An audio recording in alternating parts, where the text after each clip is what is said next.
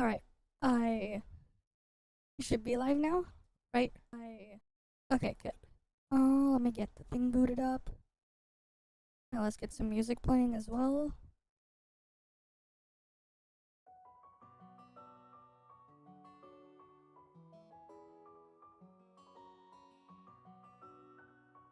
Alright. Let me get the game booted up. Right, in we go. Okay.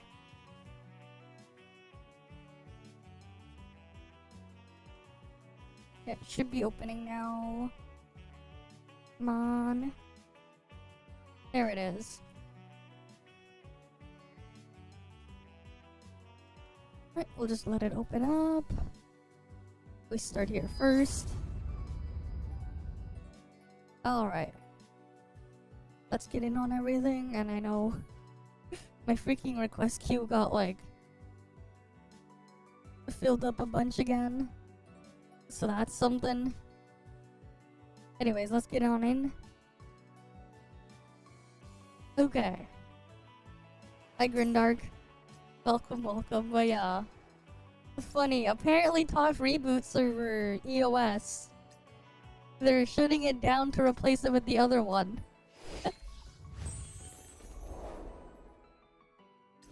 Which is kind of funny.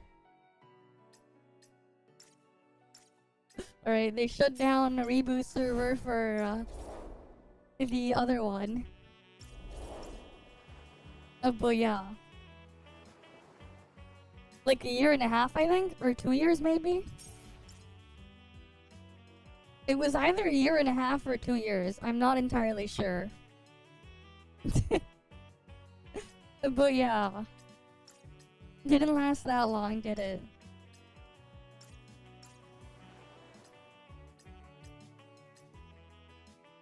Oh well, it is what it is. Alright, it is what it is.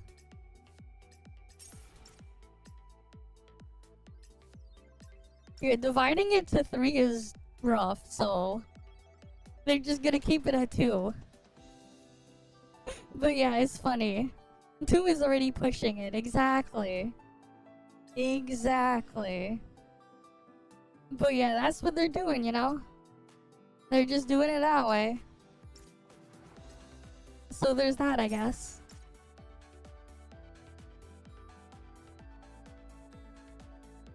Do do do do. Do do do. It is funny though that they're doing it. They should have just made the MMO server to begin with instead of Classic. Right, like... Good evening. They should have just done that to begin with. And now they're finally doing it. Only took them 3 years.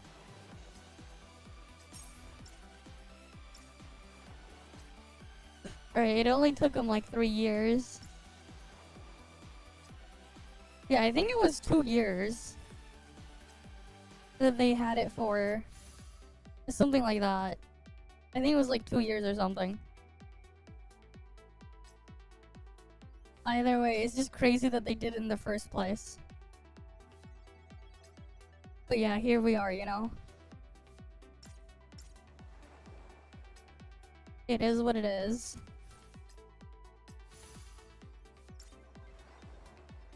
Alright, let's see. What else did we have to do? Because I didn't do everything the other day. Yeah, there's Neural Sim. No, that one's done, so we're good with that. Wait, did they reset the scores here? The hell? Why is the score reset?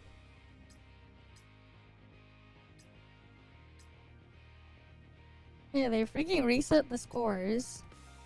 Weird.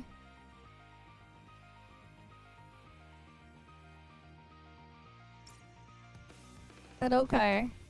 Right, like, my scores are gone. I just noticed that. Did they unlock anything else? No, those are not unlocked yet. Same with over here. Those are not unlocked. The ceiling is up. That's what's up. The ceiling. Oh, wait, look! They added something. They added 2 more buffs here. While Dimensional Amplifier is active, Gacha doesn't consume S energy, and the number of Dimensional Pursuit Cannons increased to 4. Hitting a target increased ballistic damage received. So now it removes the S energy cost from her skill. While using Deluge of Destruction, her movement speed increases, and Razor Hail Cannons have 4x the attack rate. That's her ult. Okay. So she gets to move faster using her ult, and then it'll hit 4 times as much. Basically.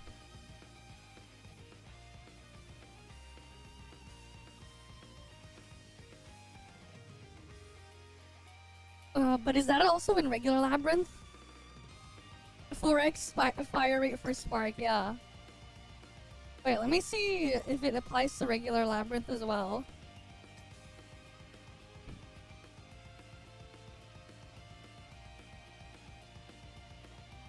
No, that's just for regular Katya. Celestial Swan is there.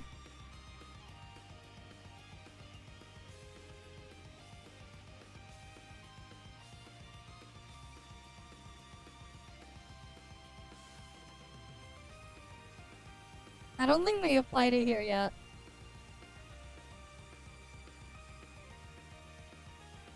Yeah, I don't see it here. It's not here yet.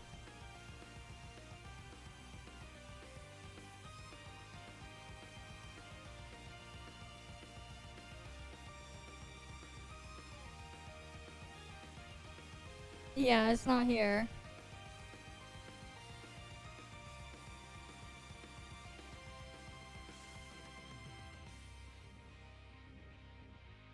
Oh wait, no, it is here! She is in here! Alright, let's see if we can try it then. Go standard mode. It is in here. Alright, hi Tara. Welcome, welcome. Let's see, what setup do we want?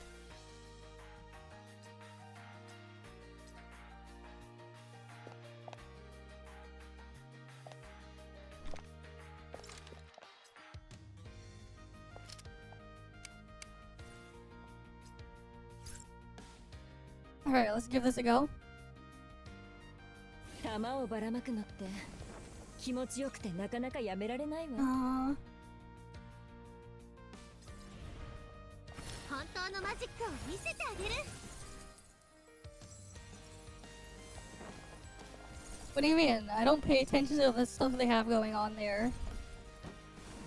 玉をばらまくのって気持ちよくてなかなかやめられない。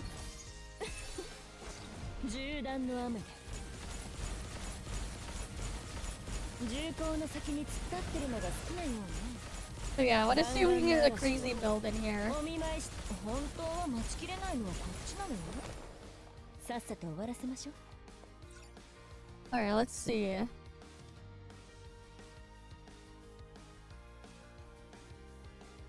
Yeah, these are good. I'll take that one though.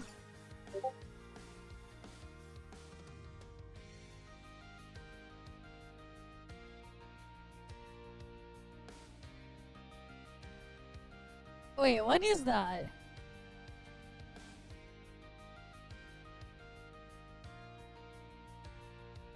I'm confused. What even is that? Oh, whatever.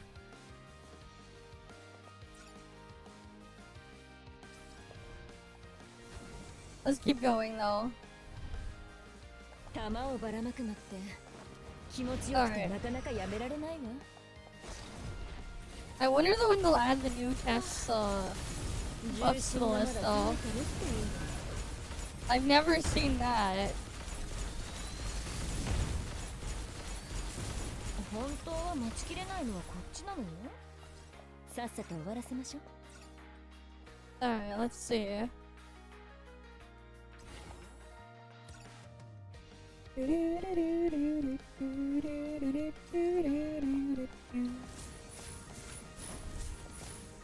玉をばらまくのって気持ちよくてなかなかやめられないわ」。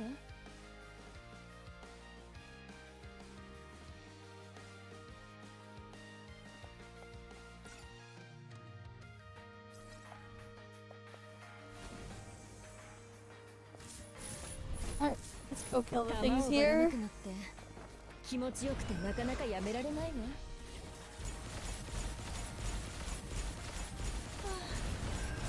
重心がまだ冷めてるっていうのに。 But yeah, I wanna see if we can get like some crazy setup thing. If we can get that buff.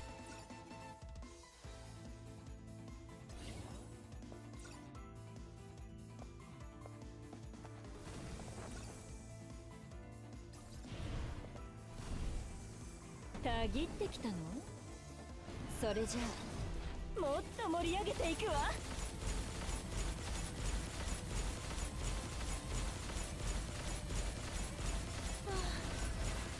重心がまだ重厚の先に突っ立ってるのが好きなようね。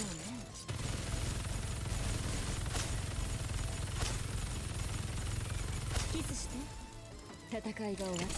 Alright, we kill those ones. Let's see. Increase damage for killing a target.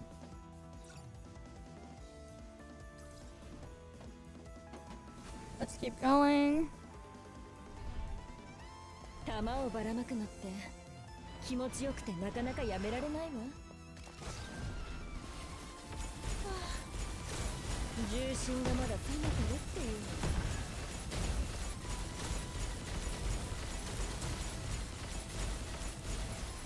Alright, got that one out.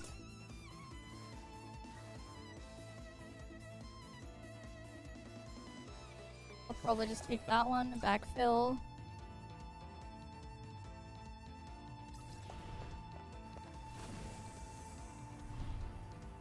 玉をばらまくのって気持ちよくてなかなかやめられないわ。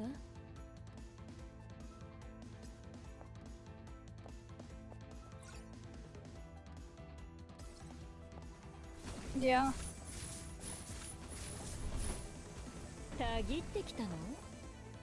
そ I れじゃあ haven't seen you that も layout っと though 盛 for り上げてい YouTube. くわ。よく聞きなさい。弾丸の強化。やっほー、ミスっちゃった。ごめんご。穴を開けてやるわ。あなたにもラッキー。あなたにも。こんなかすり傷ぐらいで。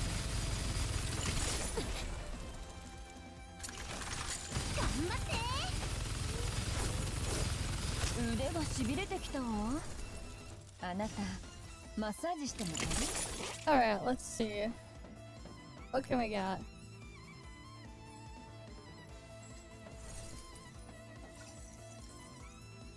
Boss time.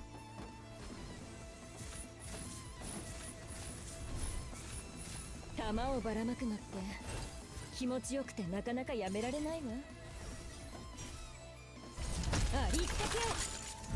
あなたにもラッキー。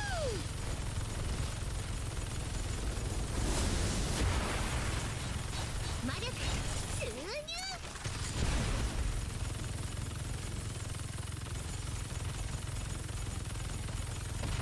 魔力注入。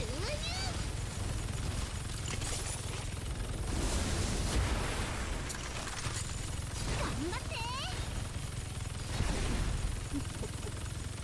Just gonna keep shooting here. あなたにも。腕がしびれてきたわ。 Alright, there we go. あなたマッサージしてもらえ Dead る？ boss.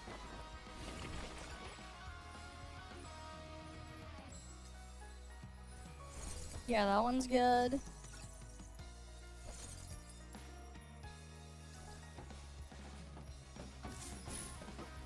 Alright, next room.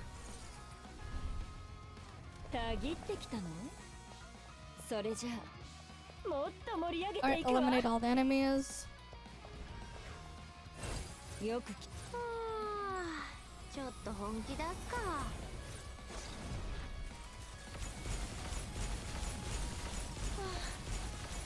重心がまだ冷めてるっていうのに重厚の先に突っ立ってるのが臨時収入ね。ね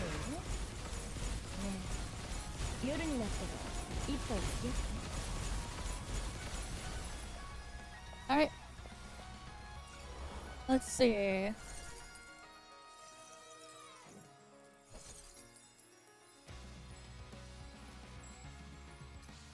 I mean, I'll take that. That one's good. Now I have infinite E skill on her. たぎってきたの？それじゃあもっと盛り上げていくわ。It would be nice if I get something for recovery though. And spark.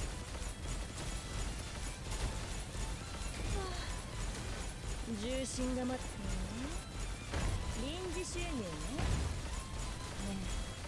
え夜になったら一杯付き合って。 Recovery or like a shield or something.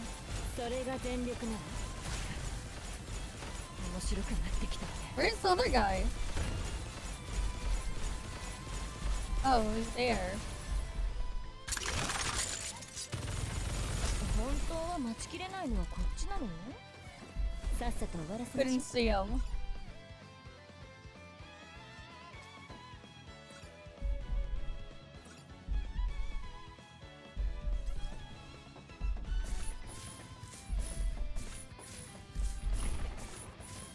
弾をばらまくのって気持ちよくてなかなかやめられないの？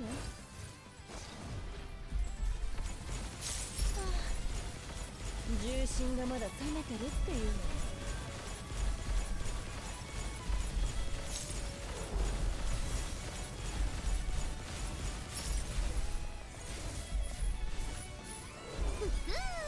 穴を開けてやるわ。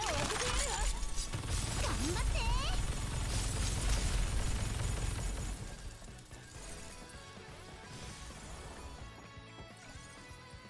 Alright, let's see.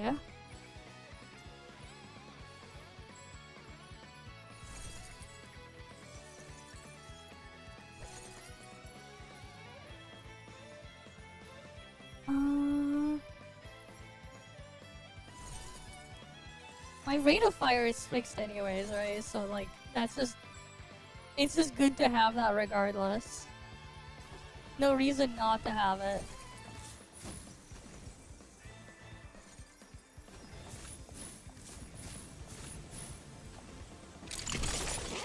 弾をばらまくのって気持ちよくてなかなかやめられないわ。よーく見てなさい。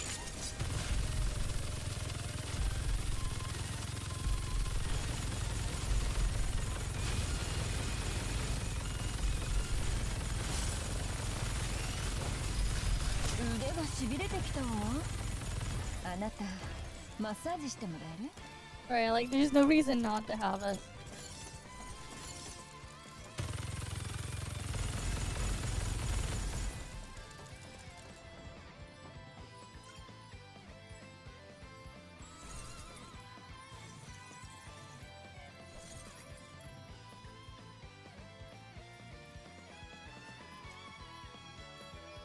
Here we go.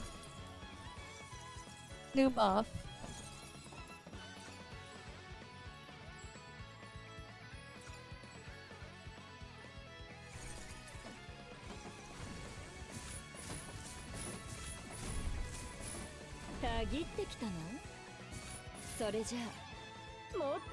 Come on, give me spark.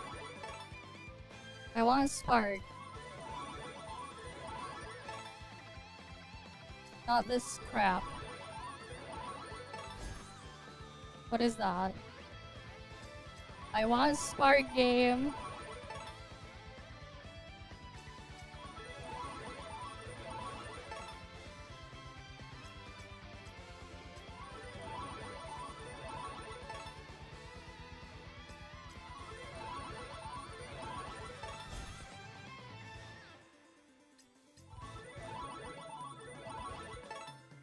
That is not a spark.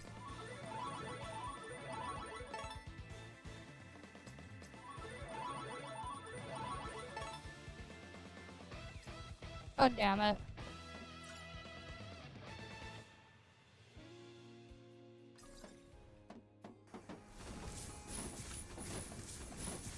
Alright, let's keep going this way. 弾をばらまくのって気持ちよくてなかなかやめられないわ。よく聞きなさい。弾丸の競争を。Oh, the sound is different. The sound is different when you use it. それが全力なの？ It definitely sounds different. God damn. 臨時収入ね。ねえ、夜になったら一杯付き合って。Yep, it's against me. I also have like nothing for like defensive options, so I can just die. 弾をばらまくのって気持ちよくてなかなかやめられないわ。ありったけ魔力注入。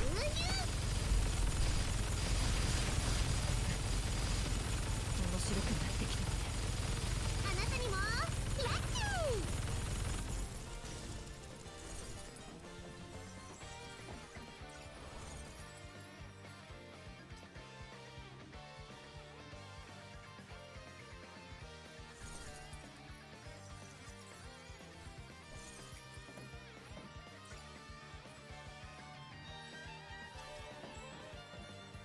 Whatever.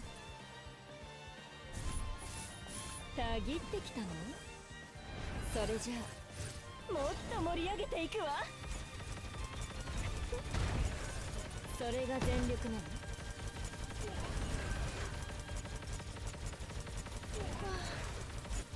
重心がまださ臨時収入ね。ねえ、夜になったら一杯付き合って。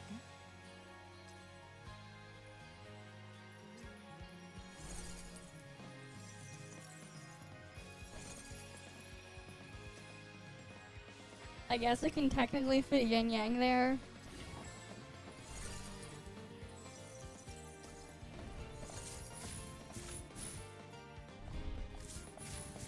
たぎってきたの？それじゃあもっと盛り上げていくわ。頑張って。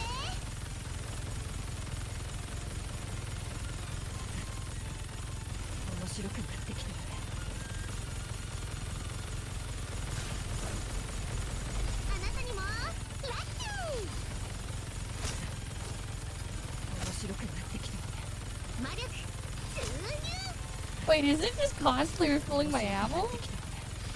腕がしびれてきたわ。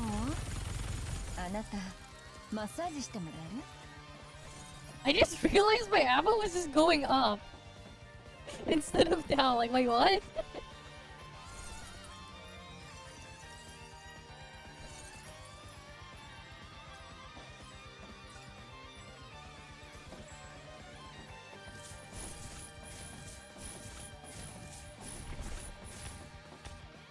弾をばらまくのって気持ちよくてなかなかやめられないわ。よく聞き、よく見てなさい。面白くなってきたわね。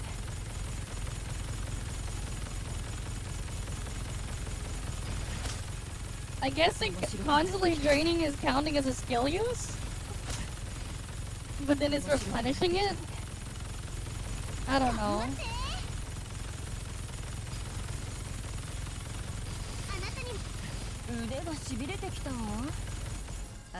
Because like I kept getting my ammo back.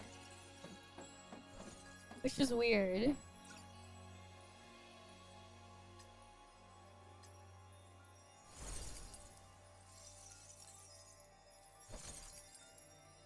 He. なら、あとは攻めるだけよ。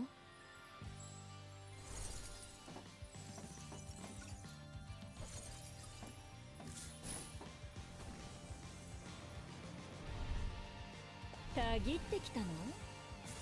それじゃあ、もっと盛り上げていくわ。 Alright, let's see.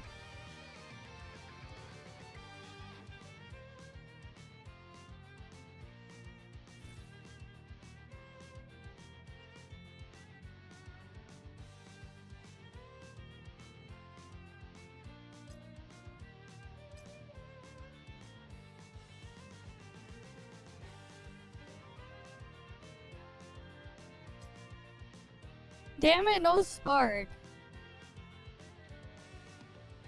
I couldn't get spark this time. I wanted to get spark. Would have been crazy if I got spark. 弾をばらま But く no. 気持ちよくてなかなかやめられないわ。よく聞きなさやっほい。よく見てなさい。面白くなってきたね。面白くなってきたね。ー魔力腕がしびれてきたわ。Alright, imagine if I got spark. Imagine how crazy that would have been. If 弾をば only. らまくのって気持ちよくてなかなかやめられないわ。よくまたミスっちゃった。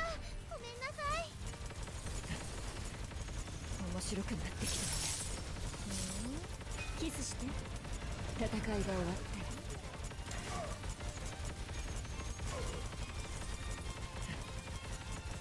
面白くなってきたわね。ありったけ。腕がしびれてきたわ。あなたマッサージしてもらえる？こんなかすり傷ぐらいで。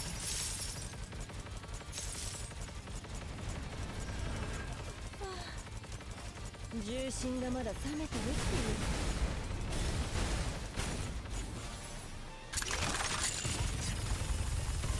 面白くなってきたね。やっほー。ミスっちゃった。ごめんごめん。面白くなってきたね。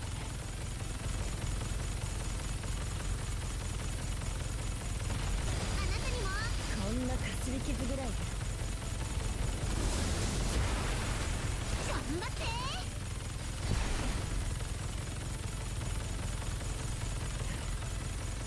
面白くなってきた。こんなかすり傷ぐらいで。腕がしびれてきたわ。あなたマッサージしてもらえる？それが全力。 But yeah, I can't see anything with all this shit こん going な on. かすり傷ぐらいで。 No worries. 重心がまだ冷めてるっていうのに。よく見てなさい。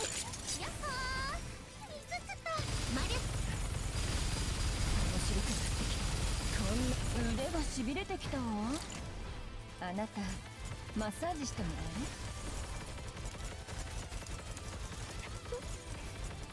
える？それが全力なの？よく聞きなさい。弾丸の競争。重心がまだ冷めてるっていうのに。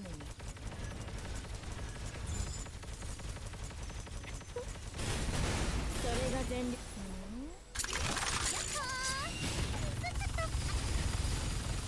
こんなかすり You 傷ぐらい can't see anything with all the effects on the screen. You straight up just can't see anything with all the effects up here. 面白くなってきた。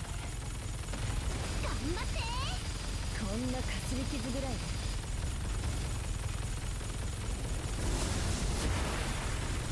頑張って面白くなってきた。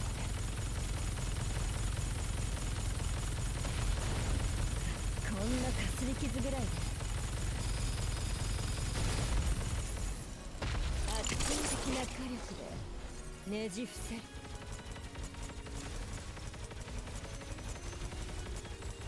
キスして戦いが終わったらこんなかすり傷ぐらいで。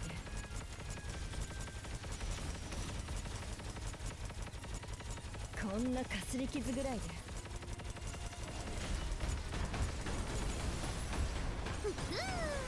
またミスっやっ面白くなってきた。魔力注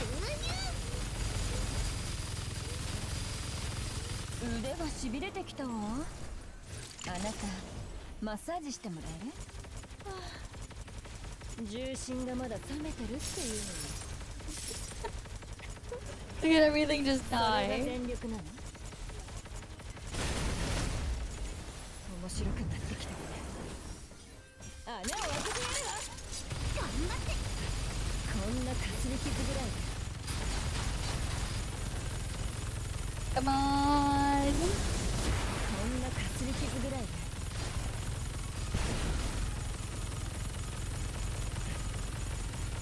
面白くなってきた。魔力。こんなかすり傷ぐらいこ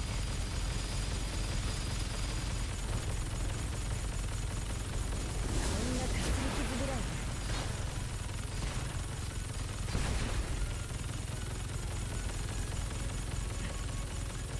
面白くなってきた。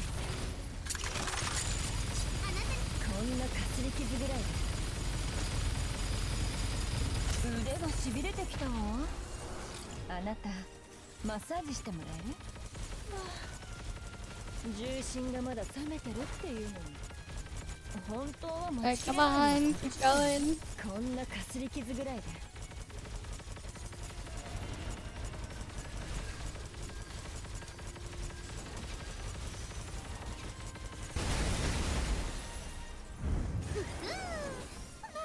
圧倒的な技術こんなかすり傷ぐらいで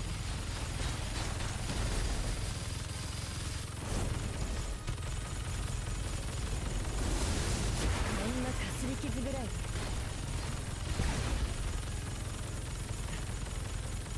面白くなってきたわね。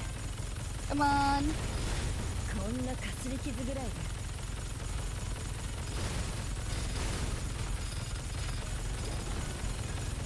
やっほこんなかすり傷ぐらいでー。魔力注入。面白くなってきたわね。こんなかすり傷ぐらいで魔力注入。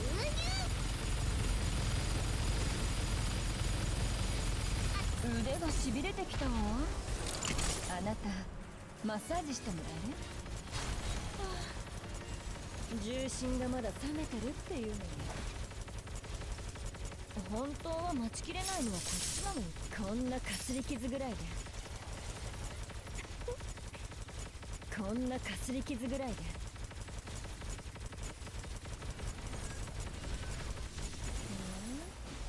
臨時収入は面白くなってきたわね。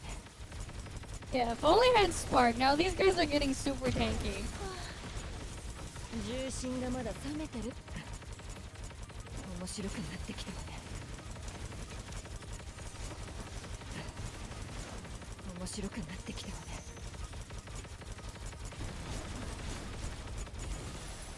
圧倒的な火力ねじ Actually, I'm wrong of protagonist.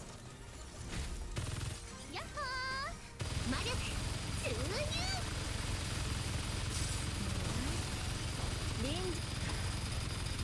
こんなかすり傷ぐらいで腕がしびれてきたわ。はいあなたマッサージしてもらえる？こんなかすり傷ぐらいでこんなかすり傷ぐらいで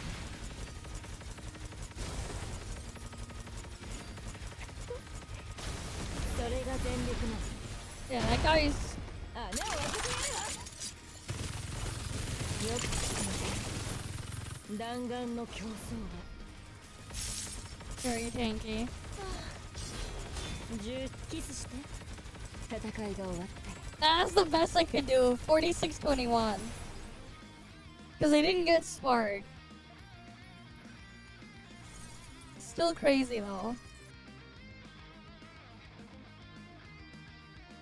Alright, still crazy though.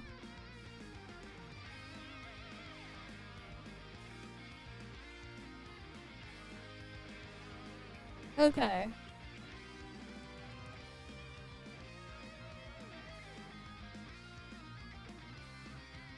Give me a sec.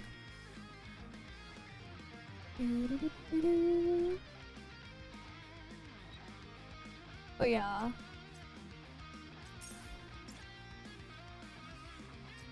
There's still more stuff there. Can do that another day.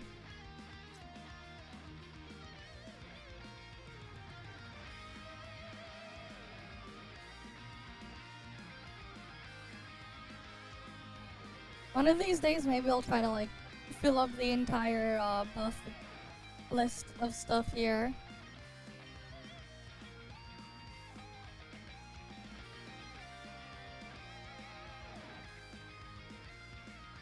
Probably. I think for some of these I have to do like lower difficulty to get the green ones. The green and the white ones. For some of the stuff here. To get added.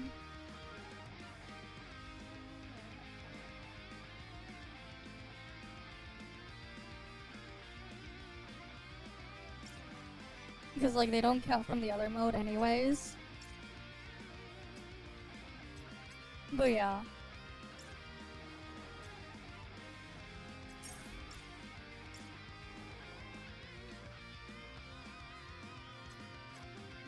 Another happy customer. Right, like the other thing they don't count from the other stuff, so it don't matter. And then we have that there.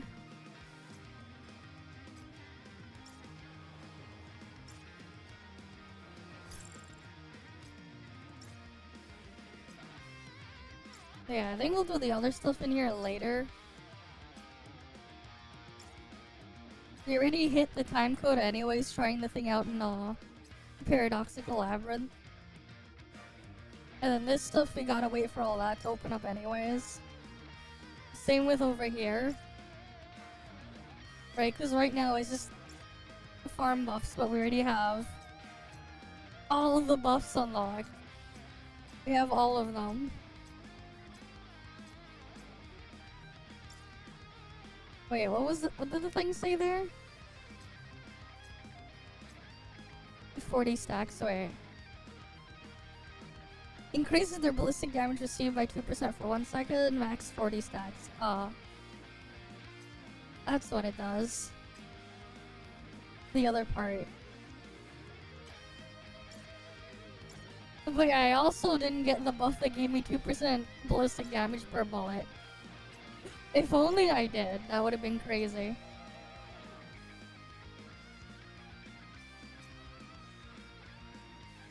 And hers would be, interesting. They put thermal and frost together for some reason. Instead of having 5 stages here, there's only 4 and they combine thermal and frost.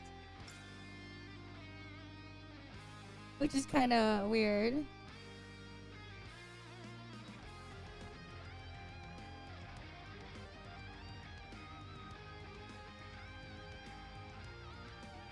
Interesting. Okay. What are people talking about here?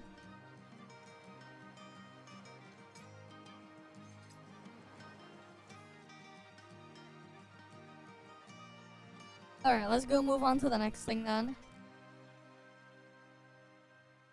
And then we'll go through more reacts after.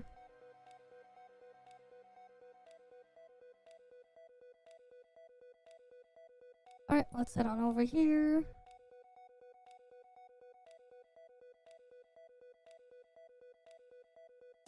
Do do do do.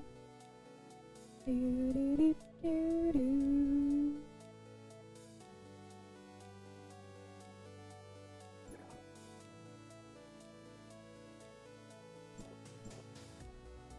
Time to head out. And then we'll probably do some more event farming and stuff after as well.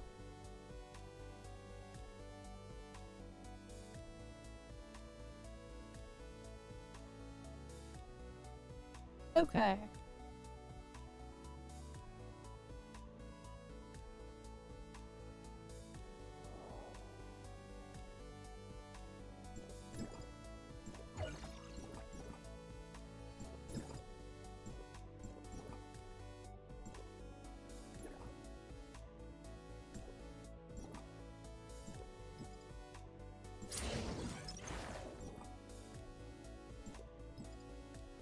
Okay, I have like that much.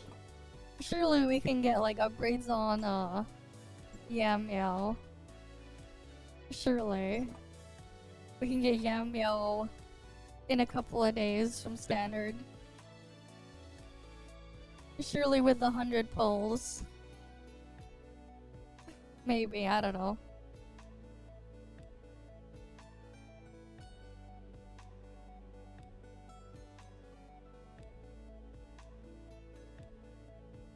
Alright, let's go do my dailies first. Aberrants, WL6s, advanced combat mechas. Okay.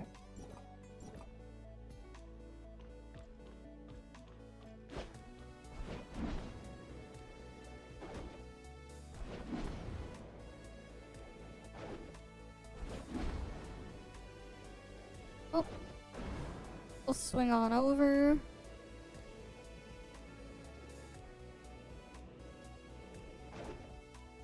Alright, I'll just swing on over, get this done.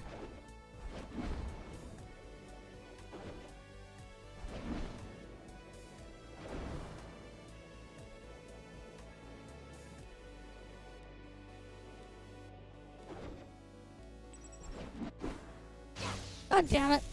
I did not want to get in there. That's the annoying thing with Aster. Getting stuck when trying to cancel it. That's the problem with Aster. Trying to cancel out of the stupid swing.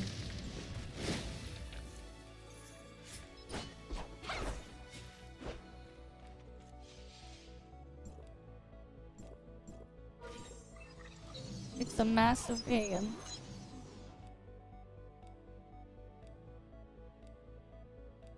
Because if it locks onto something, you're just stuck.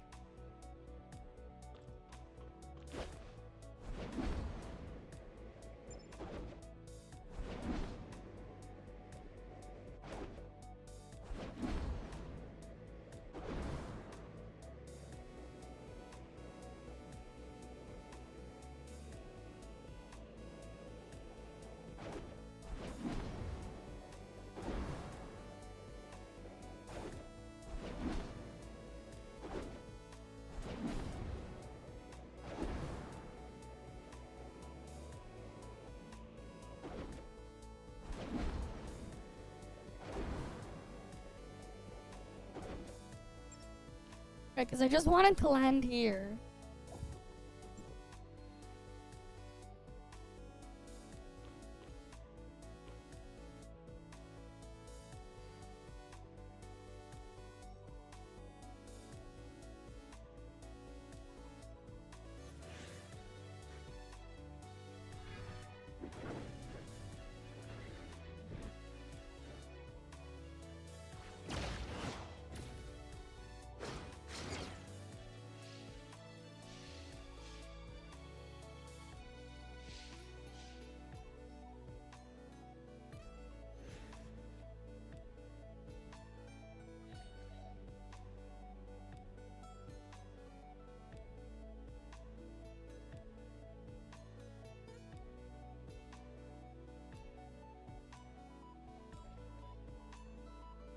Wait, no heavy armor cards? The hell? Oh. Someone else was over here. That's why.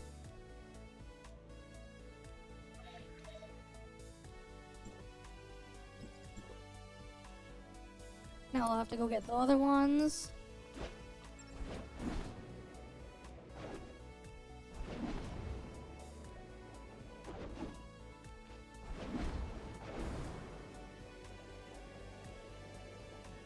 Yeah, it's in a few days.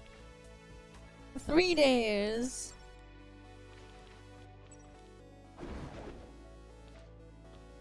Three days.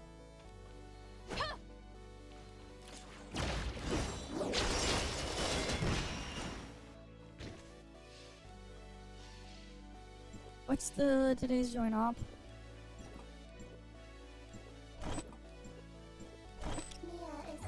Let me just go claim everything here. Sadness Valley, okay. I'll do that real quick. Oh yeah, 3 days. Very, very soon.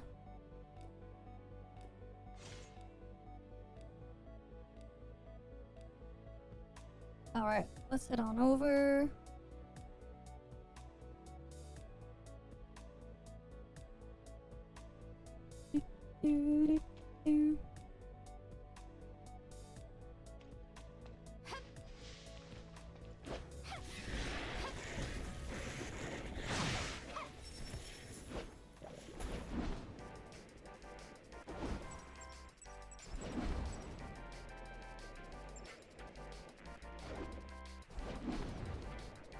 But yeah, it's funny though that they're getting rid of ToF Classic on CN because the new server will be replacing it. Alright, no more ToF Classic for CN bros. They get the new one instead to replace it.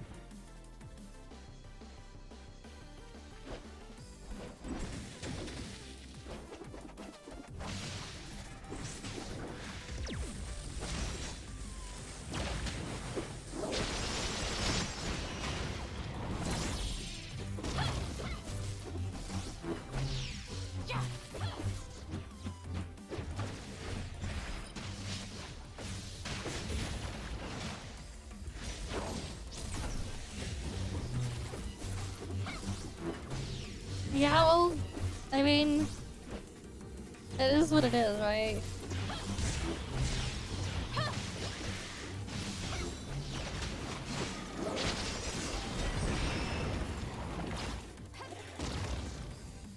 It'd be nice if they gave us the MMO server. The Gacha free server. Would be nice.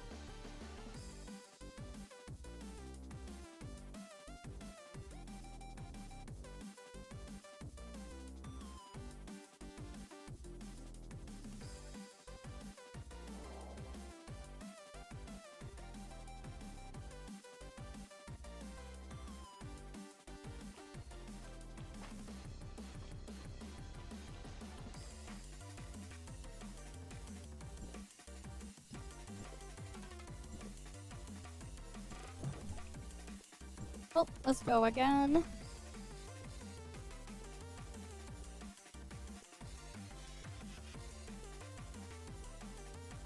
Alright, let's go on in.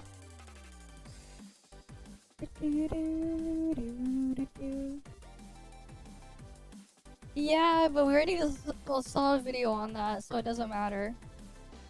I don't need to look at it. They updated the wording because they're losing.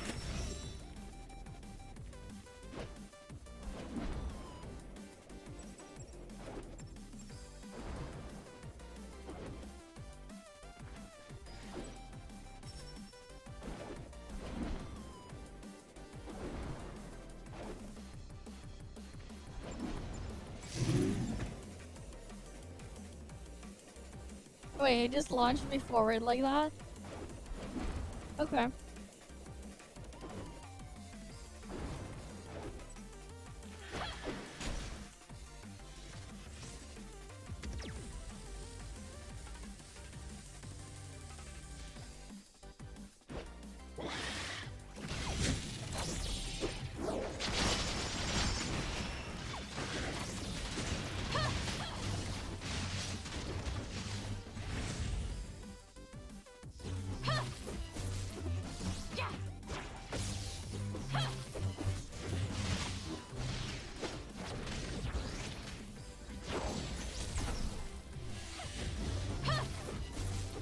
I mean, of course it looks bad. It was bad to begin with.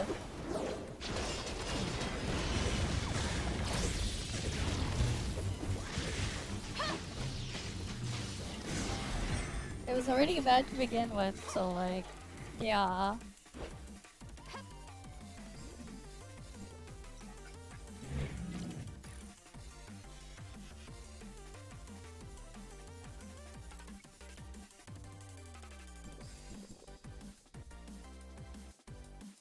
Right, like, it was already bad to begin with.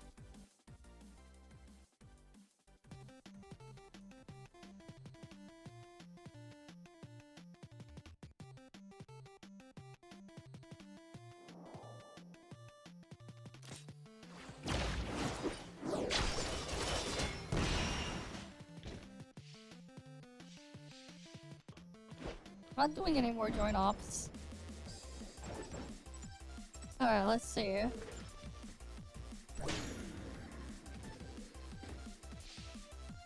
Just finishing my dailies. Oh yeah, for sure.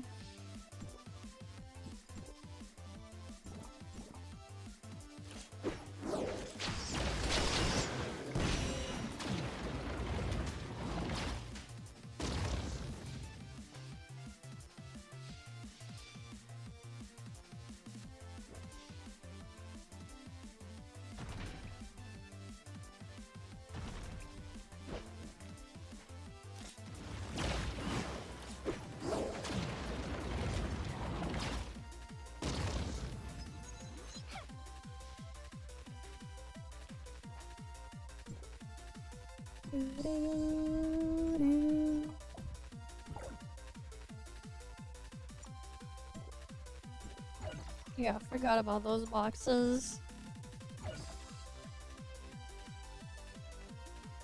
One of these days I'll roll through my gear again. Because I have a bunch of gear to roll through and stuff.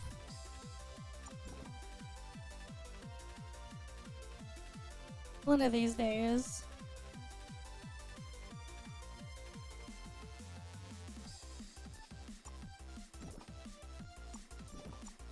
Oh, I have some companion ore that I can exchange and that stuff too. Yeah, I'll go do that after.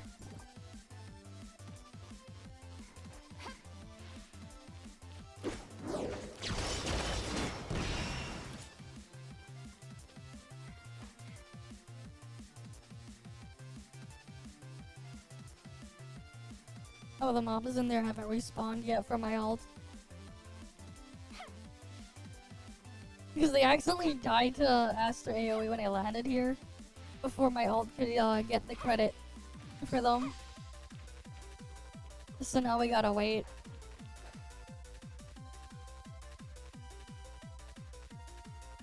Oh well.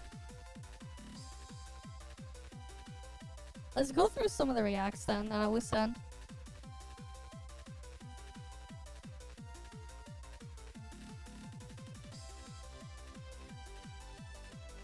Let's see.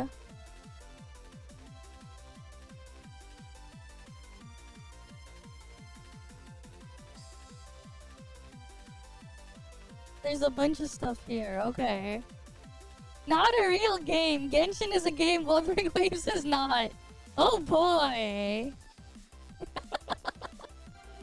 Apparently, I did not a good job convincing people why Genshin Impact is better than Wuthering Waves. There was Okay. even a comment saying that I was glazing Wuthering Waves. Really?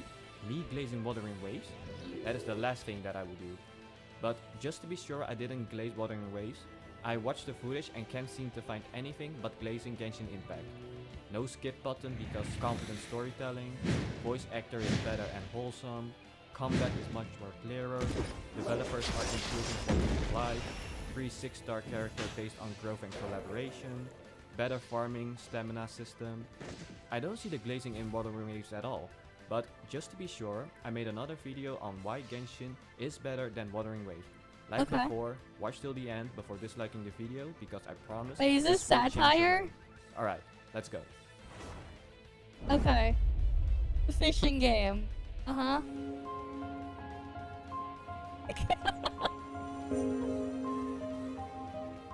Fishing in games typically follows the same basic formula. You equip a rod, cast it into the water, wait for a bite, then reel it in. If Yeah. you're successful, you catch a fish. The fish can then be eaten, sold, or used as crafting materials. This system is common across many games, such as Minecraft, RuneScape, and Terraria. And Genshin is also following this trend, but with more interactive elements. Okay. Fishing isn't just click Welcome and Raiders you there. need to pick the right bait, select your rod, and cast your line. Yeah. Now comes the actual challenge. When a fish bites, you need to maintain the tension bar inside the yellow rectangle until it's caught. Move too Okay. fast or too slow, and it escapes. It is very intense and interactive gameplay, and the fishes that are caught are actually useful. Why is it useful? Because the meta weapon can only be obtained through fishing. Okay. Here's the neat part. Not only do you need to fish for the weapon, but also the refinement as well. In total, that Yeah. would be 138 fishes. But wait, that's not all. Fishes is The not fish plural. respawns every It's fish for 72 plural. real-time hours But yeah, after hi being Deose. caught. So in total, it will take around Welcome, 27 welcome. days to get the weapon, plus 5 refinement. Oh my god, I can't. Can't you see how great this is? The devs gave us a fishing game that is not boring nor tedious. During the 3-day cooldown, you can do something else when you are restless. For example, picking mint. That is a real fishing game right there.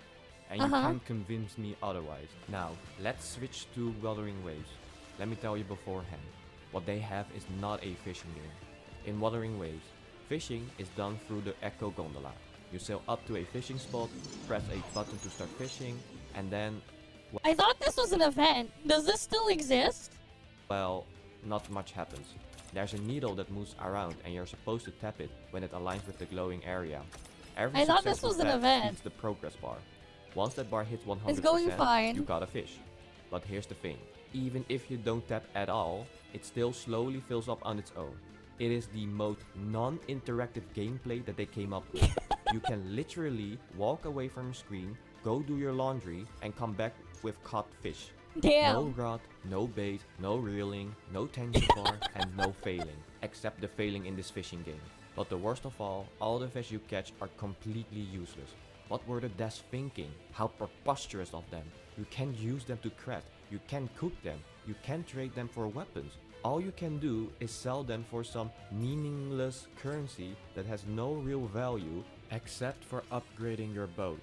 It's like the developers added fishing just to say, hey look, we have fishing too. Sorta. The real gameplay is managing the inventory. You have to rearrange the fish shapes inside your cargo hold to make room for more. Each fish takes up a different amount of space, so you sit there fiddling with blocks looks like some budget Tetris spin-off. At this point, you realize the harsh truth. You're not playing a fishing game, you're playing an inventory management game. Genshin is a real game, Wuthering Waves is not, so why bother playing? Material gathering. Let's talk about gathering materials. Yes, even picking flowers shows how Genshin Impact is just built differently. In Genshin, many local specialties and character essential materials only respawn every 48 hours. Sounds annoying, but not really, because here's the secret. It actually encourages human interaction. You can only gather so much in your own world, so what do? You ask a friend or even a random player to join their world and farm there. But we all know we don't have friends, so we join others. So let's join another world because I've picked all my flowers.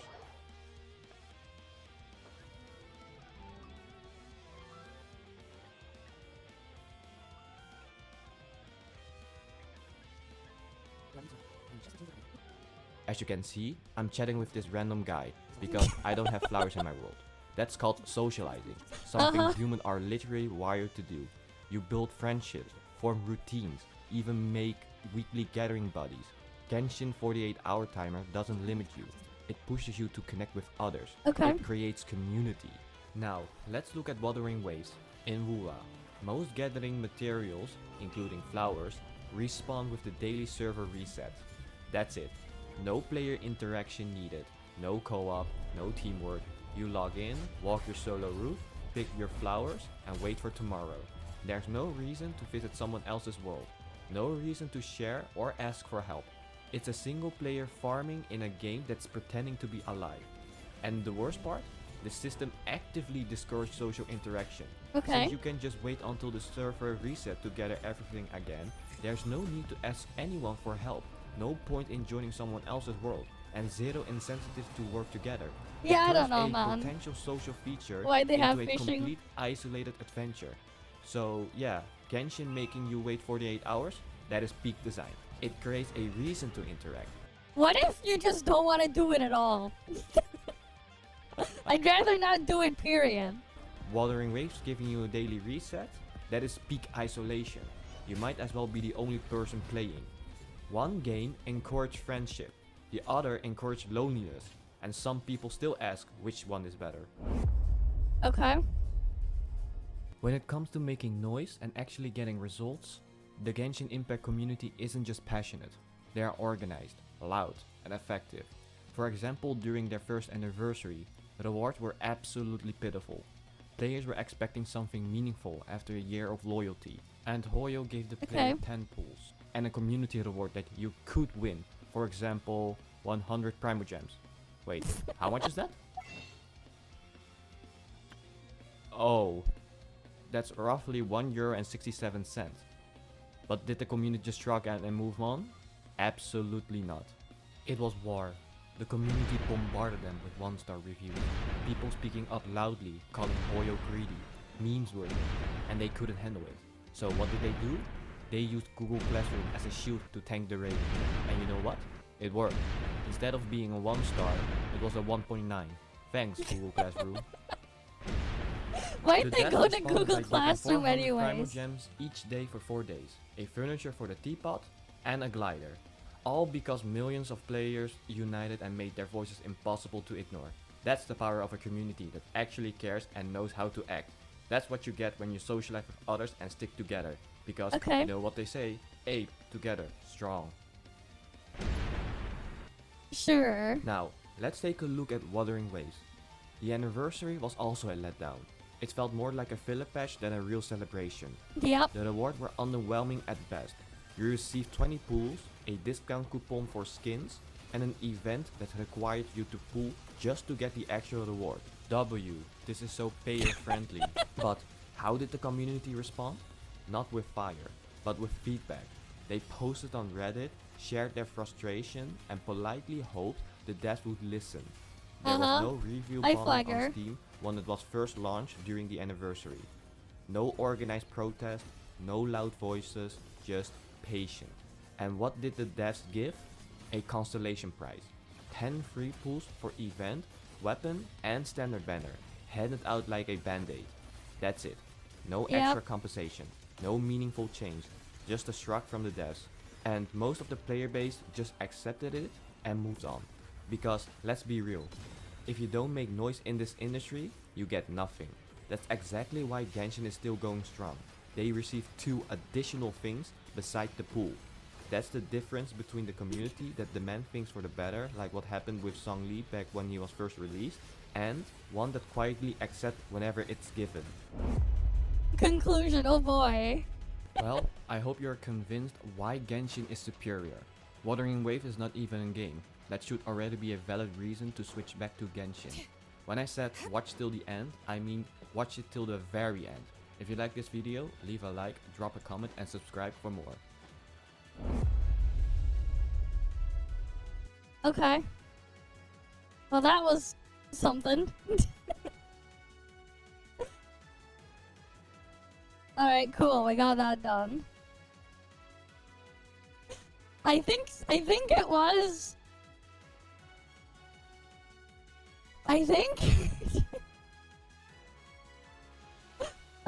but yeah. I mean, to me, it just looks like, oh yeah, they're both shit. Okay, cool, move on. CDK Bricks just made their Brazil lawsuit worse? Damn. Oh boy. Lots of stuff going on here still.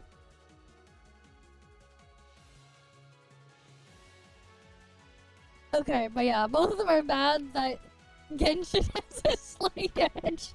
I mean, hey, at least with Genshin you got 5 years, 4 extra years of crap to dogpile on top, where you have nothing to do. Compared to the other thing that just has nothing. But they both suck.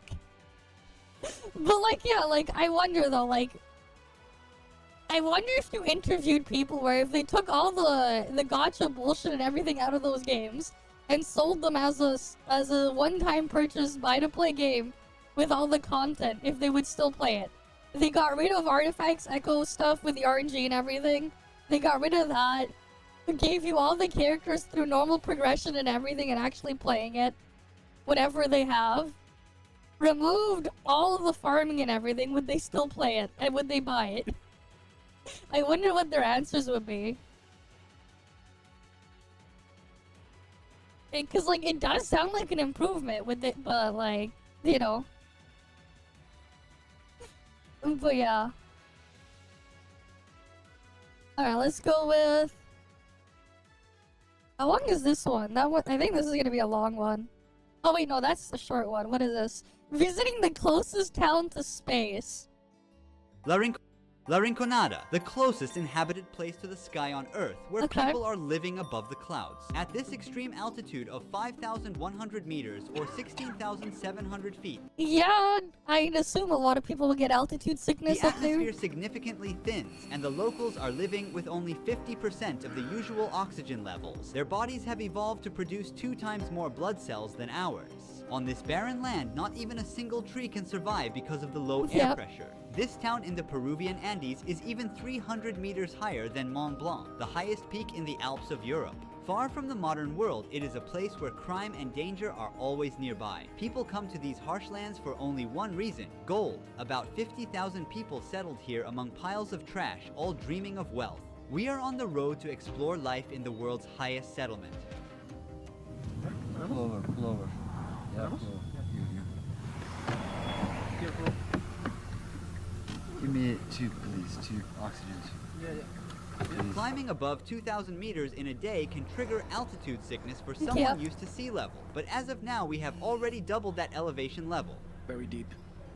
Headache, dizziness, and nausea are the first symptoms, followed by coughing. It may cause shortness of breath. Immediate Yeah. help is crucial when rapidly progressing altitude sickness leads to fluid accumulation in the lungs. At high altitudes, the body loses about twice as much water through breathing, so it's important to keep hydrated.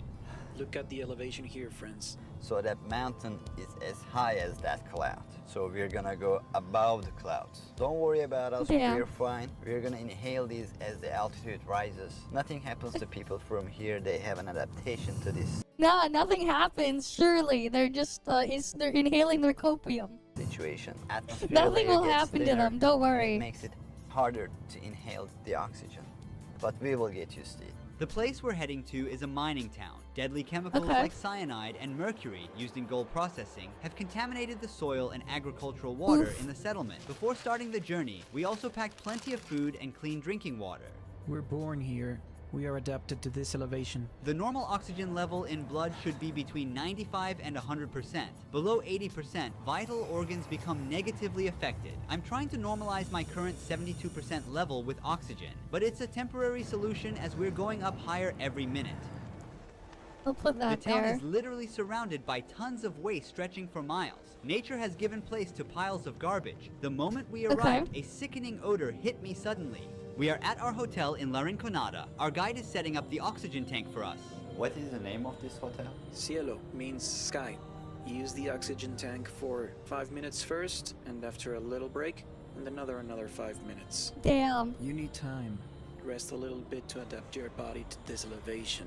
When I got out of the car, I felt dizzy. I was like going to fall. Very normal. Crimes, especially stabbings and theft, are quite common here, cause locals boy. typically keep their cash and gold with them as there are no banks available. We're teaming up with 2 police officers to keep That's us safe while crazy. we're filming. They are undercover police and they will follow us everywhere we go. Marco directs us to coca leaves, as he thinks it's a remedy to avoid getting altitude sickness, a traditional habit here. coca leaves there. Coca leaves. I think they're consuming this for altitude sickness.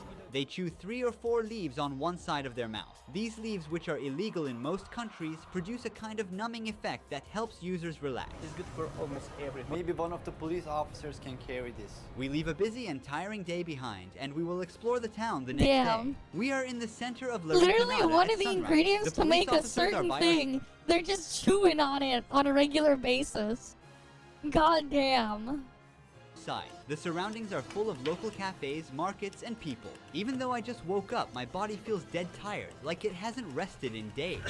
Walking is hard with the dizziness and nausea. The dry air gives me a sore throat and chapped lips. Okay. As the night gave way to daylight, piles of garbage in the side streets became more visible. Even though it's summer and we are close to the tropics, the ground is This frozen. is crazy, in this man. place where the nighttime temperatures drop to minus 10 degrees Celsius, people are living in metal shacks without electricity or heating. No kitchens or bathrooms in these houses, and thousands of people have to use the same public toilets and baths for their personal needs.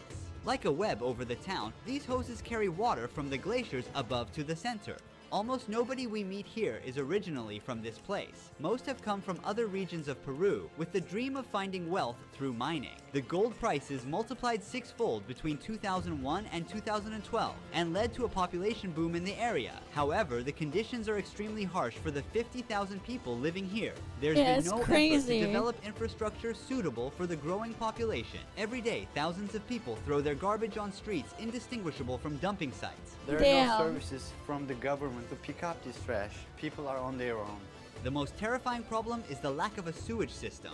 Wastewater flows openly through the streets as it is. This soccer field does not consist of real grass. It's all artificial because trees and other plants cannot survive at this altitude. Yep. The town is located around the mountain called La Bella Durmiente, meaning sleeping beauty. Can you see here the face and the body? It's a lady. She's sleeping here. The shape of the mountain. The town blends into the sky with its chaotic gray structures. Every morning, workers walk for kilometers uphill to reach the mines. Filled with dangerous gases, the working conditions inside these tunnels are extremely tough. La Rinconada is also called the Devil's Paradise. This is because it's a town ruled by illegal companies that control the mines. There are signs near the tunnels that order to shoot those who enter without permission. No matter the warnings, we are determined to get inside these mining tunnels. Well, we'll try to see how they work. Our friends, they said, probably we can get very close. Can you see the lady there? The lady?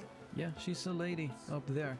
They collect the leftovers. Yes. Women are forbidden to work in the mines. According to local beliefs, the sleeping beauty becomes jealous and brings disasters like earthquakes if a woman touches its gold. They earn their living by searching for gold in waste rocks thrown outside the mines. Children searching for gold on the mountain can be easily identified by the frostbite marks on their cheeks. Being foreigners with cameras, we attract a lot of attention. After this point, I handed Marco my phone to capture footage inside the tunnels.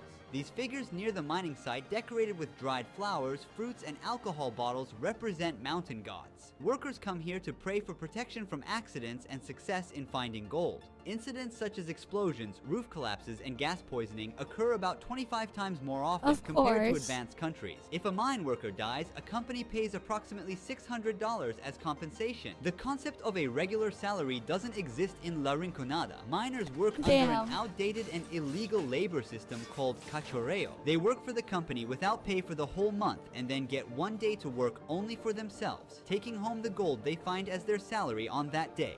Depending on the success of the cachorreo day, they may earn a significant amount or even end up working for free, so their income is theoretically determined by luck. However, the miners try to minimize this uncertainty by sometimes pocketing good-looking stones or hiding them in some secret spot for the cachorreo day. My oxygen level is now at 65%, way below the normal 95 to 100%. So I breathe super fast. My heart rate is like over 120, while it should be between 80 to 100. Right now, a local is checking his oxygen level. His results are way better than mine. 82% oxygen and a pulse of 97.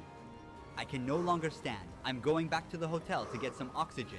I'm keeping my coat on to stay warm as there's no heating. Now we're gonna wait a few hours to explore the city's dangerous nightlife and talk with some mine workers. While I'm resting, you should know the true cost of the gold. Each ring containing 8 grams of gold generates approximately 20 tons of waste during production. At the top of the mountain, an acid mine lake was formed because of the rocks which are extracted with gold. These rocks, high in iron sulfate, undergo oxidation when they come into contact with water and air, resulting in this deep red color. People living by the stream grow their crops and raise their animals with water contaminated by mercury and cyanide. The average lifespan of the locals living here is only 35 years, but chemicals aren't the only reason. At this altitude, each breath contains about 50% less oxygen compared to sea level. Therefore, the blood of a La Rinconada resident is twice as dense as that of an average person, leading to potential blockages in blood vessels and fatal outcomes. After a tough day, miners are rushing to the town center. Electricity is only available on a few streets here, leaving the rest of the town in darkness. All the mine workers are here. They're shopping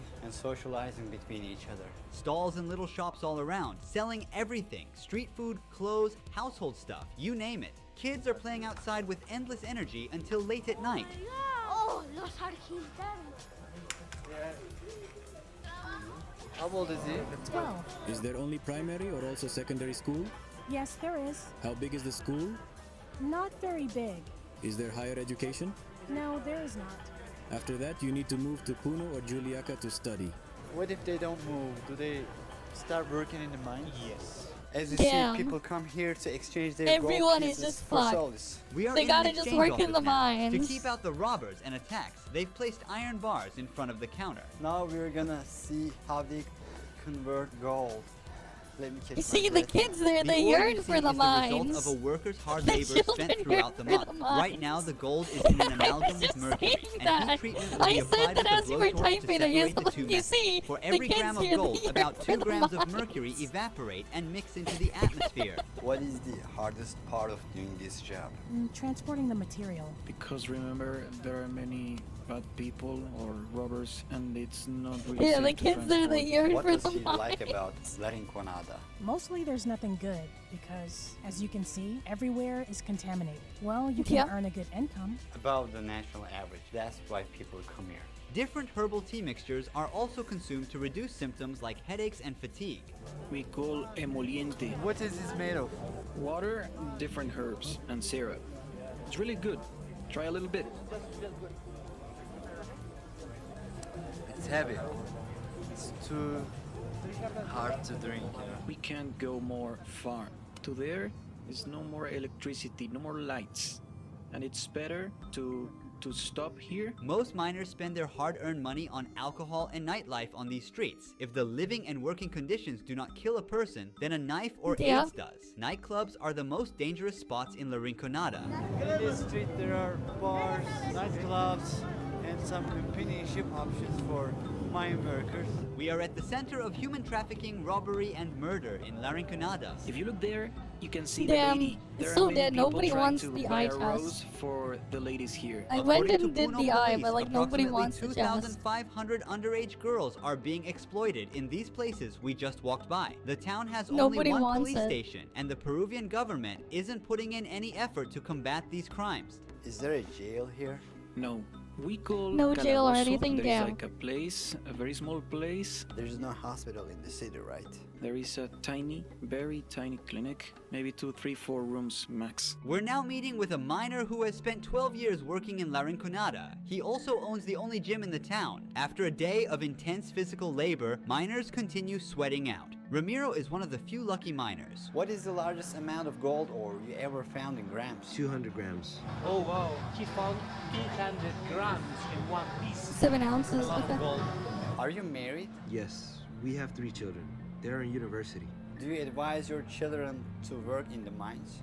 No, because it is very, very dangerous. They rob when the miners collect gold. How does elevation affect your body? Even though I'm from Puno, I have that problem. Puno is at 3,800 meters above sea level, so coming here at 5,000 meters above sea level, it starts to be challenging. Digestive issues at first, 3 days of suffering. How much money do mine workers make? Sometimes it goes up, down, down, and up. One would earn more or less around 2,000 Peruvian soles and a little more. Your hands That's are not so that affected much. by working in the mines. I accidentally hit myself with a rock while trying to separate the mineral from the gold. So Ooh. you're using a stone to crush, and then suddenly, bam, injuries, injuries, injuries. Yikes. Especially on this side when you're crushing. Are there any passed away mine workers? It's quite constant. The mine, many say, is for strong men. They don't mean strength in muscle size. Primarily, it's more about mental strength, about resilience, about mastering, considering the altitude. It's not so simple. We're 5,000 meters above sea level. Although the dream of coming to La Rinconada and finding a large gold ore may seem attractive from the outside, most miners and their families never achieve the financial comfort they desire. The Peruvian government has been silent for years about the illegal operations in gold mines and the abuse of workers. Despite all these conditions, people continue to seek the opportunity of a better life in the world's highest settlement. Thanks for watching. Don't forget to subscribe so you don't miss new documentaries. See you in the next video. Ruhi Chenet was here. That's just crazy and fucked, man. Alright, here's the next one. Why Vtuber corporations suck. Alright, let's see what this one's about. It's actually kind of crazy. It's crazy how this happens over and over and over and over again. Listen. Yep. So have you seen the Vsojo thing? So many people are leaving and what they have done. Let's talk about that whole situation because there were some like people leaving Vsojo before Iron Mouse announced her leaving, I think It was like 30 hours ago, basically a day and a bit ago. And then afterwards, like, lots of people made videos about it. And after that, a lot of other people came out here. I have a little screenshot saved on my phone here, which I just want to go over with you. There was like a person commenting on the Penguin Zero video. Okay. A visual talent out of Vsojo before Iron Mouse that worked out. So before Iron Mouse, Vey, Mantara, Niena, Zentraya, Silvervale, Gigar left. And then after Iron Mouse left, Michi, Emily, Kuro, Kaisen, Project Melody, Fruit, Henya, and counting. Listen, literally everyone's gone. Person left. And everyone died And the end. First off, let's go to everyone the left website the for end. 1 second. So this is their website. The store, as far as I can tell, yeah, it's not working anymore. Basically, they disabled this. And we still don't know what the actual shithole just happened. Like, are they going bankrupt? Did they just go like, yeah, we're keeping all the money? But like, if you can see here, people have literally left, which is crazy, by the way. Emily has been a content creator for so long. Obviously, she does like so many English anime openings and stuff like that. I'm pretty sure a few of those people were like quote unquote rescued when They're they all left gone. like bigger Japanese things, and I'm pretty sure like They got rescued in Kenya quotation returned here marks. as well after leaving another Japanese company. I'm not How well entirely that sure, went, actually. I watched her yeah. quite a lot. Little tea kettle. Little tea kettle. I watched it quite a lot when I started out. But yeah, basically these are insanely big names, right? And of course Iron Mouse is not very listed big here names. anymore.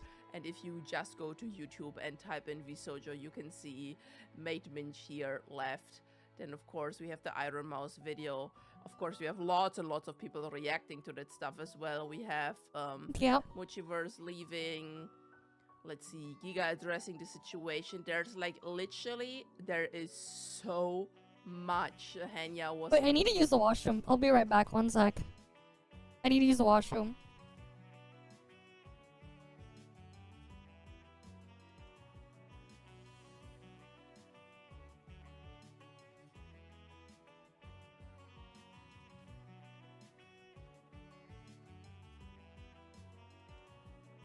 This entire thing is gonna get destroyed. I spent way too long making this thing, and it was never useful. Because I figured out a better way to use this stuff. I'm just gonna send them all up in the sky. Alright, you can look at it that way as well. Okay, we can go level that thing up. What? What is this? Wait, I got it. Look at this, guys. I got 999,999 physical attack. What is that?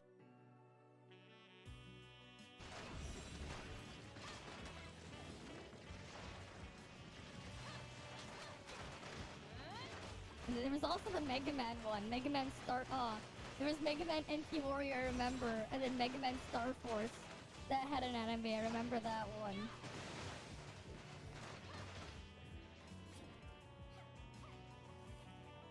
But from CN, Samurai Jack, and Batman Beyond.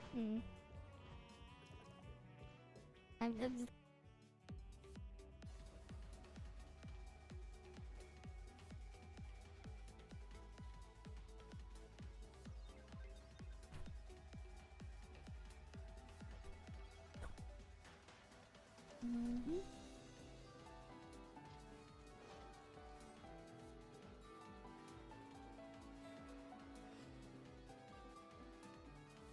I think she is Tanner there. You want a max report, please, Lyra?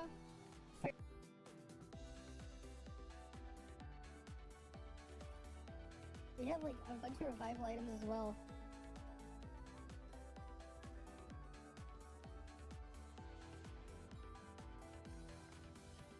We did it! We did it! We got the gibble! We got the gibble! Yeah, we got the gibble! Let's go, gibble!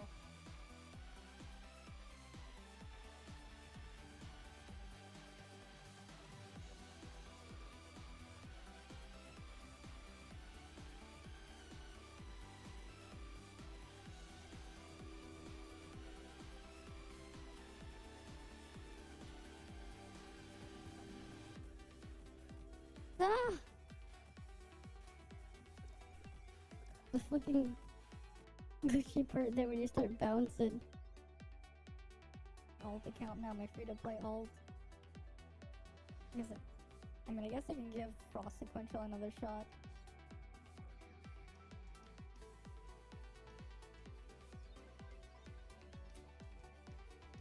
Wait. Wait, I was doing that much in my physical gear?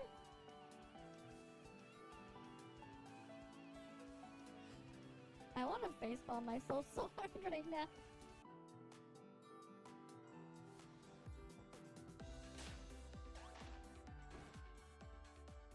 Wow, we got it again.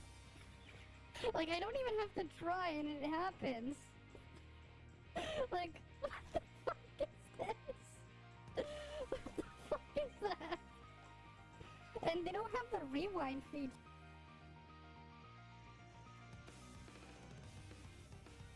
And then I'll just finish the rest of my dailies right here.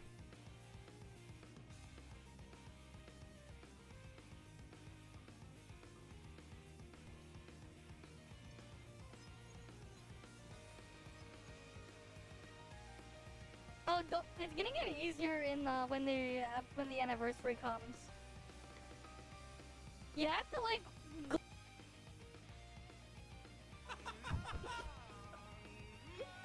Long man. Oh my god!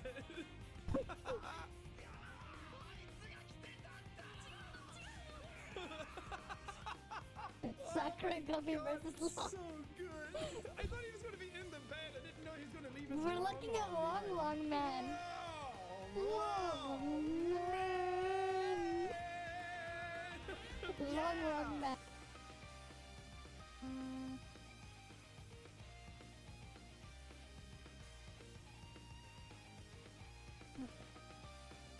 We gotta get this done quickly.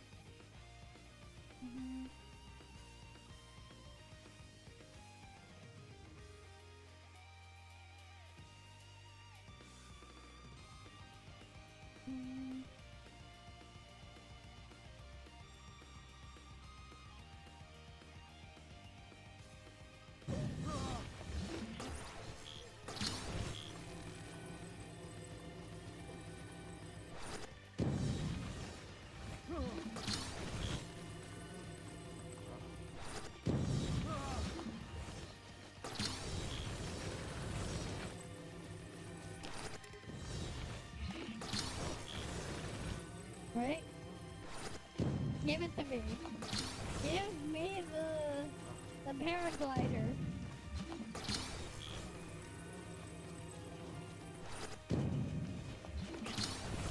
Give it to me.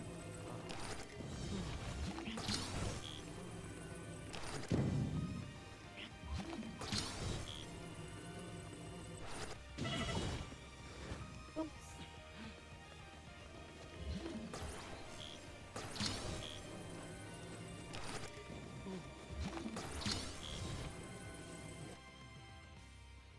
Me? And the crashes again?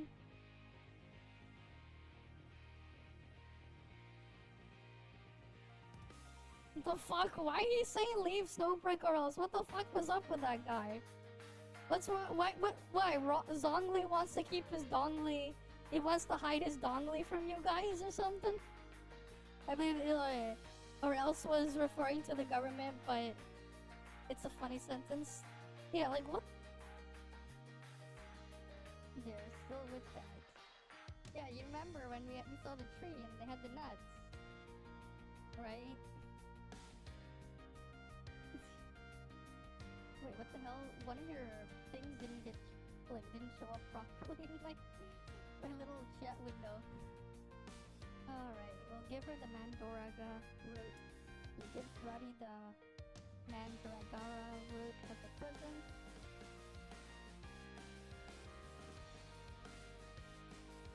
Spider.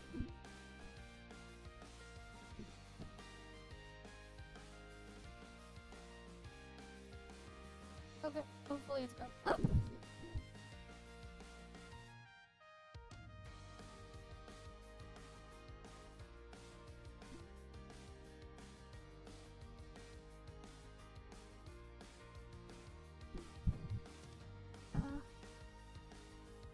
Hopefully that spider's gone.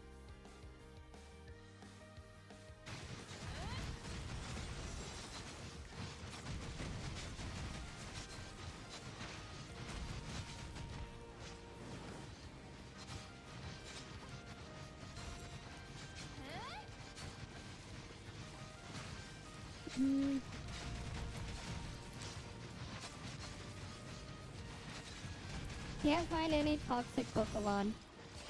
They have to have it in Gen 9 though. Right? Cause I... What? Okay.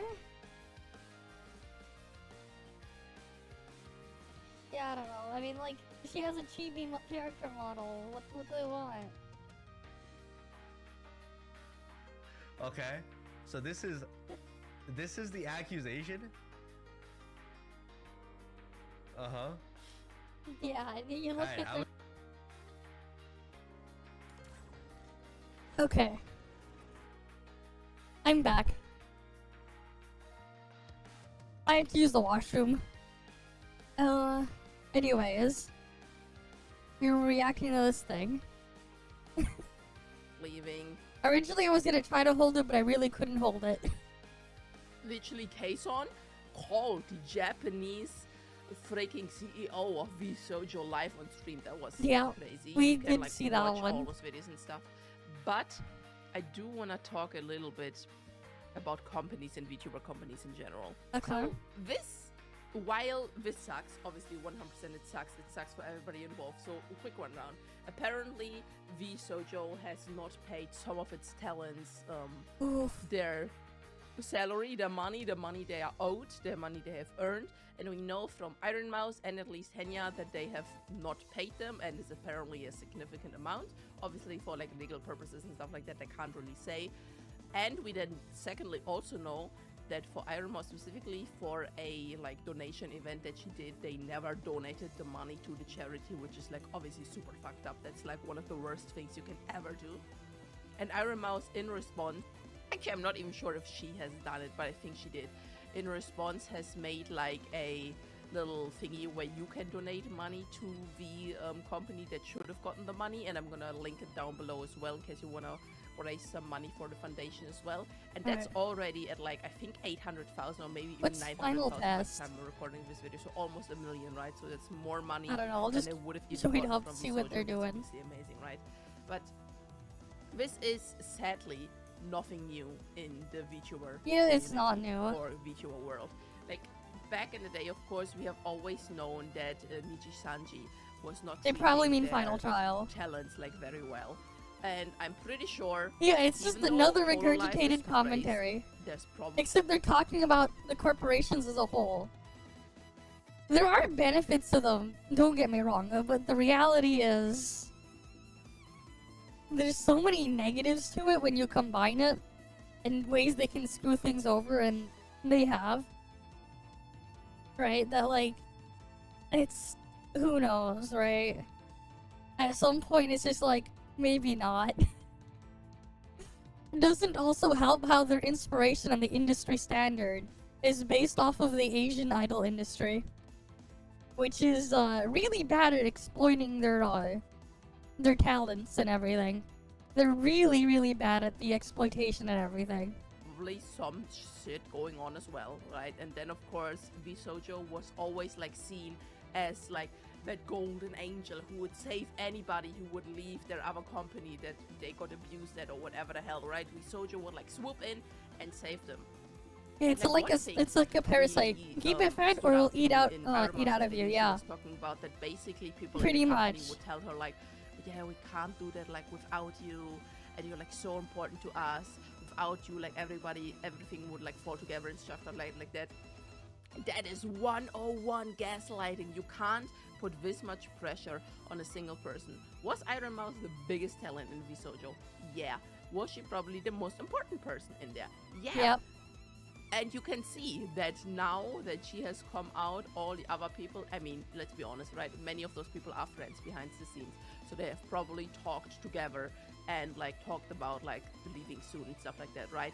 But you can see the chain reaction literally happening.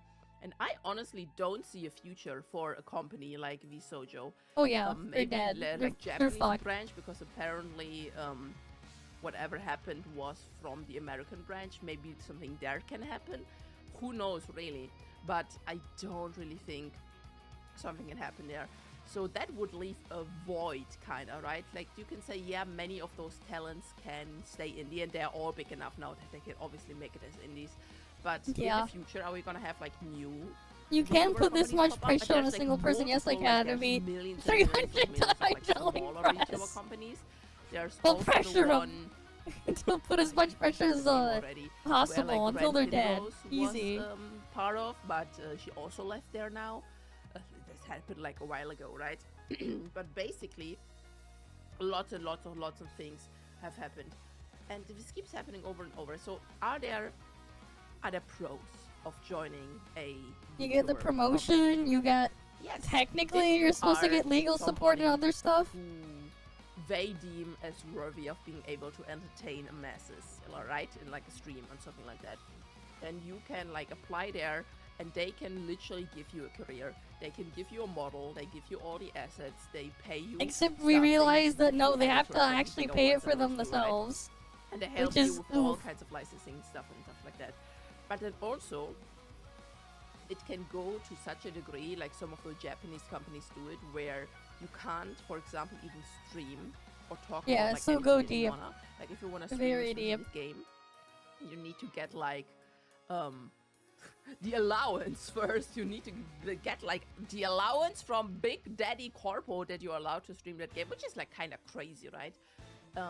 Yeah. So even back in the day, obviously I'm still not insanely big, right? But even like back in the day, when I was streaming to like 6 people on Twitch, and like making videos with 50 views, I never even considered wanting to go into a company, even if I had the opportunity, right? Because one, I really prefer to just being able to do whatever the hell I want, right? That's literally why I have like 5 channels, right? I just yap on whatever channel I want to yap on, and I talk about it, right? So it's kind of weird. Yes, they can help you, but there's also like a lot of like limitations on what they put on you. Yeah. And maybe You gotta in be the careful long with those run, in the limitations. future, it will be better if there are no such things as corporations for VTubers anymore. Like if you remember back in the day, and I'm sure some still exist, there were like a lot of like MSNs. Are they called that? Like MSCs, multi-network channels, you know what? MCNs, like multi-channel people networks. would go into contract with those like big corpos for the YouTubers and stuff like that, and that turned out to be horrible as well. Yep. So yeah, and this honestly reminds me a little bit of like idol corporations in like Exactly. in like Japan regions and like the Korean regions and stuff like that. Yeah, just say where Asian. You can there's, just like, group so them all many together because they're all documentaries pretty about it bad. now, and, like so many things have They come up really like to where exploit their talents. some people, like even like the biggest talents in the world, are not treated that nicely. Like you cannot Yep. be seen publicly with like a partner. You have to be like very careful what you say, how you act. You need to be seen as always available, so those fans can imagine themselves with you Yep. and stuff like that, right? It's And fucked up. maybe it's a good thing that those things go away. Is it harder for any singular person to grow like a social media presence, especially now in 2025 when so many people already exist? Yeah. Is it still It is possible? hard. Yeah, of course. 100%. It is harder, but it's like there technically was one, possible. unrelated to VTubers, there was like one animation channel that uploaded a single 1-minute video. And that girl, that woman, I'm not sure her age actually, that person got like 100,000 subscribers. You get it all and, at like, once, so it's million not views gradual. from, like that one video, and I think now she has a few Yeah. more videos, and all of them get super popular because just like she's funny AF, the animations are amazing and super cool, right? So it's still possible. Anyway, corporations kinda suck. This happens over and over again, and I'm very curious what will happen in the future.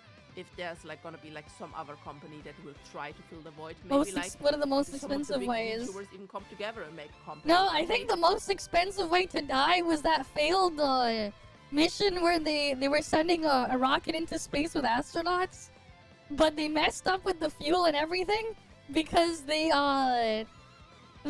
were measuring things wrong, People were one side was measuring in with stupid units, and the other side was using the SI units, and because of mismatch, a bunch of people died on that NASA rocket launch. Remember that?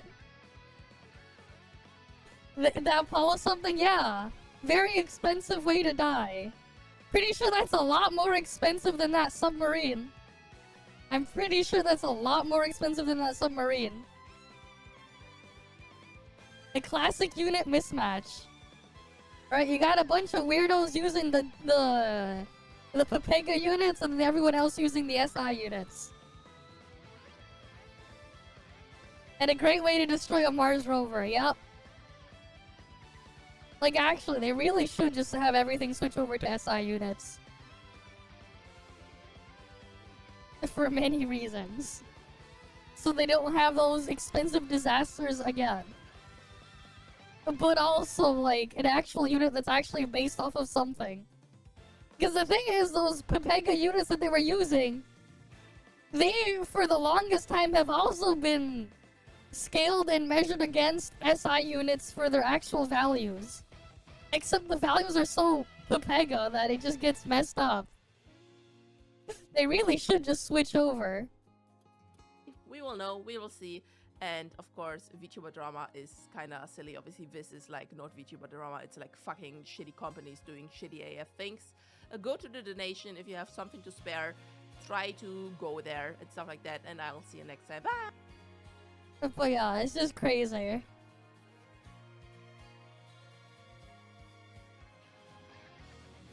$80 game backlash actually worked. Okay. Oh boy, people are actually rebelling against the $80 games. Good.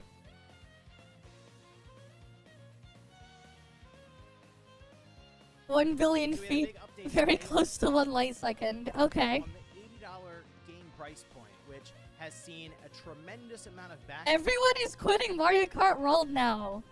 Yeah, gee, who wouldn't have thought about that? Not that it was already worse than the older one. Flash online, as you would expect. Does anyone want to spend more money for video games when there's no real discernible difference or upgrade for the most part versus the $70 games we have? Not really, no. So it makes sense why you see a lot of this getting thrown around online. Specifically, it's been about, really at this point, Mario Kart World. That's the one game so far that's come out at $80 and had a ton of eyeballs on it. However, there was another game that was priced at $79.99. I think it caught a lot of people off guard because it's not a Mario, a Zelda, a God of War, a Forza Horizon. No, is it maybe a smaller franchise, one that's had one game now and a sequel, and that's Outer Worlds 2. Okay. Well, it appears Microsoft has maybe revised some of their plans for this game, and it appears the backlash for the $80 price actually worked. We're going to take a look at that, though, here today, guys. If you enjoyed this video, hit the like button, subscribe if you're new. So it wasn't that long ago. In fact, it was May, the beginning of May 2025, where Microsoft issued a statement saying that their consoles would go up in price to where we're still sitting at a $600 Xbox Series This is crazy X that they cost that much. with the disk drive. But then also, certain games would go up to $79.99. They say we also expect to adjust the pricing of some of our new first-party games this holiday season to $80. And that was, again, that it just I don't ends wanna up say being that. surprised people because you could look at that and go, what's the game you figure? Call of Duty. Okay, there's a lot of people who play Call of Duty. That's like the one, or maybe they buy 1 or 2 games a year. That's one of them. You know, like the more casual market. And they'd probably look at that and go, it's $10 more. I only buy a handful of games, if that, per year, whatever. Alright, I'll see you around then, Dale, sir. Of IP. And that's one of the reasons people look at that. I don't think anyone was looking at Outer Worlds 2 and going, that's going to be the $80 game for Microsoft. Well, that's what happened. They announced it. There was immediate pushback online, and it seemed like a lot of people thought, you know what? I can wait on Outer Worlds 2. It's not that pressing of a matter for me. And now, today, we have an announcement where they say, this is from the Outer Worlds official account, We have received your SOS via Skip Drone about the pricing as an organization devoted to making sure that corporations do not go unfettered. We at the Earth Directorate have worked with Redacted to revise the price of Outer Worlds 2. Okay. They showed an image where they scribbled out the $79.99 and then replaced it with $69.99. There was also a quote here as Windows Central did get a response from Microsoft, the spokesperson. They say, we're focused on bringing players incredible worlds to explore and will keep our full-priced holiday releases, including the Outer Worlds 2, at $69.99 in line with current market conditions. 69.420. So I think it's very important to note that they specifically mentioned holiday releases, full-priced holiday releases, as in holiday releases for this year. I still think 2026 is... It's unknown, clearly, because we don't know what the future is going to hold. But also, we don't really know when Microsoft's going to make the move to next generation, as there have been discussions they could do that at the end of next year. Like, holiday 2026 could be big for Microsoft, not only for the anniversary of the Xbox brand, it's turning 25, and it appears they're lining up a bunch of releases with the new Gears game. Apparently, a Halo remake, that's been kicked around a lot, a Forza Horizon, and then maybe Fable, and launching a new Xbox system, a new generation, which, as we've seen when 2020, when the PlayStation 5 and Xbox Series launched, we had $70 games launch. So maybe they use that with a new Call of Duty game, and they go to $80 alongside of this new generation. But in the here and now, it does appear that these games coming up this holiday, which would include Black Ops 7, will be coming in at the price point of $70. So good news all around, at least again for the short term. For now, at least. The $80 price tag got wholly rejected, it seems like, by the gaming market, because the only reason really that this would happen isn't because a bunch of people on X or Facebook, just social media, were yelling about it. No, what happened is, I assume the pre-orders just came in well below expectations. Yep, people didn't want a lot it. of that would have to do with the $80 price. Now, Mario Kart World, again, is the game that a lot of people are looking at right now, because it's sitting there with millions of copies getting out into the marketplace. Except I'm pretty sure most of those copies were just the bundle with the Switch 2. Let's be real. I'm pretty sure it's just people buying the bundle.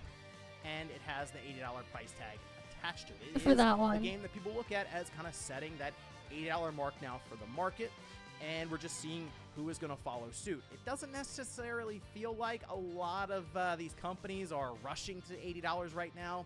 After seeing Borderlands 4 come back after the whole back and forth online, is it going to be 80, is it 70, and they turn in a $70 price? There is the potential for Battlefield, which should get revealed here soon, tomorrow.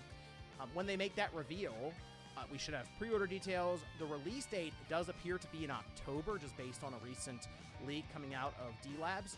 And they had a price that was at like 80 euros, I think. However, we have seen a conversion of that then in the US to 70-ish. So I think it's still going to be 70.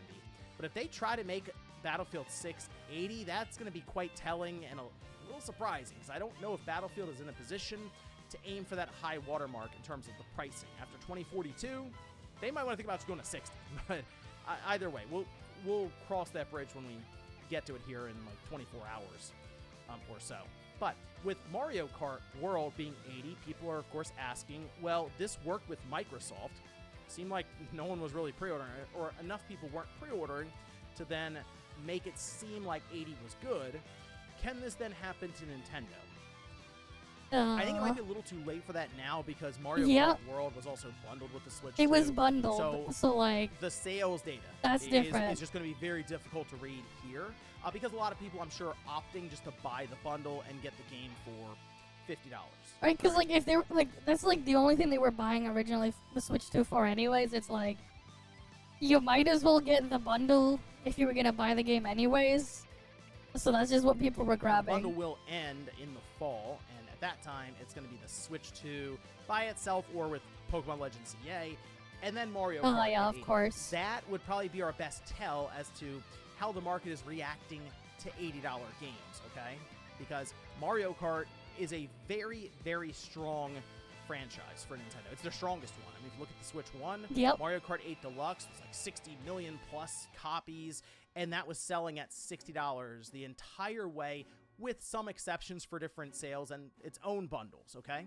But still, Okay. the vast majority sold, I would have to figure, at $60. So I don't think if we were going to see a game that had that kind of strength, really move units in the marketplace, I don't necessarily know if that $80 would get in the way. And again, that would tell us where the market is with this price point. Because while people will go, it's an extra $10, eventually you get to a price where you look back and go, wow, how did we get here? I mean, it feels like $60 wasn't that long ago, and you'd be right, it wasn't. But we've gone from Technically 60 to it 80 wasn't, yep. very quickly in the span of 5 years.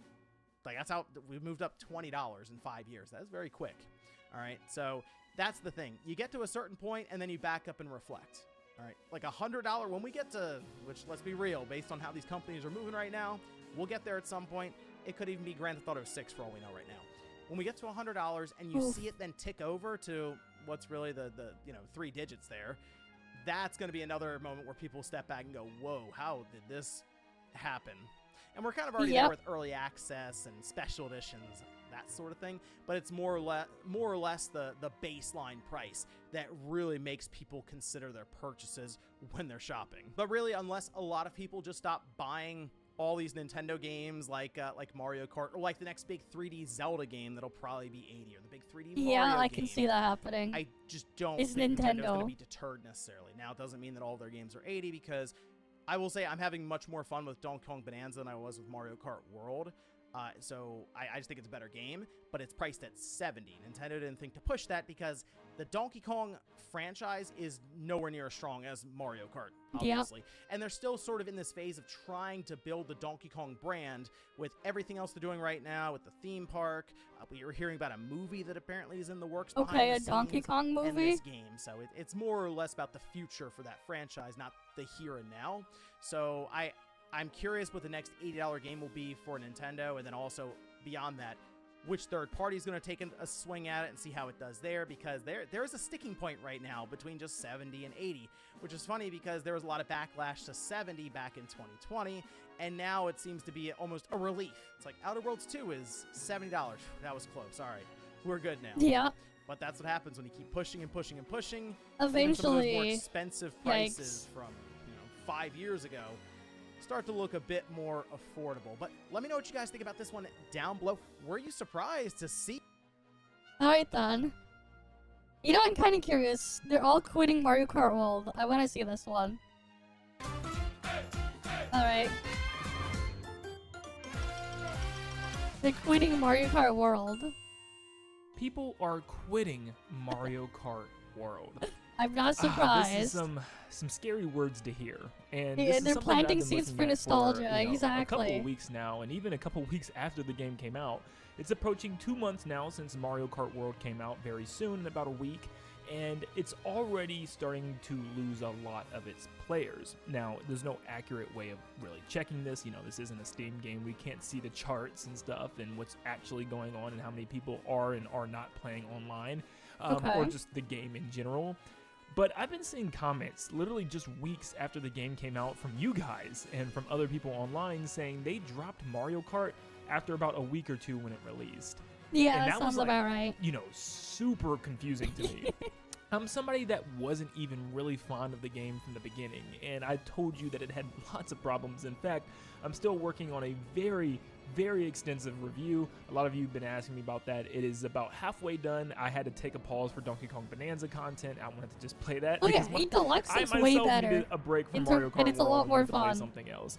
But yeah, if it wasn't for my content that I did on Mario Kart World, honestly, I don't know if I would have been playing anywhere near as long as I personally did. But yeah, And the a guy lot who of people literally were only quitting played it as very, long because very he was making quickly, and I remember content. seeing messages saying, we're just all Sad. waiting for Donkey Kong Bonanza. How I'm waiting sad. for Bonanza. I'm waiting for Bonanza. And it was kind of a scary thing to see, because this is a brand new Mario Kart game. We haven't had a brand new Mario Kart game in 11 years since Mario Kart 8 originally released on the Wii U. So I felt like this would have been one of the biggest deals for Nintendo ever. You'd And think. honestly, I'm not seeing that. It's Nope. weird. It's almost as if they waited so long, people just don't care anymore. But I feel like the Yep. main reason they don't care is just the state of the game. Right now, you can go online and you probably won't get more than 15 to 16 players to fill a lobby out of the 24 that should Damn. be filling the lobby. And there's a lot of times I get way less. Empty lobbies, Honestly, that's If crazy. you go play battle mode right now, you'll probably only get like 6 to 7 real players, which is crazy.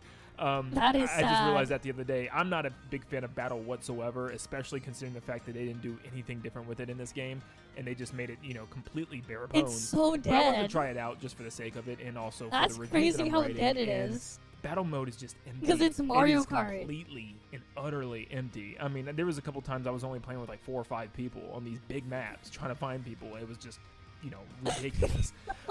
But yeah, even the main versus races and knockout tours, like, they're not filling.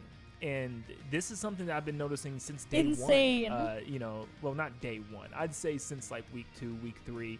The lobbies weren't filling It's all so the way. I was dead. only getting like I said, 15 to 16 Imagine players. if we had like But it Steam seems like a data lot on of people it. aren't playing this game, and obviously the Yeah, big the reason boring behind open, that the is probably boring the open fact world that is just boring open Nintendo's not world. letting us play the game that the way we want to play it. They completely took the option to choose 3-lap tracks from us, or at least make it extremely rare when it pops up now.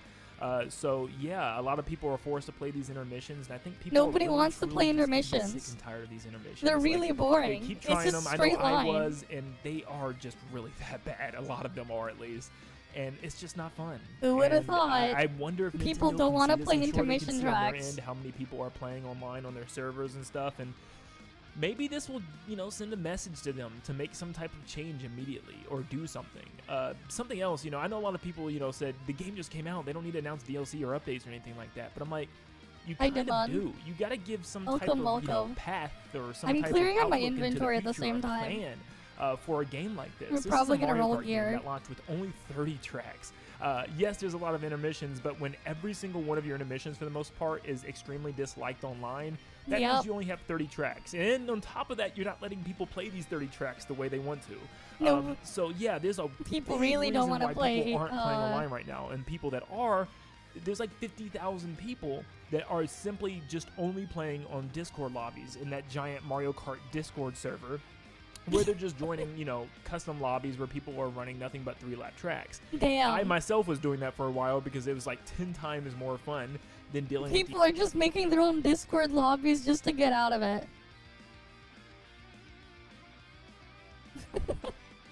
Yep, sounds about right. New Woo story, sweet, more Belatra playtime. If Nintendo makes an MMO to showcase how lazy and greedy they are, you would play it? Really? Do you honestly expect much out of them? I think people just play Knockout Tour. It doesn't even sound like it because it sounds dead.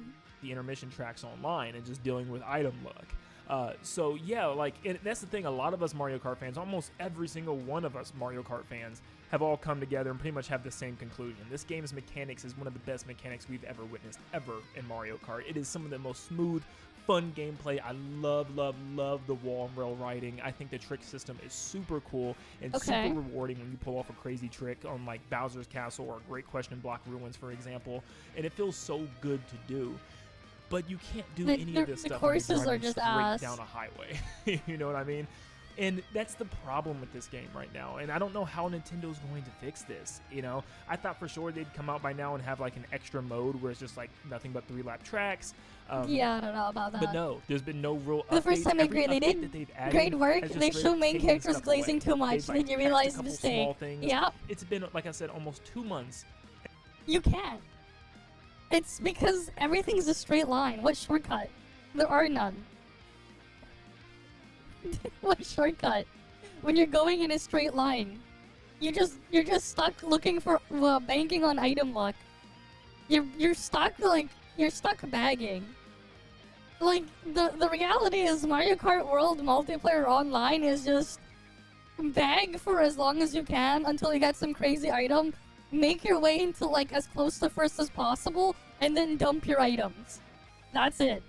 That's the entirety of Mario Kart World right now. Because the intermissions and stuff are literal straight lines, you know, what you want is just as much the best item luck as possible, probably use a cart set up for max acceleration and just go to town with that. Pretty much. Like, that's the thing too, because there's too many players, the amount of items going around, flying around like that, and that, like, it just encourages bagging even further. It just further encourages you to stay as far back as possible until you get 2 really good items, get to first place, and just dump them, basically. Yeah, they're also missing 200cc and stuff, which a lot of people like to play. The faster mode, it's just gone. Introducing classic mode DLC, 12-player lobbies, 3-lap select toggle. Then they're gonna charge you like 20 bucks for it, just watch. If they do that, they'll be like, yeah, sure, we'll fix the game, but you gotta pay for it. The problem is then everyone will have to pay for it, so then no one will play it. It's kind of one of the problems with the DLC tracks as well in Mario Kart 8 Deluxe Online. Because everyone needs to have the DLC to race on it, unless the lobby has everyone with the DLC, nobody gets to play the DLC tracks. Like, that's kind of the downside there too. So it's just like, cool, we get all these tracks. But like, if you get someone random in your lobby that doesn't have the DLC, well, no DLC track ever. You can highlight the course and when you pick it, but it will never land on it if there's someone in the lobby that doesn't have the DLC. So like, you could have, you know, a 12-player lobby and 11 out of 12 players have the DLC. But if that one person doesn't have it, you're never gonna get a DLC track. Yeah, remember they said, yeah. And there hasn't been any sort of news of an, you know, important update or anything significant to the game. No news at all. It's like Nintendo's just completely quiet with this game. And like I said, they need to have a roadmap of some sort. This is not the type of game that you just drop and you leave alone and you don't talk about again for months. I mean, this that's isn't a Nintendo single for player you. adventure game. Yes, you can play single player. You can play in the free roam and stuff. But here's the thing that I've noticed. You know, I feel like most people are jumping in the game, playing through the cups, you know, playing through, you know, whatever the tours or The whatever reality it is, though is for like, the- you play Mario Kart, you're gonna be playing it multiplayer. Nobody plays Mario Kart for single player. The fuck?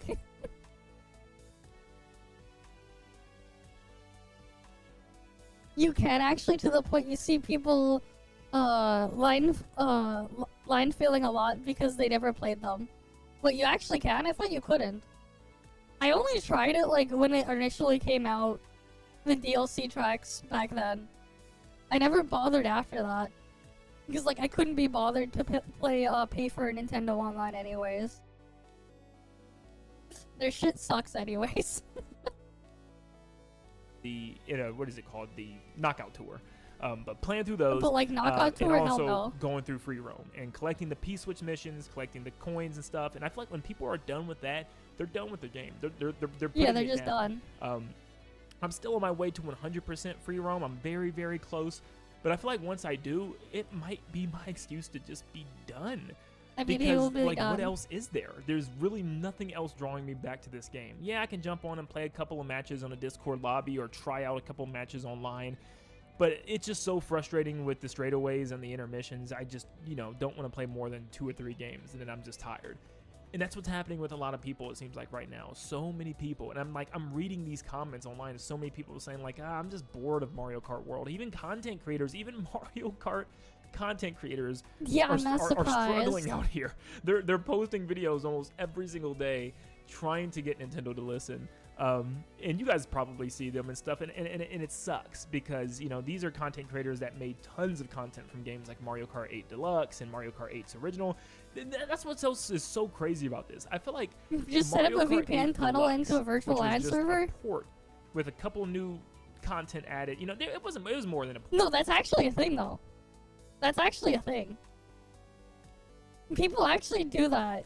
I don't know about Mario Kart World, but like, for other games that people have done that before. And you can use it to like bypass Switch Online and stuff. port, more like a remake for the Switch. But it was a remake for the Switch from a Wii U game. And I feel like more people were excited and interested and gave more viewage and attention and like it's a engagement thing towards that game than this game, which makes no sense to me. Because this is a brand new Mario Kart game, you know, from the ground up made for the Switch 2. 11 years in progress. Not that long in progress, but, you know, it took 11 years for this to come out.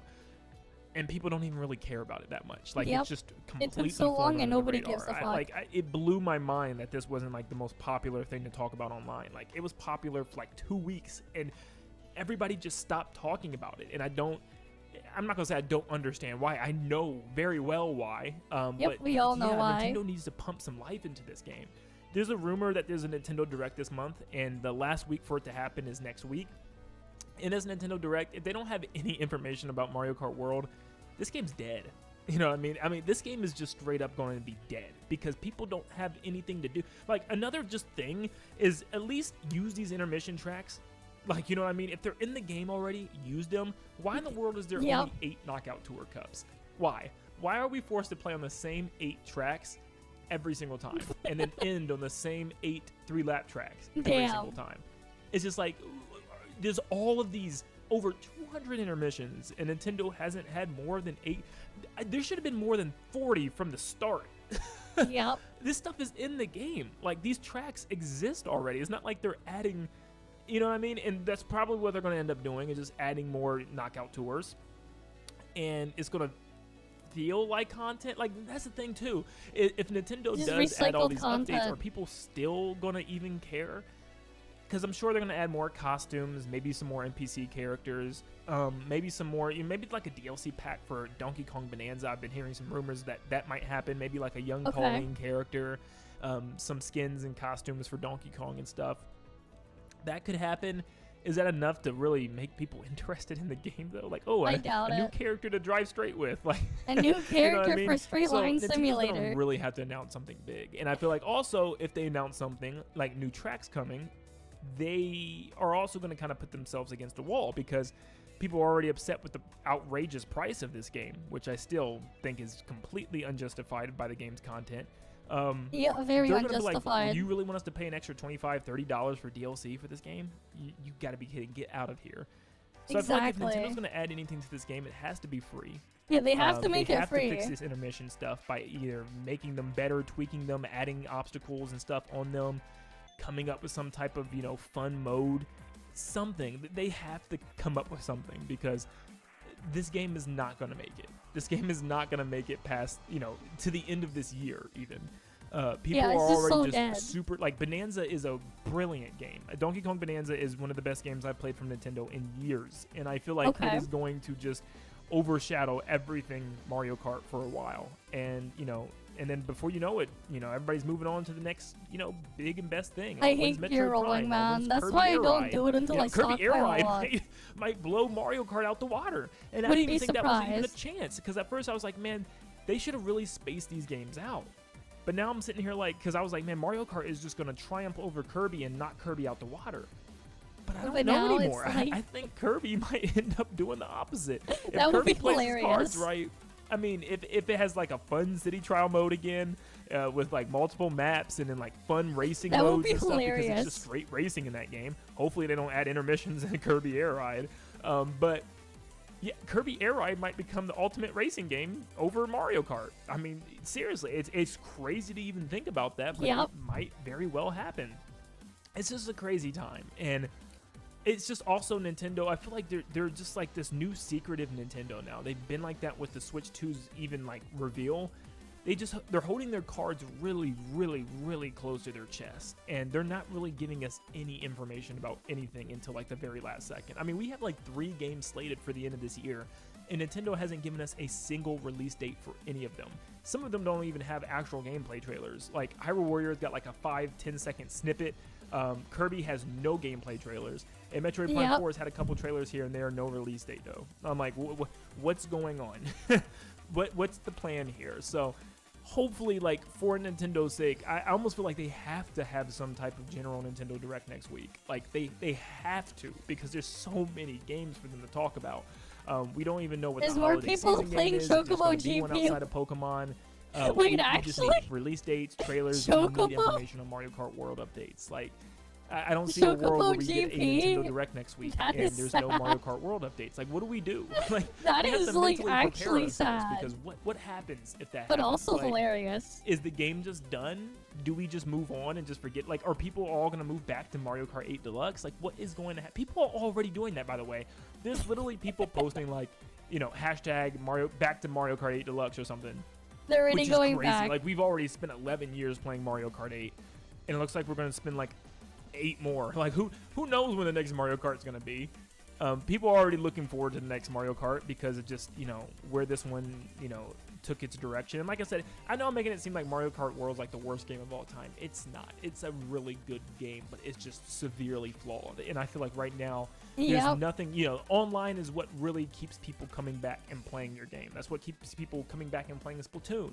But, you know, Mario Maker and stuff, adding things online, you know, having that big online player base and playing other people's levels and, you know, playing against other people. So they need to have updates. They need to have something to keep people engaged. Some type of, you know, events, that's not tournaments, working. something. Add some modes. Fix this 3-lap track thing. Just have a mode for 3-lap track racing only, like classic Mario Kart.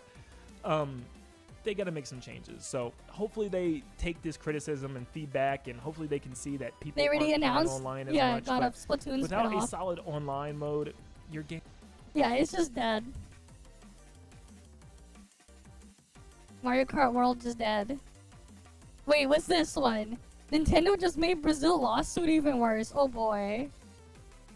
I already know. The Redditors are sharpening their pitchforks Okay. and lighting their tiki torches as we speak because I have committed the mortal sin of buying a Nintendo Switch 2, Okay. man. The literal worst thing you can do as a gamer in today's Reddit outrage culture because not only are you supporting a $450 handheld console that can be bricked if you decide to hack or mod it, but also you're supporting the Or buy a used game? Did you forget that? Buying used games also cause problems too? Which there's still a lot of people that do that. You know? Buying a used game? the onset of $80 games. How could Wait, using CD keys got a Switch 2 bricked as well? Goddamn. you? And well, I just have one message for people who have a problem with me buying the Nintendo Switch 2. You can take a Joy-Con and shove it all the way up your ass. Emotional damage. I just, I'm sorry. I can't believe I'm starting the video like this. I'm still in shock and I'm really devastated. But rest in peace to the legend Ozzy Osbourne. This man changed my life forever, and it wouldn't feel proper to start a video without paying my respects. There'll never be another Ozzy, and I will never be the same. Not gonna lie, I got a bit emotional, but now Ozzy is forever immortalized. I normally don't get all sentimental, you guys know me, but we are experiencing probably the greatest loss in music that we will witness in our lifetime. Oh, yeah? At least in my Yeah, he opinion. died, I know, yeah, 2 bummer days way to ago. open up a video, but Wait, Hulk Hogan as well? Damn. after everything this man's music did for me, I can't help but pay my respects. Rest in peace, Ozzy. And everybody go listen to Sabbath, Bloody Sabbath. That's the song that got me into his music to begin with. Now that we have paid our respects to the Prince of Darkness, it's time to get back to our weekly programming. Oftentimes I've been told by a lot of console peasants that PC gaming is just too expensive. And then I take a peek right over their shoulder and I see stacks of Switch 2 games and multiple Switch consoles and amiibos and those little soy plushies that come with being a Nintendo fan. I think Nintendo fans quite possibly spend more on video games in 1 year than I have in the last 10. And it's less to do with the amount of games they're buying and how much they're spending. Nintendo doesn't like to give consumers too much wiggle room with pricing. If a game of theirs came out at $50 15 years ago, it's gonna cost you $70 today. How do they do that? It's Nintendo. It's okay. You know what? At least Hulk Hogan will always be remembered by people who go on a specific site to read off-brand manga, right? To read their manga, off-brand manga, whatever, you just scroll down to the comment section and you'll see Hulk Hogan holding spaghetti. He'll forever be remembered there. Don't know why, but yeah. If you know, you know. I mean, if you buy yeah, the female chicken with a tie. Yeah, a hen tie. There's a specific place where you go to read. And the basic default avatar for people commenting is Hulk Hogan holding spaghetti.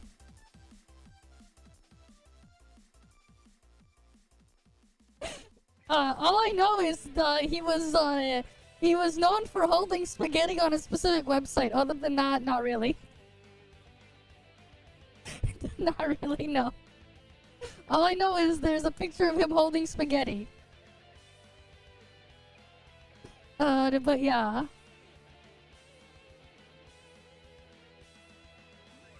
The money is always right. If you really think these game developers actually need a fully priced purchase from you, I hate to break it to you, but you've been swindled. Now would be the time for me to recommend to you, you know, buying games used, but that's a risk that has led some people's Switch 2s being bricked. So no, it's not a good idea to buy used games online. This is where I will recommend to buy Nintendo games on sale, but that never happens. So then I would normally tell people, all right, CD keys. CD keys is your best bet, right? Right? Tell me I could save money on CD keys. Surely. My Switch 2, right? Well, as it turns out, that may end up getting your system bricked as well. And I'm not talking about G2A, which has games that have been purchased with stolen credit cards. CD Keys is one of the safest websites you can use. I've purchased games there many times, and I've never experienced a single problem. And well, let's just say I've never once come across a single issue where a key I purchased was illegitimate, so it resulted in my entire PC being locked up and my Steam account being banned forever and me being left with a brick. All because I dared to try and save a few dollars. Not saying it hasn't happened with PlayStation or Xbox, because I don't own those consoles, but I've never heard of it happening. As a matter of fact, today is the first time I have ever heard of this ever happening to anybody. And it should come as no surprise that it's from a Switch 2 user. Of course. So apparently buying a code from CD Keys can restrict your Switch 2. Hey everyone. I thought I'd share a story on my Nintendo Switch 2. I got it on June 7th on a contract with a UK mobile company. Oh! Oh boy. But why? Why would you do that? Yeah, why would you do that? Oh!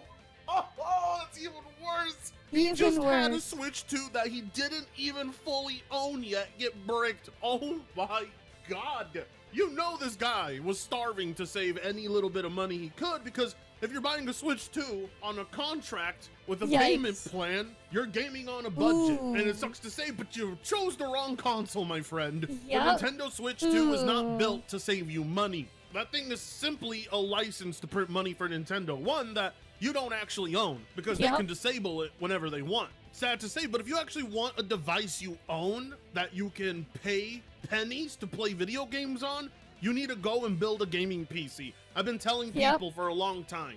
You want to actually own your system? Build it. If that means having to save up money to make it happen, then do it. Because then you will be under no contractual obligations and you won't have any strings attached. And you can play whatever the hell you want. Exactly. Everything was going well until I decided to buy the game Life is Strange True Colors it'll even let you play Switch 1 games. on June 19th on CD Keys for £10. Everything was working in order, the code and the game. It was not about until a week later where I have woken up and seen that my games that were downloading had a cross on them. Now, usually that cross will mean that your connection was dropped, but in this case, it meant Nintendo cut them off from the internet permanently. Because Nintendo's method of bricking a system is to permanently disable its online features, which, as you and I both know, in the year 2025 means you have a brick. Motherfucker! Exactly. Did you think you could buy your games on a CD or keys? Well, now you can't buy your games online at all. Suck a dick! But, Mr. Mario, not every single game for the Switch 2 exists in physical form. Get a good scrub! I got the error code that my Switch 2 was restricted. I contacted Nintendo support, obviously, and they said that I've had multiple codes on my console, whatever that means, and that the bans are irreversible. So now, as of the 20th, I still have a banned Switch 2. I did contact Nintendo to remove the virtual game cards loaded onto it, and that was successful. I just don't understand how this one purchase, out of many I've made on Switch games for CD Keys, has banned it before. The game works perfectly, by the way, and CD Keys did issue a refund. So moral of the story is don't cheap out on the Nintendo Switch 2. I'm now stuck in a 2-year contract paying £25 for a paperweight. Oh no! Cause fuck them, that's why. This is the worst possible outcome someone could have, and it's all from bad luck. A lot of unlucky people who are not even breaking the law are being punished on the Switch 2, which is why it's important you don't buy this device if you have the intention of saving money. If you like splurging, if you love dumping $80, then by all means buy the device. But if you're looking to penny pinch, you could face some serious repercussions. Now, for starters, that representative that told you it's irreversible is full of shit. Don't listen to the first Nintendo representative you ever get in contact with. It's gonna take many phone calls, trust me, but eventually you will come across somebody who can get that ban reversed, because Nintendo customer support doesn't give two shits. Most of the people on the other side of the line, they don't care that you now have a brick that you didn't finish paying for. They're trying to answer as many calls as possible because they got a quota. There isn't a single ban that is irreversible. They are lying to you. Call them until they put your number on block, and then call them with a new number, because fuck them. They shouldn't have any right to do that whatsoever, because they're not even punishing the right person. If your purchase wasn't legitimate, which would be a legit surprise, then they need to pursue the person that actually did break the rules.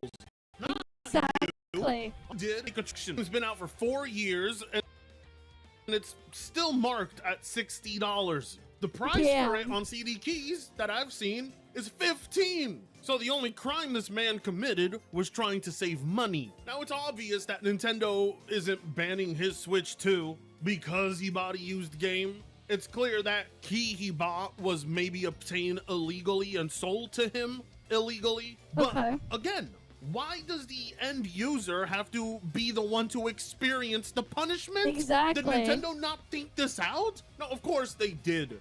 They would love for nothing more than to kill the second-hand market and any other reseller that makes life easier and cheaper for their consumer base. Nintendo mindset. Pricing is a problem for Nintendo. It's their greatest enemy right next to emulation. Actually, when you think about it, competitive pricing probably does more damage to Nintendo than emulation. That being said, it's not like Nintendo is actively trying to stop CD keys, but likewise, they're probably not going to want to reverse that ban because it works in their favor, and they don't have to prove that this man did anything wrong because it's written in their policy. Because fuck Nintendo. Trying to save money should not be a risk. This hard measure put in place is all intentionally done to scare and fearmonger Nintendo Switch users from trying to purchase anywhere other than retailers Nintendo approves of or their own eShop. See, if there was never a single policy that allowed them to outright brick your console, none of this would happen. And they would instead have to deal with people who are actually breaking the law and not innocent customers, but Nintendo hates you. This is a policy that only benefits them because it ensures more people are going to have to buy more Switch 2s, resulting in more sales of the console for them. And you would think, well, who the hell would go and buy a Switch 2 after unjustly having it bricked? You'd be surprised. Hopefully I can get my hands on another Switch 2. It's a very expensive console generation. Lots of people do that. Lots of people still go out and buy a Switch 2 after having their previous one bricked. This is why Brazil is being a lot harsher to Nintendo than other countries, because over there, when a Switch is about $800 goddamn dollars, going and just buying another Switch 2 after having your overpriced system bricked the first time is not acceptable. It shouldn't even be legal. I'm not saying this doesn't exist on Xbox or PlayStation. I just never heard of it happening. At some point, Nintendo's gonna have to start putting up warnings of how many different ways there are to get your system bricked accidentally. Put some goddamn fucking hazard sticker on it, letting people know your chances of having the system bricked only increase the more you're trying to save money, so be as expensive as possible. You remember there was a Yeah, only in that situation. Otherwise, it's just like, no. the time where Just buying no. things like this was a risk because you didn't know if your purchase would actually work or not? Yeah, that was the worst outcome that could happen to you.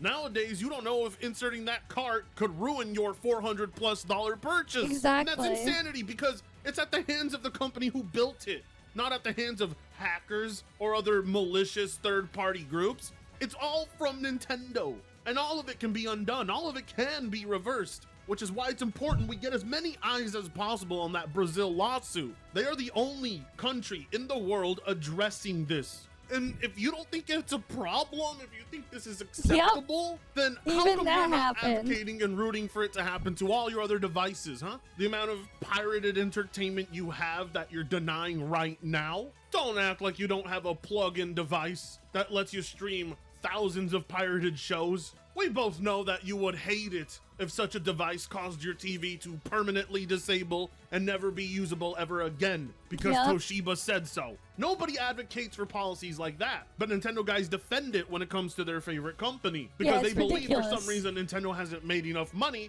and they're struggling real hard. So bricking systems is a measure that has to be taken in place to ensure their company never goes bankrupt. The insanity of the ones that are actually committing fraud getting to walk away with not even a slap on the wrist. Nah, I'm pretty sure not even Apple is this bad. You know, you're actually like I'm pretty sure Apple isn't even this bad. Yeah, Apple is pretty bad too, but they're not as awful as Nintendo. And at least we got to the point where even Apple is actually offering tools that you can use to repair stuff. Though their hand was forced into it. At least they've gone that far, and we're even at the point where you can sideload, kind of. It's more so that they actually got their hand forced. But because of that, they're technically less awful than Nintendo, at least. They're still awful. But, like, we're at the point where Nintendo is definitely worse. While the clueless customer that doesn't even know what's going on is the one that is punished. This policy benefits no one. It has to be undone. The way you find out if a game was legitimate or not should be in its removal from your library, not the whole device itself being bricked. Because what does that accomplish exactly? Does that eliminate piracy? Does it eliminate emulation? Does it eliminate the mixed switch? No, it doesn't. It just eliminates the user's console. I cannot wait for the day somebody jailbreaks this device and bypasses that stupid ass policy that should have never been put in place. The day that happens, I will gladly buy one used and jailbreak it, all out of pure spite. It infuriates me that these stories don't get more coverage. And instead, people want to set them aside so that they can report on, oh, Donkey Kong Bonanza. You'll have a bajillion articles and videos made about Xbox laying off people who can't even develop a video game. But a situation like this? Oh, well, no, you know, there's no point in talking about it because Nintendo makes good games. Bullshit. It always pisses off people when I say this, but Nintendo games are not good enough to overlook They're this. not. And you're crazy if you think they are. Because if this were Sony or Microsoft, and especially Microsoft, people would be reporting on this for the next year and a half. It's moments like this that I'm What do you mean next year and a half? More like next 8.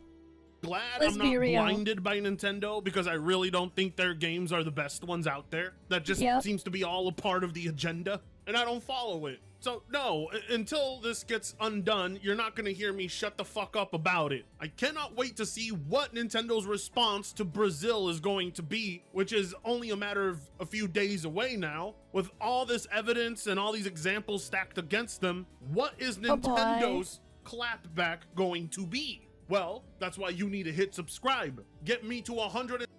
Alright, cool. We got that one off. Oh yeah, at least we're almost done with these. Here, do you want to hear the time my entire country got fucked for a day?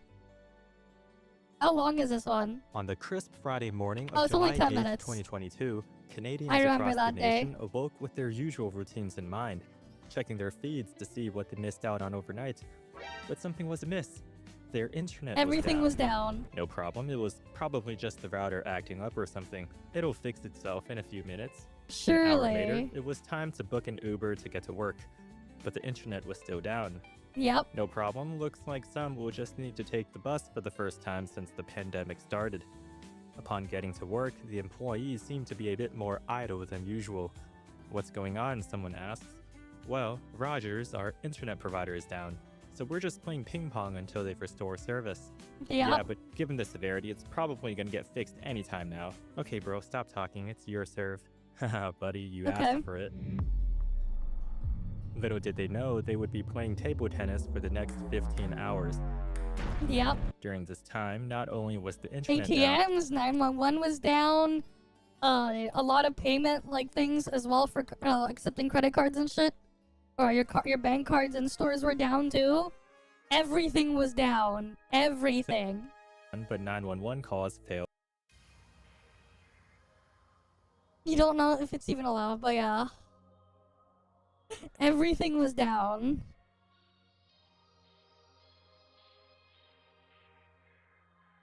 Yeah, like Nintendo hasn't really made anything interesting in decades, man. It's mostly just nostalgia. Yes, it was Rogers. The thing is though, Rogers, the thing is with how stuff in Canada works, right? A lot of the ISPs and stuff, they share lines. So if it was on any Rogers line and the other ISP was using it for their nodes, they were also down. So the impact is a lot worse because the reality is, depending on where you are and stuff like that, it's whichever company was there first forever ago that set up infrastructure, they basically own the whole infrastructure. And the other ISPs will buy bandwidth from them. And because of that, if Rogers goes down, let's say you were on Bell or Telus or anything, or Kudo or some other provider, and they needed to connect to a node that was on Rogers' line, you were also down. And you were also fucked. So, like, just the impact of one thing going down took out most of the country because of that. Because a lot of the nodes were were owned by Rogers. And then now, because they also bought Shaw as well, Rogers is now has the largest amount in Canada. They have the most. Just all over. Especially after they took over Shaw. So, like, if it was to happen again, it'll be significantly worse than it was last time. Last time I think it was like 60 or 70% ended up getting caught in the crossfire. Because like 50% of it was gone. But now like it'd be like 70% being gone. And that will take down even more with it. If it was to happen again. Like if it was to happen to Rogers again, it would be a lot worse. For phones using Rogers' mobile service, debit card transactions nationwide failed due to Interact's dependency on Rogers and Canada's dependency on a single company to handle every debit card transaction. Other banking services were impacted, Toronto's public infrastructure experienced various issues, airlines were delayed, and pop star The Weeknd announced that his tour stop at the Rogers Centre Stadium had to be postponed. Eventually, Rogers made it known that the outage And if Bell got hit, it will also affect Americans. Exactly. It's really fucked. was due to a server upgrade of some sort, and that they were working as quickly as possible to restore service. But due to the nature of these types of outages... Here's the thing though, the quickly as possible actually took several days. While most of it got back after the first day, a large chunk of the country was still down for a couple more days after the fact. where literally everything is down, including access to internal debugging systems, progress was slow. Employees had to connect through alternate networks and travel physically to centralized locations. By the afternoon, the service had been down for over 12 hours with no indication of when it would be fixed. Throughout the day, some stores continued to only accept cash, and many crowded into public cafes offering free Wi-Fi on other networks. Finally, around 7 p.m. in the evening, Rogers began to see recovery. For context, the Canadians' telecommunications market is dominated by these three, yes. by three key operators called the Big Three: Rogers, which we are talking about today, Bell, and Telus. Kind of like AT&T, Verizon, and T-Mobile here in the States, or 中国移动, 中国联通, and 中国电信 in China. Yep. I guess it's always three. Anyways, over 12 million Canadians lost wireless and wireline services for basically the entire day. In response, the CEO made two commitments: to fully understand the root cause and to apply a credit to affected customers, which turned out to be the equivalent of 5 days of service. Today, I'd like to make two similar commitments to you to help you understand the root cause and to give you the opportunity to slap that like button. So suppose my home used Rogers Internet and I wanted to connect to Fortnite. Let's take a look at the network architecture using the standard 3-layer model. First, we hit the access layer, the initial point of contact between me and Rogers' network. This would be the sick new mesh router system I just installed, and the fiber cable that connects the router to the second layer. What fiber cable? Where is that? System I just installed, and the fiber cable that connects the...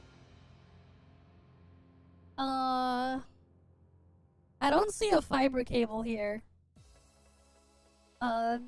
Yeah, these are not fiber cables. All I see are 4 RJ45 Ethernet connections and a power port. He's probably pointing at the wrong thing because there's no fiber cable here. The router to the second layer, the distribution layer. The fiber connection's over there. This layer consists of everything between my house and the final core layer. For example, traffic from each house in a neighborhood could converge at one of these boxes, which forwards it to upstream distribution centers like central offices and regional hubs. What's the point of this distribution layer? Well, it works just like the electricity grid. This kind of tree structure is basically seen in every segment of life. Everyone in a company doesn't report directly to the CEO, your driveway doesn't connect directly to the highway, trees are just the most scalable structure of all time. And then finally we arrive at the core layer, which processes the traffic and routes it to the proper destination. The CRTC made a helpful diagram of Rogers' core network. Going clockwise from the left, we see the red represents Rogers' main telecommunications network that all their customers use. The wireless network will consist of things like their cell phone plan or wireless home internet. If you recall, I'm a pro gamer, so my 8 gigabit per second fiber internet is part of this wireline network. Then, depending on whether or not you called 911, the traffic is routed to either the public alert service or the internet and other external network providers. But how does my Fortnite connection know the path to the core network? Well, that's where the Border Gateway Protocol, or BGP, comes in.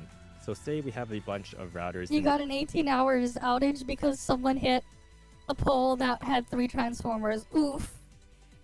Yikes. The distribution layer between me and the core. Each router maintains a list of routes they know, which are pathways for sending traffic to specific IP ranges. These IP ranges are formatted in what's called Satter notation.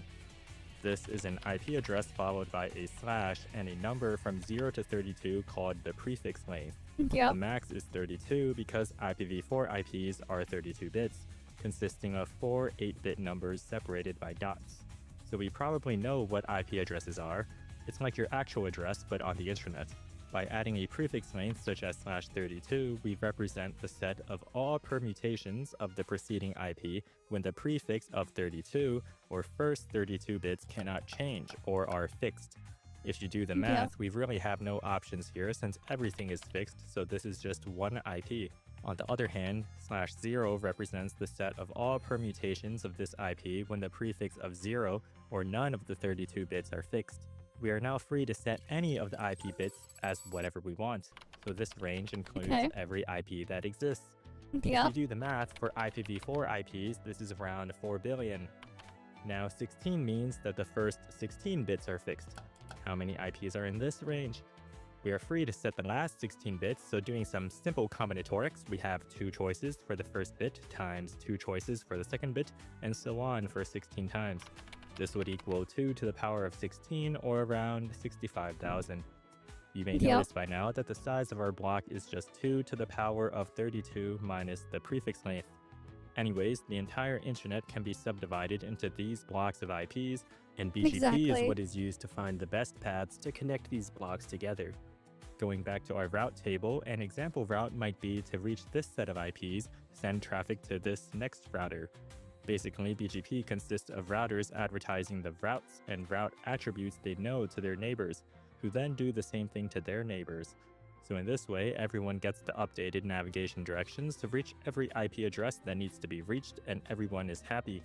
The neighborhood nodes we talked about before will, for example, know the specific routes to the home networks in the neighborhood. Its routing table may look like this, with subnet information for specific customer home IPs.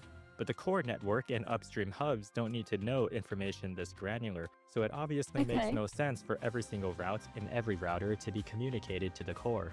Therefore, two techniques are mainly used to improve BGP efficiency.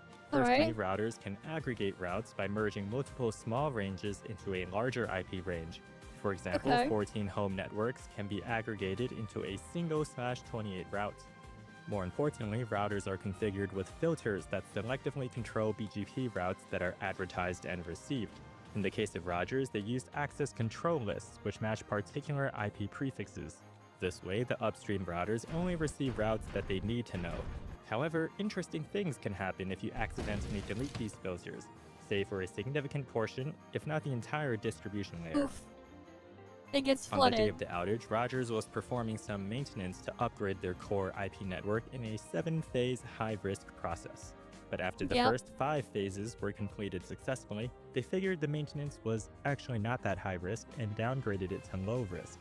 So during this phase, they originally intended to clean up some configuration files, but instead accidentally deleted the access control lists for what is assumed to be the entire distribution layer. Yikes. After the finger slip, Rogers' core was flooded with routing information from the downstream routers.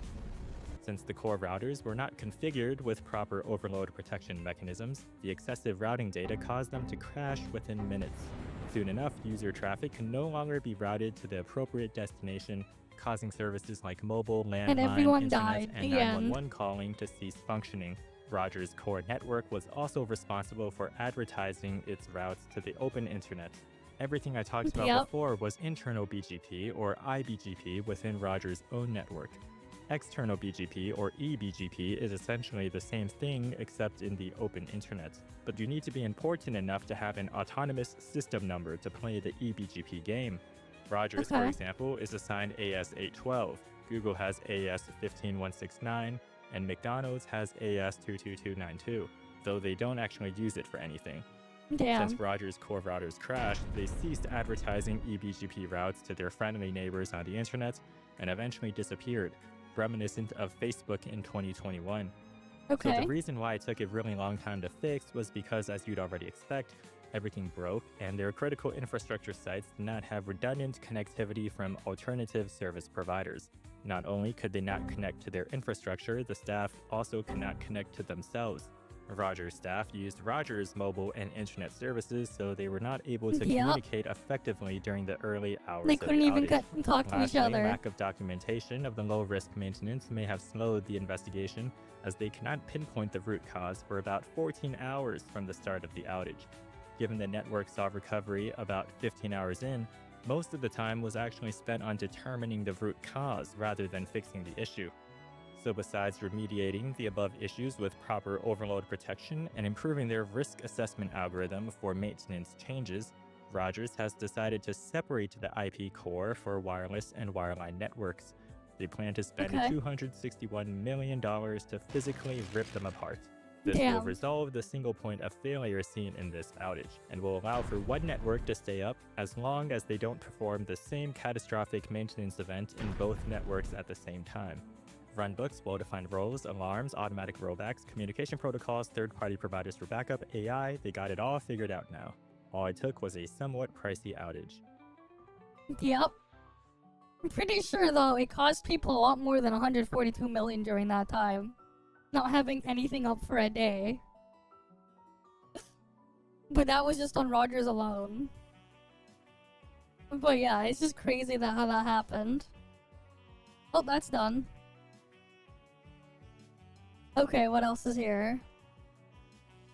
Oh Oh yeah, e-reader thing? Pokemon Emerald is one of the most beloved Pokemon games of all time. Okay. And it's easy to see why. It's got an engaging But it was story, very broken. tons of environments to explore, With its RNG. that music, and the post-game. But over the years, Yep. the Pokemon franchise has added tons of quality of life features that Emerald now lacks. And it can make playing the game a bit tedious for more hardcore players. We're Yep. talking about things like a stat judge in the PC, auto running without the B button, muting the music but you can still hear the cries, and more. Now, Emerald doesn't need these things to be a great game, but it's pretty obvious players want some of them, because every single ROM hack and fan game of Emerald version includes things like this, and I think they're cool too. But the issue I have with ROM hacks is they're, well, ROM hacks. It's not my Emerald. It's not the one in this Game Boy right now. The one that can trade with my friends and connect to Coliseum and all sorts of other things a standard game could do. Well, what if I told you there was a way to add features to that Emerald? Your real one. Without having to use any hacks. This is the Nintendo e-reader. It's an old peripheral for the GBA that can scan trading cards with these dot codes on, and they contain games or other things to add to a game. It was like the original form of DLC before DLC existed. It's actually how the original Eon ticket was distributed, and I've taken advantage of it a few times before to make custom events for Ruby, Sapphire, and Emerald. The e-reader is really cool because it lets me add ROM hack type stuff by using unused parts of the game's save chip and save file. A few months ago, I actually used it to fix Pokemon Emerald's biggest glitch, its broken RNG. This is something that prevents you from being able to soft resent hunt for shinies, and notably it locks you out of doing soft resent hunts for the starters, for the Johto starters, and even for Deoxys and a couple of other things. And generally, players have to work around this glitch rather than being able to just play the game like normal. Right at launch though, when I released it, some people noticed there were some bugs.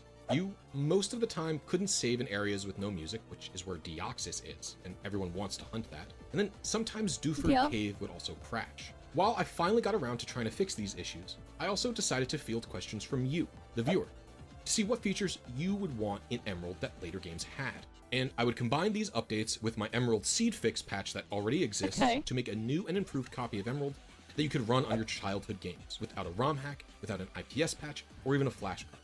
And you could still trade with your friends and do all the normal stuff. Now, this isn't going to be easy by any means. I have to code all of this in ARM thumb assembly to save some space, and debugging code that runs every single frame is quite annoying, but I was determined to get it all done. First, of course, I had to fix my seed patch, which was actually pretty easy, so I'll keep it brief. The way this works is I have code that runs every single frame to see if the player is saving. And if they are, I put some code into box 12 and safely store the Pokemon in box 12 elsewhere. Then I change the player to a glitch object. On game load, the glitch object looks to box 12 to run custom code, which seeds the game's RNG properly, and then also fixes all of the stuff that I broke, like put your Pokemon back into the PC and makes you no longer a glitch. Previously, to check if the game was being saved, I looked at G save counter, which, well, counts how many times you've saved. This was too late into the saving process though, as by the time it updates, the game has saved a little bit already. And area with no music or overlays to the visuals changed the speed at which the game was able to save, causing my process to fail. Now I am able to hijack the save function right away by looking at the text or saving, which always happens before any saving is done. So now you can actually hunt for Deoxys and Emerald on your real copy, or save properly in Dewford Cave. Okay, with that out of the way, let's take a look at something that I wanted to do. The ability to mute music. All modern video games have a slider or something to adjust music, sound effect, and voice volume. This is great for me since I stream and record games a ton. So I could play my own music but still get audio feedback of some kind. And it turns out Emerald actually has a really simple way to do this. It's actually so simple, I was shocked this wasn't a feature in the base game. You see, in RAM, there's this location called G Disable Music. That's always at 0. If you put a 1 in that location by like RAM hacking or something, the next time the game tries to load music, it doesn't. This usually means switching locations or something like that. So in addition to just setting this value to 1, I also run the in-game function to stop the current audio track if you press the R button. If you press R again, the music comes back. I do this by checking to see what value I store in disable music. If it was 0, which means music can play, I run the play BGM function for the music the game currently has. I do all of this by loading the current value from G-Disable Music and performing an exclusive OR operation on it. If the value is 0 there, exclusive ore swaps it to a 1. And if it's a 1, exclusive ore makes it a 0. Pretty handy, I think. Now I can hear Pokemon cries, wall bumps, and other important sound effects while listening to this cool song my friend made. Okay, that was something I really wanted. But what about the people? What do you want? Well, I asked this very question on my YouTube page, and the #1 response was a way to see a Pokemon's individual values. In modern games, the way this works is you set the PC to judge mode by pressing a button, and it shows you a range of possible stats via a word. Things like decent, pretty good, etc. In modern games, 0, 30, and 31 are always identified via no good, fantastic, and best. I also wanted to include EVs in this function, because the modern games only show you if your EVs for a specific stat are at the max value, 252. This means that yes, in 2025, you still need external calculators to know your Pokemon's IVs and EVs. Yep. Here's how I went about handling this. In the party screen, I'm looking for 2 different button presses. Select an R or select and start. If you hit select an R, when you view any of your Pokemon's summary, you'll see all of their IVs. And if you do select and start in the party screen, you'll see all of their EVs instead. Implementing this was actually easier than I thought it would be, but I did have to be careful about a few things. The reason I'm able to do this is because of how Game Freak stores Pokemon's stats. To save space, the stats you see on the Pokemon summary screen, including level, are all only calculated whenever they're needed. So Pokemon in the PC are actually 20 bytes smaller than Pokemon in your party. These stats are basically stored as plain text and can be overwritten anytime I want to. So, on the respective button combo, I ask the game what a Pokemon's IV or EV They is, come with extra and then EVs. I store the value directly in that. Up to 510. But you can only put 252 in each stat. And if you don't have 4 or 8, multiples of 4 or 8 in a stat, the EVs do nothing. Stat, and I loop it 6 times, 1 for each stat. I also loop it once for every So in practice, it's actually 508 instead of 510. party member, only stopping if the next Pokemon species is 0 or we're out of the party's location in memory. Then, whenever you leave the summary screen or leave the party menu, I restore the stats to normal. Otherwise, you'd see insane looking HP stats and such. I also prevent this from working while you're in a battle. The reason for both of these things is because, while the stats on the summary screen are temporary, as in they'd reset if you put a Pokemon in a PC or heal them at a Pokemon Center, they are real. So in a battle, they'd work as displayed, which we really don't want, considering IVs only cap at 31. Meaning my level 100 Electrode here would be slower than this level 25 Mightyena. The last thing I did was add a sound effect whenever the IVs or EVs are displayed, to give you some feedback, since there's no visual change while you're in the party. Personally, I love what I cooked up here. After successfully finishing the program, I was just hitting the buttons and looking at my Pokemon's IVs and EVs over and over and over. It felt so surreal, like I was playing Emerald Rogue or something. It's not as convenient as being able to do this in the PC, but I like that it does the whole party at once. What do you think? Would you prefer if I try to tackle this on PC Pokemon, or is it good enough as is? Up next was a feature they introduced in the very next generation, being able to run inside of buildings. In Gen 3, when the running shoes were introduced, everybody loved them. It's a nice way to pick up the pace of the game's movement without the bike, and it makes the game feel more like being able to run around as a kid is such a natural thing, you know? Yeah. But it has a big flaw, which is that you can't run indoors. I guess the people in Hoenn are just extremely polite, because this was changed in Sinnoh. This actually might be the easiest change I have to make. Every single map in the game has what's referred to as a map header. It contains pointers to things like the map's layout, its connections to other maps, its music, etc. One of these things is a single byte true or false statement that determines if cycling, escape rope/dig, and running are allowed on your current map. Okay. I force all of these to always be true, and you can run and, yes, even bike indoors. You can bike indoors now, nice. I actually don't even let you turn this feature off unless you turn the entire patch off, since it seems like such a minor thing. You can also use escape rope or dig out of any building or structure. In fact, while I'm writing this, I actually found a way to be able to use fly while indoors. Okay. So if this project/video gets enough interest, I could include that in the next update. Fly indoors? If you'd like to make that happen, consider Yes, subscribing and hitting like. I'm trying to get to 100,000 subs by the end of the year. The last thing people were asking for a ton was that when a repel runs out, the game immediately asks you if you'd like to use another one, as introduced in Black and White 2, so you don't have to constantly go in and out of your bag. Yep. I agree that this is a great feature, but once again, I think I can improve it. The game has a struct called Wild Encounters Disabled. It's always set to 0. I don't think it's ever changed or used. Maybe it was for debug purposes or something. But the game also always checks the value in it whenever you step on a tile that could generate a wild encounter. Okay. If it's set to 1, you will never, ever, ever get into a wild battle. So, in the overworld, every time you press R plus right, I exclusive or whatever value is in that struct. If it's a 0, it'll switch it to a 1, which will make wild encounters stop happening. And if it's a 1, it'll switch it to a 0, which makes wild encounters happen again. Now, using this patch, you'll have an infinite repel that ignores level, and you can turn it off and on whenever you'd like. While working on it, I had a thought though. It might be preferable to have an actual infinite repel that takes into account Pokemon level. Okay. Like for shiny hunters doing the repel trick, or just someone using a repel trick to get a rare Pokemon. Okay, yeah. I don't think both need to exist in the same patch though. So what do you think? Should I change it to just behave like a normal repel, but infinite? Or do you not want to have to worry about level at all, and just skip all of the wild encounters on a route? And that's all of the features I've felt like adding. We have the initial seed fix, so you can shiny hunt like normal. The EV checker, so you can know your stats. The IV checker, so you can know your IVs and not have to talk to this man 100 million times to find out all of your stats. A switch to turn the music off and on. A switch to disable wild battle. And the ability to run and bike anywhere. The last thing to mention about this project is that any feature that can be switched on or off is persistent Better known through a as save, Pepto but it only and starts Pistol once the save file is loaded.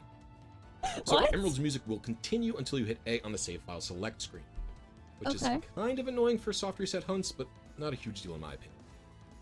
If you're wondering how to get this e-card patch into your game, you can watch this video I made a while ago. It explains all possible ways to get this event into your Emerald version. Once you have scanned the e-card, you have to talk to this aide in Professor Elm's lab in order to turn the patch on. Once you do, he'll tell you that you have to save the game to make sure that the patch sticks, which is true. Once it's turned on, you can talk to him again to turn it off, and he will also be reporting the initial seed to you. The reason you can turn it off is because there are certain instances where you have to. If you're connecting to Coliseum or you're doing a multiplayer battle, you should turn the patch off before you engage in that. This is because the way they interact with the save game, I don't really have full control, so just turn it off if you're doing any multiplayer functionality. In addition to that, if you turn it off, the game is fully vanilla again, aside from the aide's dialogues. The only way to remove it fully is by scanning another e-reader card, like the Eon ticket, or like one of my events.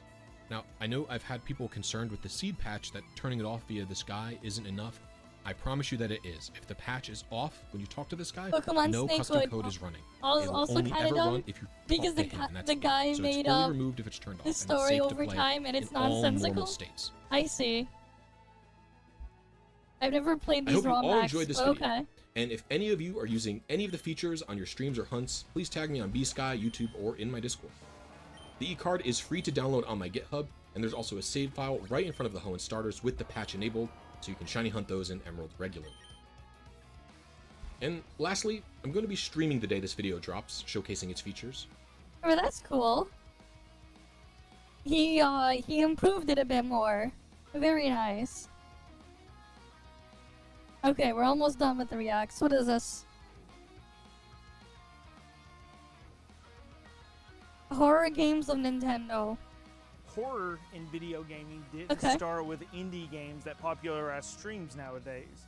It didn't start with the popularity of PC gaming, virtual reality, or even popular franchises like Five Nights at Freddy's. Long before Resident Evil, horror was gaining traction in beeps and boops on much older consoles. Today we're considering some of the horror games on the Nintendo Entertainment System. You might be surprised some older at how horror disturbing games. some of these games are. We're starting this list with the least scary game I played for this video. The last game in this video is the scariest Nintendo Entertainment System video game released in the US. Wait till you see it. Let's get started. A Nightmare on Elm Street. Another legend of horror in the 80s and early 90s was Freddy Krueger, the supernatural serial killer that literally haunted your dreams. What a pervasive cultural icon. Of course, there had to be a game, right? A Nightmare on Elm Street for the NES is often lumped in with the usual bad licensed game pile. Yeah, there was an Angry Video Game Nerd video on it back in the day. Just like Friday the 13th. But that Yeah, they also got Friday the 13th the game, yep. Reputation sells it short. Of course, it's a bit unpolished, but that's to be expected with early Nintendo titles. Beyond that initial assessment is one of the most creative horror platformers of the era. One that dared to interpret Freddy Krueger's dream-stalking terror and turn it into a side-scrolling action game, complete with multiplayer, a shifting dream world, and some truly memorable art and sprite work. The game is a great interpretation that's appropriate for the source material. You play as a group of teenagers trying to collect Freddy's scattered bones from the haunted houses and back alleys of Elm Street, with the intention to burn them in the furnace once and for all and stop the curse of Freddy Krueger. The vehicle for getting us there is a mix of platforming and horror-light exploration, with each area acting as a kind of twisted level themed after Freddy's past or playgrounds of fear. The temptation is there to criticize this setup in the game, but realistically, how far is this game removed from classics like Castlevania 2 or Pac-Xanadu? It's kind of a similar gameplay style. There is light exploration and intention based on those levels. Each of these areas are complete with creepy enemies like, well, bats. Now, bats are clearly absolute menaces to human beings according to every game ever. Then, of course, you have a few other things that are a little less appropriate, feeling like this Frankenstein's monster-looking fella here. But beyond that, you have some more Freddy-appropriate stuff, like, again, bats, some skeletons, and some flies, because, you know, Freddy probably doesn't smell good, not to call a guy out or anything. And then we have some Krueger spiders and some hands. For the most part, the enemies are on point and are appropriate for the aesthetic. Maybe Frankie's just lost and wandering around or something, I don't know. Anyway, the true icons are when Freddy himself or his head or claws show up. It's truly intimidating. What makes A Nightmare on Elm Street more appropriate and somewhat unique is its dream mechanic. As you play, your character starts to fall asleep slowly, and this is tracked by a sleep meter. And of course, we understand from the film that you don't want to fall asleep, especially when Freddy Krueger's on the loose. That's where Freddy can get you. Once your sleep meter runs out, you enter the dream world. Enemies become harder, the environment shifts slightly, and Freddy starts appearing more often to mess with you directly. It's not just a gimmick, it adds real tension. You'll scramble for coffee cups just to stay awake a little bit longer, to fight a little bit harder, knowing that full well sleep might mean your untimely demise. In the dream world, you can also gain special Dream Warrior powers. Each character gets a different dream form, a Shadow Warrior, a Necromancer, or an Acrobat, each with unique attacks. It's a cool touch that offers variety and gives the game a great callback to the Dream Warriors. The platforming can be difficult and occasionally frustrating, but it's certainly not the worst on the NES by far.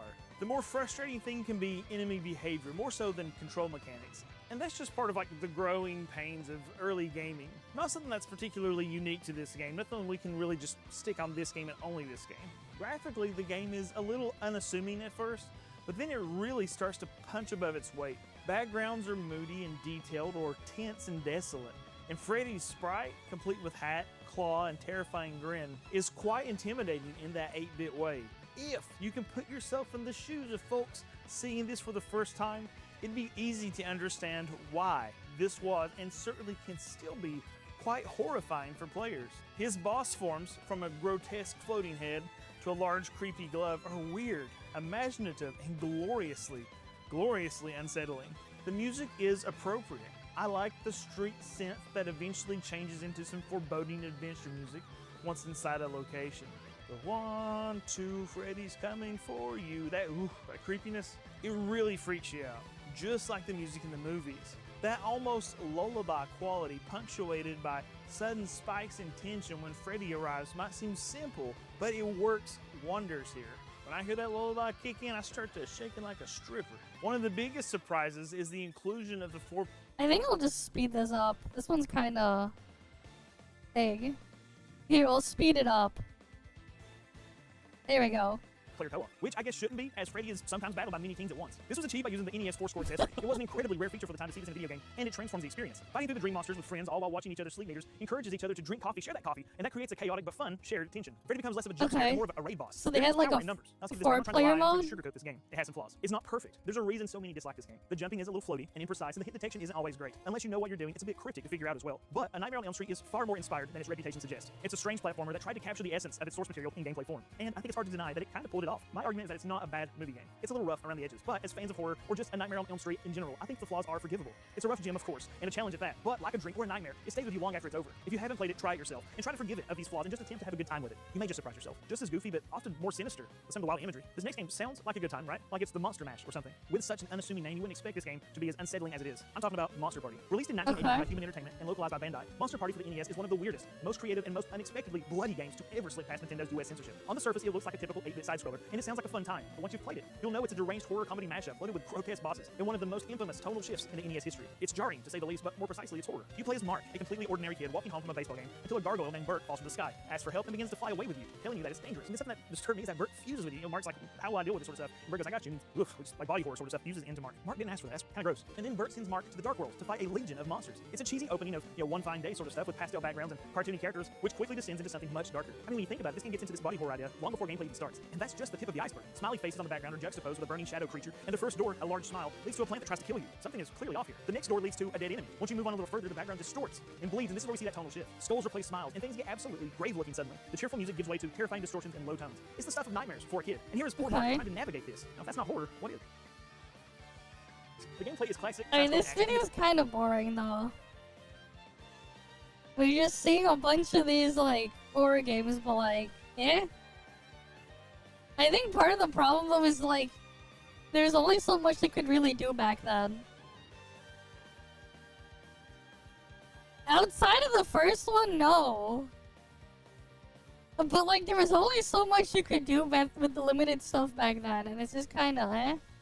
It's fine. You walk, jump, and swing your baseball bat to deflect enemy projectiles. A surprisingly satisfying mechanic, actually. When you are able to reflect something back at the enemy and kill it, it's a victory in this hellscape. As you collect pills, yes, pills, you transform temporarily into Bert, who can fly and shoot lasers, giving you a limited power-up window to take down tougher enemies and bosses. Not to be melodramatic or anything, but pills? Really? Drug-induced delusions into a power fantasy? Ugh. The bosses are the heart and soul of Monster Party's madness. Each stage has multiple doors, each hiding a mini-boss behind cryptic concealing dialogue. Sometimes it's goofy, other times it's a little less spooky. You'll face a talking, dancing piece of fried shrimp, a blood-smeared zombie rock band, a decapitated pumpkin, and a giant spider that apologizes to you before attacking. They're odd, but the bravery it takes to step that into each door. Rockman he mentioned is not the Rockman I'm thinking of.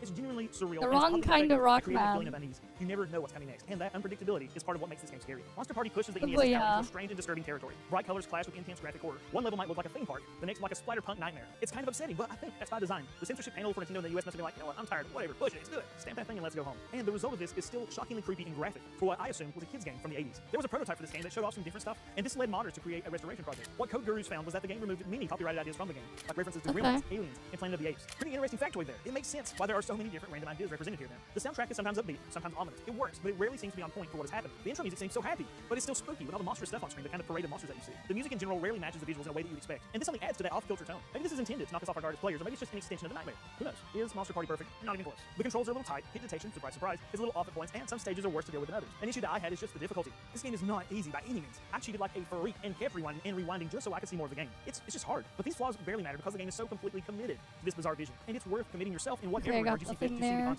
It's a weird conglomerate of horror tropes, goofy humor, and body horror, all wrapped in a crusty, blood-soaked NES cartridge that somehow evaded censorship and made it into American living rooms. This is the kind of game that actually feels cursed, it feels haunted. Not just because of the monsters, but because it seems like something that shouldn't exist. Like it slipped in from another dimension where parody and terror are the same thing. Monster Party isn't just a cult classic. It's a beautiful, disgusting, hilarious nightmare that no horror-loving retro gamer should miss out on. For a change of pace from platforming, we need to recognize that other types of video games work really well for horror as well. The next game is one that I have loved for years, but it really spooked me as a kid. And as an adult, I can easily pinpoint why. Let's talk about Maniac Mansion. Have you ever heard of Scum, the script creation utility for Maniac Mansion? It's a pretty famous system and it started with this incredible classic. That's how important this game is. Originally developed by Lucasfilm Games and released for home computers in 1987, Maniac Mansion made its way to the NES in the US in 1990. It brought with it something pretty rare for the time, a PC port of a point-and-click adventure. And this game didn't get famous for being crappy or normal, no. This game is full of dark humor, branching paths, and puzzle-based gameplay that's certainly akin to an 80s horror movie. And to think it came out on a console known more for games about plumbers jumping on turtles than saving the missing girlfriend in a house of freaky folks. You begin by assembling a team of 3 teenagers, Dave, plus 2 of your choosing, who are trying to rescue Dave's girlfriend, Sandy, from the creepy Edison mansion. Sandy's been kidnapped by a mad scientist under the control of a sentient, evil meteor. That's the plot. It's weird, it's campy, I love it. The genius of Maniac Mansion is in its structure. Each of the teams have different skills, right? Musical talent, electronics knowledge, writing skills, and things like this, which means that puzzles and solutions change depending on who you bring along. You could bring Bernard and have him work the radio, or you could bring along Wendy and have her fix a manuscript, or you could use Michael, who's familiar with photography. There are so many different characters with so many different uniques in this game. As I said, there's a photography bit that you can follow with Michael, or a manuscript subplot that you can follow with Wendy.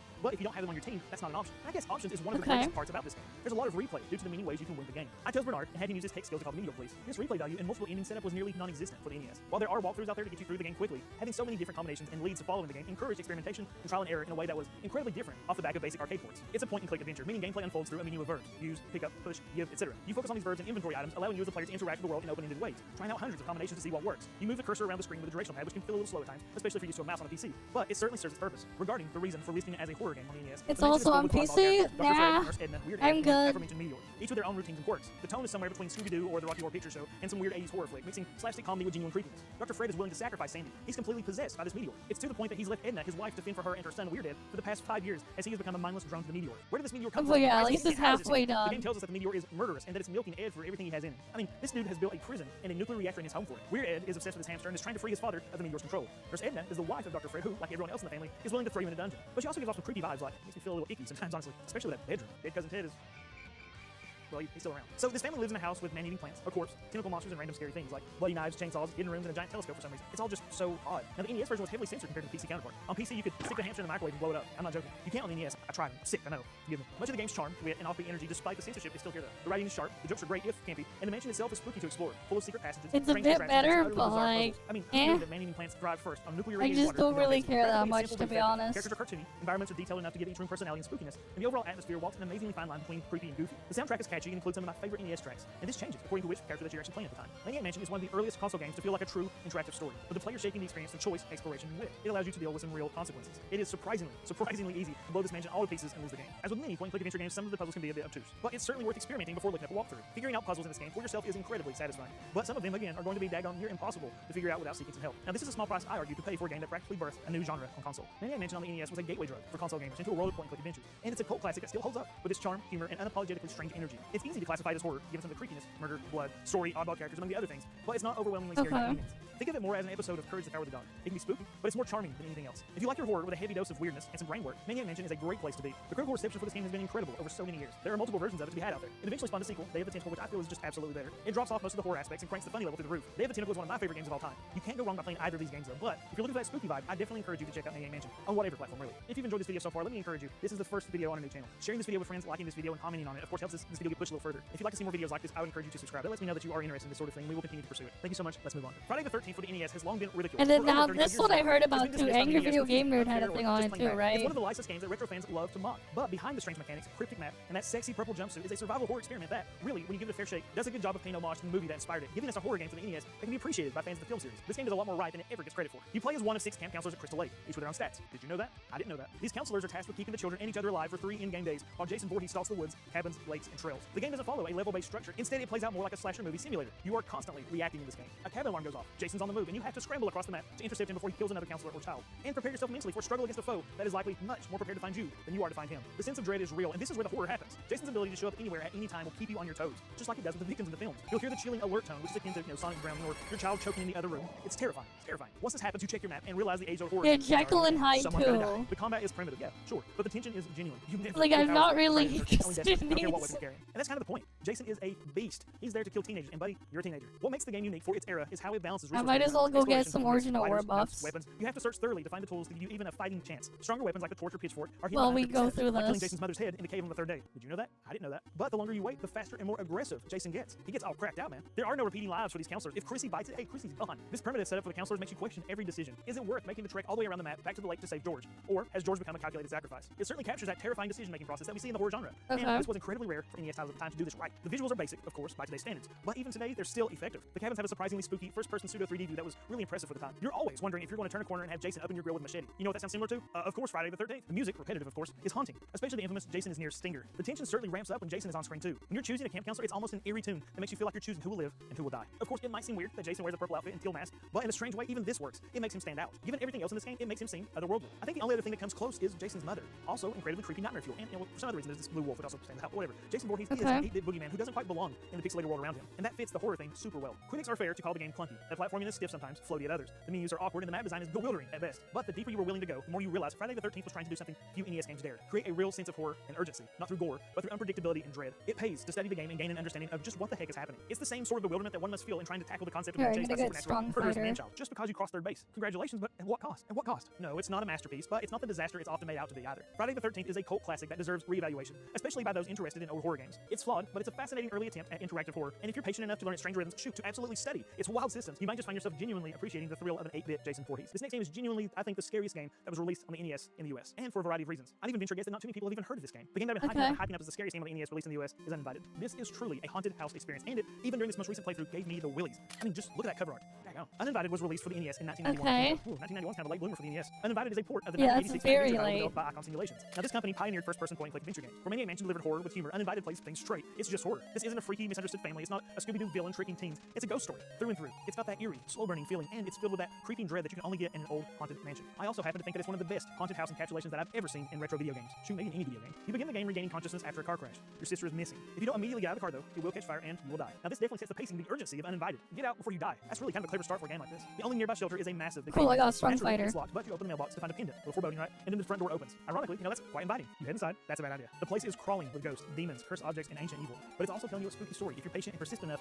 to listen and progress. Uninvited plays from a first-person perspective with a menu-driven interface. You open, examine, take, use, and speak your way through each screen. Opening doors, speaking spells, moving room by room, collecting items, and avoiding ghosts. Playing as smart as you can on the haunted house's terms. It's less about action and more about observation, reading clues, and solving strange puzzles with stranger solutions. How do I light the fireplace? Let me get safeguard the chalice in the church, right? What happens if I jump down this creepy hole here? The answers range from helpful to horrifying, and death is never more than one click away. It's quite easy to die in this game, and perhaps it is the precursor to that demon soul's idea. You will die. Shoot appropriately if you stand too long. In this game without action, just like in the car, you're likely to die. Speaking of death, when you die, you're greeted by this horrifying red skull, and you're allowed to continue. And you might as well make peace with the red skull because you can die at any time. Whether it's from stepping into the wrong room, or maybe it's touching a cursed object, or again just taking too long. Yes, there's a hidden timer counting you down to your doom. Uninvited keeps you on the edge. You only tend to freak out over timers in like Mario and Sonic and Majora's Mask. But this timer is invisible. You don't know how close you are to death until it's there, and that's scary and it's kind of realistic. The game isn't about fighting monsters. In fact, you only really dispose of 2 ghosts in an attack in the entire game. This game is more about the puzzle aspect of survival horror. It's about surviving long enough to piece together what happened in this accursed house and how to escape with you and your sister's life. The NES version is, as you might have suspected, censored to some degree. By my understanding, it removed pentagrams, changed certain deaths, and swapped demonic references for more abstract evil forces. But surprisingly, the game is still wildly spooky. The mansion is a maze of dusty hallways, locked doors, and secret chambers. Once you figured it out, it's not miserable to navigate. I actually found it to be one of the easiest games like this to navigate, as each room is indicated on the bottom left of the screen. Each screen is drawn with care, and though they're static screens, the music causes them to pulse with impending terror. The descriptions are often poetic, cryptic, or chilling, and the score, despite its simplicity, really enhances the tension, even when it's being playful. The horror here isn't just jump scares or gore. Don't get me wrong, it does have those, but it's not what truly makes this a lasting experience. A jump scare is a jump scare, and it's effective for a moment, but it's the existential, what you're seeing and what you're not seeing, that truly makes something horrifying. This is what makes horror lasting and artful. You are made to feel alone as a person and somehow watched by other forces. A contrast that will make you feel powerless and lost. And this mansion doesn't give 2 flips about you. The ghosts don't care about you. If anything, they seem amused by your presence, that they have somebody to play with, and that's scary. It might be called uninvited, but it feels as if you have been invited at the pleasure of forces that do not invest the slightest in your well-being. Dang. The game has its concessions, as all games do. It's slow. Yes, some of the puzzles are sometimes pure point-and-click logic gymnastics. Use this seemingly useless item on this random object to avoid instant death. Everyone knows pterodactyls can't stand the screech of a guitar. And yes, the inventory management can be a bit clunky, like the navigation. But all of that is part of Uninvited's weird, unsettling charm. It wants you to think, to read carefully, to feel like an intruder in a place where time and sanity doesn't work the way they should. And if you're playing, you must certainly think, read, and feel that way. In many ways, Uninvited feels like a spiritual ancestor to later psychological horror games. It's not about combat, it's about atmosphere, mystery, and the fear of the unknown. That's the stuff that sticks with you. In that sense, and because of it, it still holds up remarkably well, especially if you're willing to slow down and soak it in. I'd encourage you to do what I did. Turn off the lights, turn up the volume, and play in solitude some night. It's likely to give you genuine enjoyment and maybe even a little chill up your spine. Okay.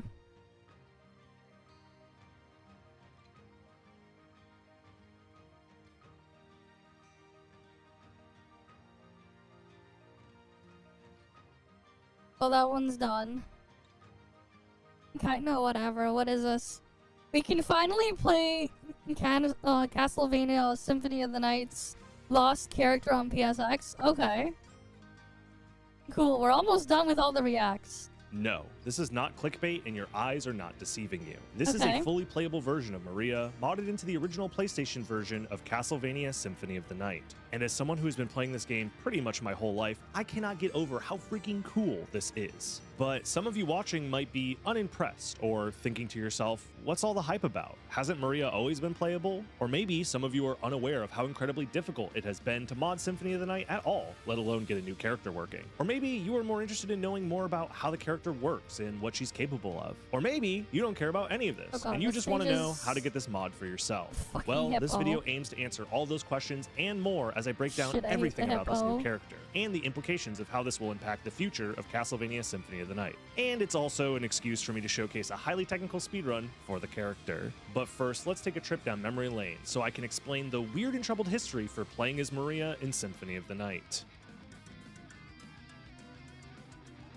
As a kid, I remember scouring online forums looking for cheat codes and Easter eggs in all my favorite video games. And in that search, I found name codes for Symphony of the Night that would unlock new ways of playing the game. I still remember the first time that I inputted Richter as my file name, letting me play as Richter instead of the normal protagonist, Alucard. And after seeing this, I always wondered if a Maria mode was somehow hidden in the game too. But sadly, no.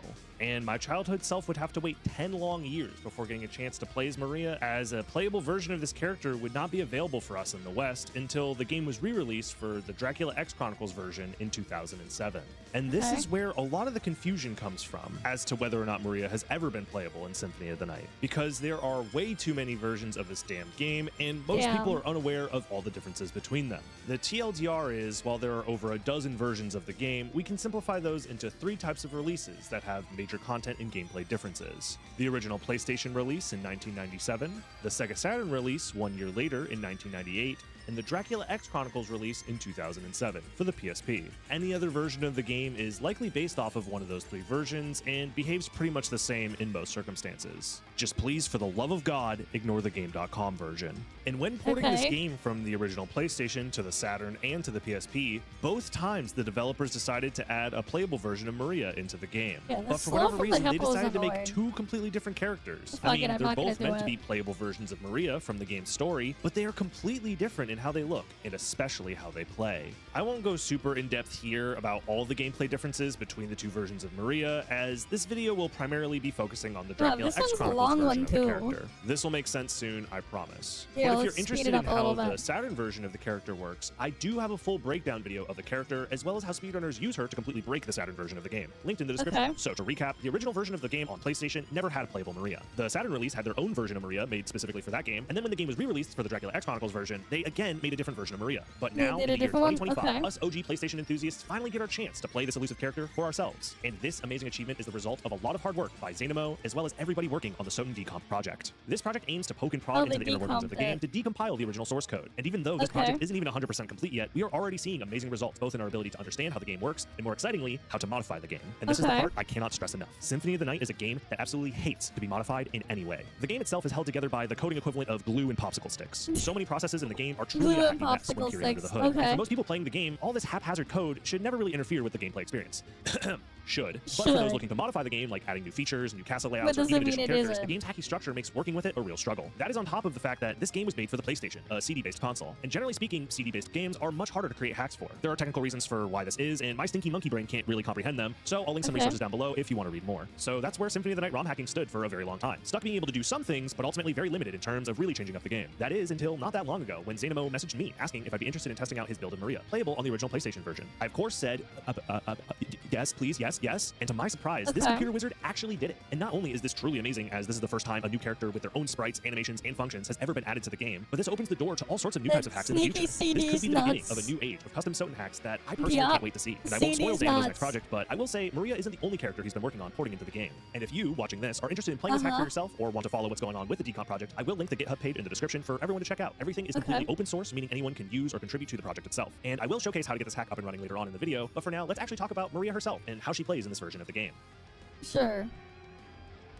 As some of you may have guessed, this playable version of Maria is not based on her Sega Saturn counterpart, but instead is a near one-to-one port of her PSP version. There are a few reasons as to why the Dracula X Chronicles version of the character was ported and not the Sega Saturn version, but the funniest reason is the fact that the Saturn version of the game uses a completely different screen resolution, meaning all of the assets, sprites, and animations for the character would need to be redone, as they would not fit properly on the screen when ported over to the PlayStation version. This doesn't mean we won't see a port of the Saturn version of Maria at some point, but for now, we have this version instead. And while she's mostly the same as her appearance in the Dracula X Chronicles version, there is one major difference that has big implications for anyone wanting to play this character for themselves. But we'll discuss that in a little bit. First, let's go over the basics of how the character functions so you can get an idea of what it's like to play as Maria in Symphony of the Night. I will say, if you're interested in trying this character for yourself, just be prepared for a pretty serious challenge. First off, she's a bit of a, well, I would say glass cannon, but really, she's just made of glass. She has the same health and defense stats as Richter, who is well known for his bad habit of exploding into bloody mist. And Maria has all of those downsides with pretty much none of the upsides of Richter's insanely powerful kit. She shares similar movement options with horizontal dashes, slides, high jumps, and even her own unique moves like her double jump and dive kick. But sadly, none of her moves have nearly the same damage potential as Richter, and lack any sort of invincibility frames. This makes a playthrough with this character far more stressful and punishing, as you have pretty much no way to get past the big scary enemies of the game other than fighting them for yourself, or else you risk dying a swift and painful death. And the way Maria does fight these characters is quite interesting, even even if she's lacking in the damage department. Her basic attacks have her throwing out birds as a projectile. This attack sadly is pretty pitiful, as it doesn't even have enough damage to clear basic skeletons without requiring multiple hits. She does also have her slide, her tackle, and her dive kick that can all technically do damage, but these attacks are situational at best. So the real star of the show are her sub-weapon attacks and their associated item crashes. These sub-weapons can drop from candles and can be used for the cost of a few hearts. But unlike Richter, who shares similar abilities, Maria's sub-weapons are unique to her, with 5 different options to choose from. One for each of her 4 animal companions, and one for her guardian knuckle attack. The cardinal sub-weapon has Maria sprout wings of fire that lock her in place and can do a half-decent job of racking up damage. The cat sub-weapon has Maria throw an unruly cat that bounces around and has the chance to hit enemies multiple times. The turtle sub-weapon spawns a shield that blocks projectiles for about 3 seconds.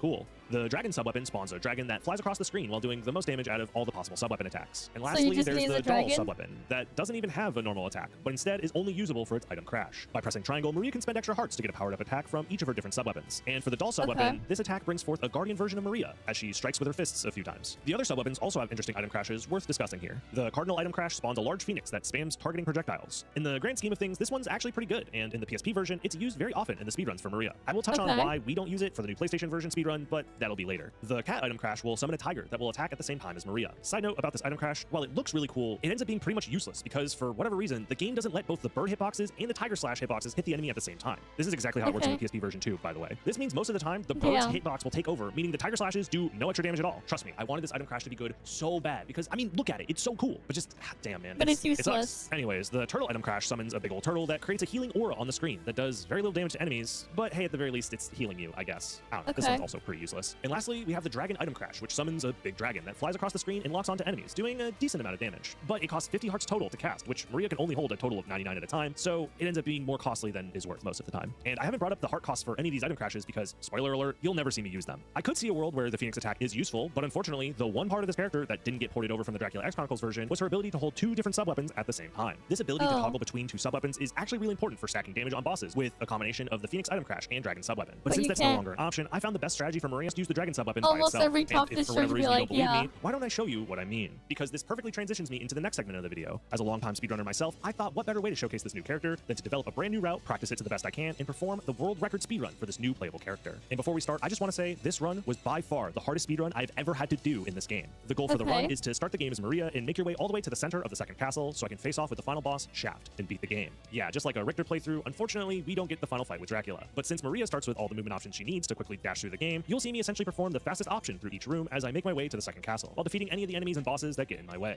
But now, I think it's time to talk specifics, so let's take a look at the world record run and how I was able to perform it. At the start of the run, you'll see me input Richter as my file name. This is because the mod completely replaces Richter in the game's files. Sadly, game limitations are a thing for ROM hacks to deal with, so I will say this hack shouldn't replace your normal way to play the game if you care about playing as Richter. Once I gain control of the character, we already meet our first roadblock for the run. The very first enemy of the game is this warg here, and Maria can't just squeeze past the guy without taking damage and losing time. So the fastest way I found to dispose of him is to use the guardian knuckle attack to kill him, so I can quickly dash through into the next room. I then take advantage of Maria's fast dashes to chain them over and over again mid-air to fly above these enemies in this hallway. Thankfully for me, the dash also has a few frames after it's completed that let me perform a mid-air jump. This can be done out of any dash and doesn't actually take up my double jump. The timing to perform this mid-air jump is pretty tight, so not only am I timing these dashes as quickly as I can, I also have to make sure to jump every so often as to maintain my height so I can keep dodging these enemies. And if I ever fail the jump timing, it could lead to me dropping directly on top of a dangerous enemy, leading to time loss or even death. Remember, Maria does not have a whole lot of defenses in this game. I then quickly dash through the next 2 rooms with no problem here before reaching the room where death normally takes away all of Alucard's starting equipment. Here, the fastest way through is to use Maria's owl friend to quickly lift her up through this room. Essentially, pressing down, up, and then jump summons the owl to fly up quickly. And if you actually hold the jump button, you do get to slowly float down, which can be useful for repositioning yourself mid-air. More uppercuts let us reach this switch, which lifts the rock out of the way. And funny enough, I did test to see if reloading the room after pressing the switch would be faster than waiting for this rock to move out of my way. And it turns out it's actually slower. I really did try my best here to test every possible idea I could come up with to try and save time on this run. I won't claim it's perfect or anything, but I'm really proud of what I was able to do here. But I will point out a few spots that could have been faster later on. Meanwhile, as I make my way to the alchemy lab, I should actually talk about another mechanic unique to Maria. Because of the way the developers programmed Maria's dash, they essentially reuse the code from Richter's grounded dash, meaning that when dashing into these red doors, the game considers you in a grounded running state, where normally doors can be opened. This means we can actually dash through these doors if we time our dash properly, which skips this slow door opening animation. This saves about half a second on each of these red doors throughout the run. Now in the alchemy lab, we perform more dashes and owl jumps, and even snipe this red skeleton with the dove toss before dashing through. Fun fact, this is one of the few enemies in the game that actually dies to a single dove attack, and ironically enough, it's an enemy that technically can't be killed.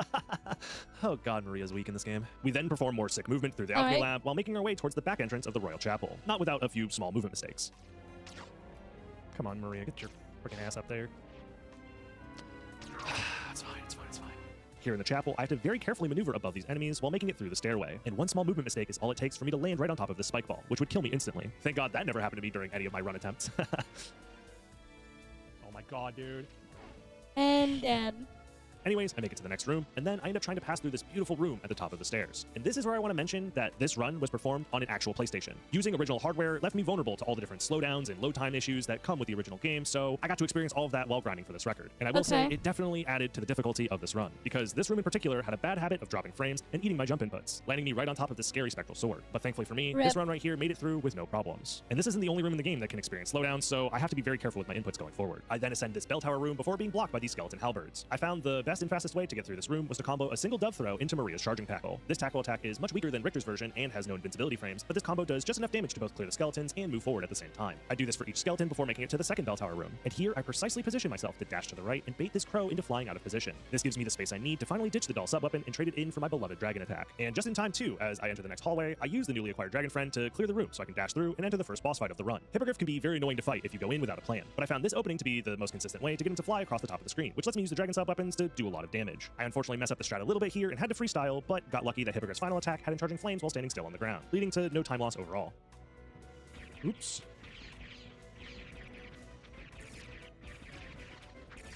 Okay, could have been worse. We got a little lucky with the pattern.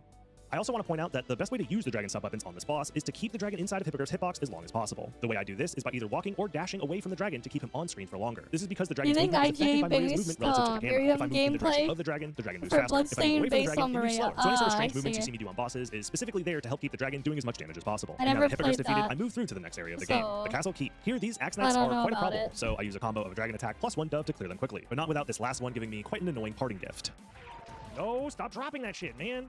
These enemies have a rare chance, about 2%, to drop the axe sub-weapon. This would cause Maria to trade in her dragon friend for the cardinal instead, which will not work for this speedrun, and there's no other place for me to quickly replace it for another dragon. This means I'm forced to backtrack to pick my dragon back up again before moving on. An annoying time loss, but completely out of my control, unfortunately. I climb my way to the top of these broken stairs before getting to the teleporter pad that will take me to the second castle. And for whatever reason, the animation for starting this teleport takes quite a bit longer for Maria than any other character. So I guess while we're stuck here waiting, now would be a good time to say, hey, if you've been enjoying this video up to this point, please don't forget to subscribe. It's a free way that helps this video reach more people, and it genuinely helps me out a lot as I try and grow this channel. And I'm very grateful that there's so many of you out there that are willing to help support me so I can make content creation my full-time job. So thank you so much. Phew, thank God that's over. Anyways, now that everything's upside down, I can actually go for the one and only major glitch of the run, the reverse keep out of bounds. Here, by barely dropping into this hole in the floor, then immediately dashing to the left, you actually don't trigger the rune transition, and instead get pushed into the bottom of the screen. If you then activate the rune transition while out of bounds, this warps you down through the next few rooms, giving you access to the entirety of the reverse keep while staying out of bounds. I do this, then quickly navigate to the top right-hand corner of the room so I can reach the CD transition and load the reverse chapel. I ended up getting this trick pretty quickly on my second try, meaning there is some time save possible here, but not much. And this glitch is by no means necessary for the run, but it is much faster than trying to enter the chapel the normal way, especially considering these tombstone enemies are in the way and are very slow to get past. Anyways, now from the chapel, we enter the part of the run where everything kills you. Pretty much any attack from most enemies will just straight up kill me in a single hit. So if I make any mistakes from here on out, or the game drops frames at a key moment, I'm probably just dead. Thankfully, this run, I performed tight jumps around these balloon pods and Black Panthers before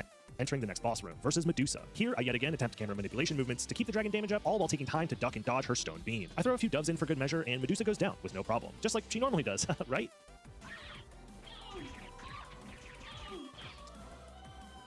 Boss fight. This next room here is the scariest so far because, again, any mistake here and the run is over. This is probably the one place where Maria's slide attack is actually useful. I found that the slide will usually either attack the Panthers and kill them outright, or bait them into hugging the floor to get them out of the way. Sadly, there are some spacings that cause you to actually slide right into them, but thankfully I never made that mistake. Okay, this joke's getting a little old now. That's crazy. So that's what I thought you're supposed to do, because the slide forces them to disappear, but I guess it was like frame perfect where he disappeared but his hitbox was still out. I don't know. That's annoying.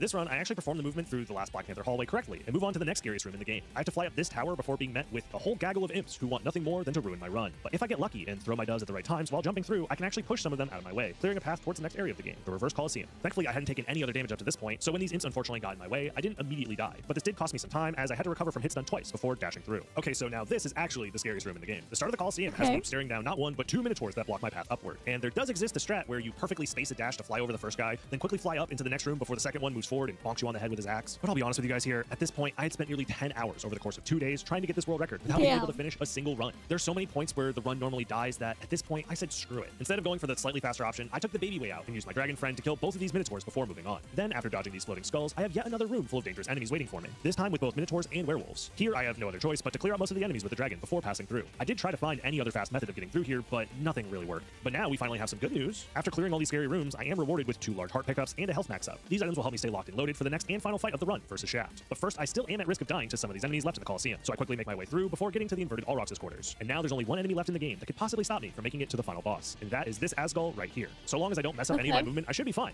Oh! the fuck? He tippy-toed his way into And my he fucking messed up, inbox. so he's done. Just kidding. That was footage from a failed attempt. Here's what actually happened. And as I made my way to the central clock room, the nerves were really starting to kick in. Will this be yet another failed run attempt, or will this be it? Hours of practice and dedication all led to this moment before I grabbed my last heart of the run and entered the final elevator. Now, there's nothing standing between me and this world record run except the final boss. And where to begin with this guy? In my testing and routing phase for this game, I spent many hours testing strategies and practicing for this fight. And no matter what I came up with, there was one major problem that I had to overcome, that being Shaft's lightning attack. See, the way this boss works is that he'll move around the room pseudo-randomly, but will always choose the same 3 attacks in sequence. First, he will pick 2 balls at random to turn into flaming orbs that will track your position and create giant flame pillars. If he hits you with this attack, you can technically survive while at full health, but it can easily combo into itself, leading to an early death. This may be scary, but is technically dodgeable, so as long as I don't have any skill issues, I should be fine here. Next, he will choose 2 balls at random to start bouncing around the room like 2 DVD logos from hell. This attack, while chaotic, is again technically dodgeable if I stay locked in. But lastly, Shaft will stop in place and choose 2 balls at random again to become linked together in a giant full-screen chain lightning attack. There is literally no way for Maria to dodge this attack. No amount of invincibility frames or tight maneuvering will do. If Shaft gets this far in the cycle, you are just dead. So my plan was simple. I just need to kill him fast enough that he never gets to do this attack. The best method I found of stacking damage quickly was to get Shaft above and behind my head, as this is the fastest way to get the dragon sub weapon to do damage, as it spawns inside of him. This does risk me taking contact damage from Shaft's big ball, but it's what you gotta do to kill this guy quickly. I also took advantage of a minor glitch here, where if I spam the sub weapon attack quickly, it would let me spawn 2 dragons on the screen at once. Normally the game will try and prevent you from having more than 1 dragon on the screen, but sadly this tech doesn't actually provide as much extra damage as you would think. This is because only 1 dragon at a time is allowed to be damaging Shaft. The only thing this tech lets me do is increase the chance that Shaft gets hit by at least 1 dragon per summon. And since the room is so small, I can't rely on screen scroll manipulation to squeeze out any extra damage as well. So it all comes down to precise movement, near pixels from colliding with Shaft, while summoning as many dragons as I can, hoping, praying that I can do enough damage before the last undodgeable attack.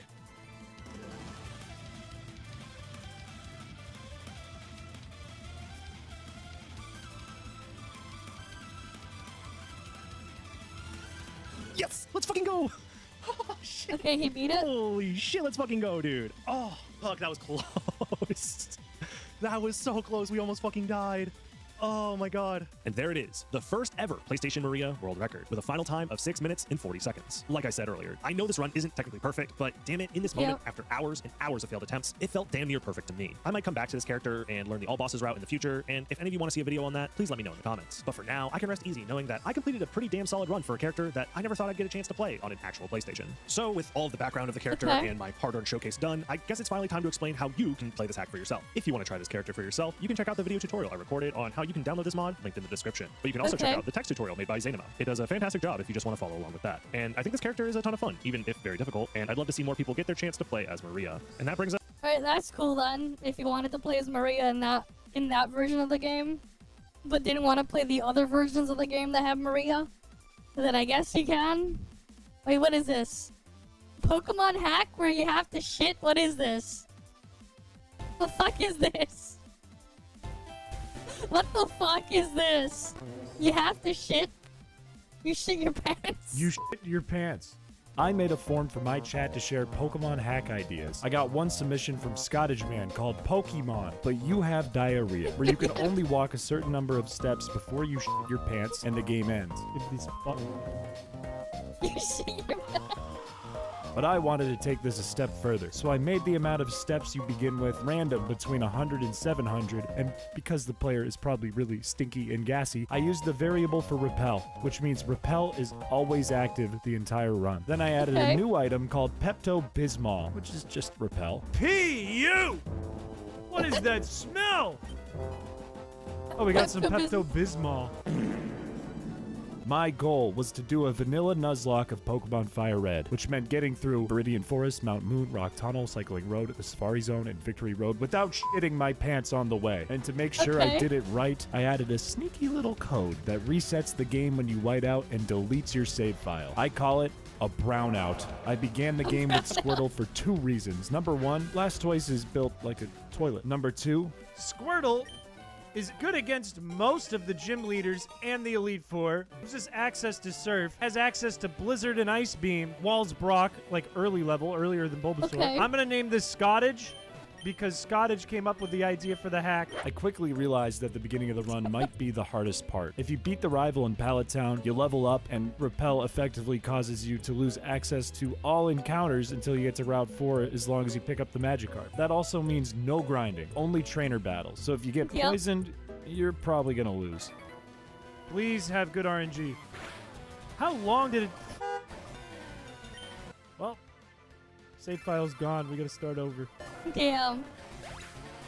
God f***ing damn it. However, if you manage to get through Viridian Forest, Brock is really easy with Squirtle, and you should be fine soloing everything until Route 4 with Squirtle's Torrent ability. Oh, I forgot to mention, whenever you get a badge... His Bulbasaur is a poison type, can't get poisoned. Should have picked Bulbasaur. But yeah, Brownout. Oh look, there's a porta potty. You can also use a porta potty once in any town in the game. That resets your step counter to a random number again, like the beginning.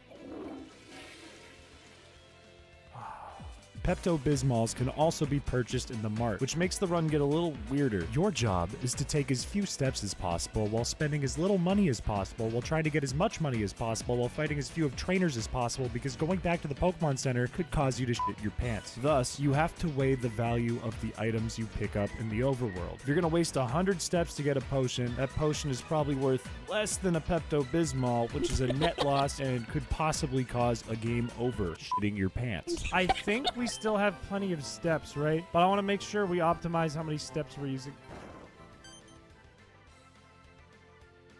Oh, that's scary. Oh, that's really scary, actually. Risk it. If I have 10 steps, it's over. How many steps are we looking at? 1, 2, 3, 4, 5 to here. How many steps to the porta potty? Oh, it's 9! We're good! Some of the encounters you get are also critical. For example, Meowth is the only Pokemon in Fire Red with Pickup, which can get you some extra items to sell. And it also gets Payday, which gives you more cash in battles. We do be in a capitalist society. Whew. Okay. We're gonna squeeze you for every cent you're worth, Blue. We're gonna go Mr. Krabs on you. We're gonna pick you up by your shorts upside down and shake you until all the coins come out of your pockets. Hello, yes, it's me, Guy from Video. And hey, you know what really stinks? Is paying too much for your phone bill. And that's why I'm partnered with Mint Mobile, who offers all the features you need. Okay, we'll skip that. That doesn't apply to most of you guys anyways. A month. Let's get back to maybe the weirdest run in all of Pokemon. Using my dumb little fish as bait, I didn't get super lucky on my encounters. For the record, I'm not gonna check our PC because our PC is empty. This is our whole team. We have like no encounters. We can only use like Jurian to get encounters or level 5 Magikarp. Also note that my Pokemon are all super underleveled since I'm avoiding trainers and can't grind on wild Pokemon because of my stinky crack. But after Misty... Oh, it was that easy. Shin's cliche got me like bark bark woof for Wooga. Wait, what? Am I lost? I'm so close to the end though. What am I, stupid? I'm losing so many steps though. It's right here. Oh, that was so brain dead. I got my Meowth, Rowlet, Eevee, I agree. and Oddish. That was easy. Speaking of Oddish, though, there are two things that can override your stinky poo-poo repellent. Fishing, because they don't have a choice, and Sweet Scent. As long as I keep Oddish alive, all encounters are accessible to me again. Then, using my deodorant... weed, I started grinding and realized I was wasting way too many steps healing. I was gonna shit if I wasn't careful. So what did I do? But go to the game corner to get some TMs and make my Pokemon stronger. But again, I don't want to spend money and I don't want to use a bunch of steps, so I had to go from 0 coins to 8,000. Oh, baby! I told you! There it is! There it is, baby! Oh, you can't until actually... Oh, let's go! He kept grinding the game corner. Damn. There it is! Erica's team got fertilized, and the turtle poked its head out in Rocket Hideout. But I made it past Celadon okay, with plenty of Peptos and Porta Potties in my backside rump pocket. Camera froze? Oh damn, they don't. Here, I'm right here! I ate a raw egg and had some of my own Pepto. Delicious. Caught a Snorlax and hit Cycling Road. No, I think there's a mix-up. Uh-oh. Oh, I need, this could be the end. Chat wanted me to get Dratini at the Safari Zone, so with my repellent stinking ass, I forced the encounter. You forced it. You got fertilized. Yeah. And traded a Poliwhirl for a Jinx, only because I wanted a Psychic type. I don't know, Zinx weirdly feels like sexual, and I don't know why that is. Shouldn't. I don't know why. Then I surfed to Cinnabar Island so I could train in the mansion, where, for the first time in history ever... I gotta put in Jinx so I can just run. Don't kill it. Ah! Raticate let me down! So I went back to the game corner to get Shadow Ball on Snorlax and Thunderbolt for Jolteon, and I did Silph Co. Perhaps cheeked up. And Jolteon... No, that's so bad. Oh no! No! Do I lose this to fucking Nidoqueen because of that paralysis? Because now I don't outspeed it and it kills me. Should have picked I'm gonna win Bulbasaur! this with the mid-team. So I regrouped and went back to the Pokemon Mansion. Look, we got a big day today. Today we're gonna do two things. Number one, we're gonna catch a Feebas. Number two, if my house burns down, I will gift 100 members.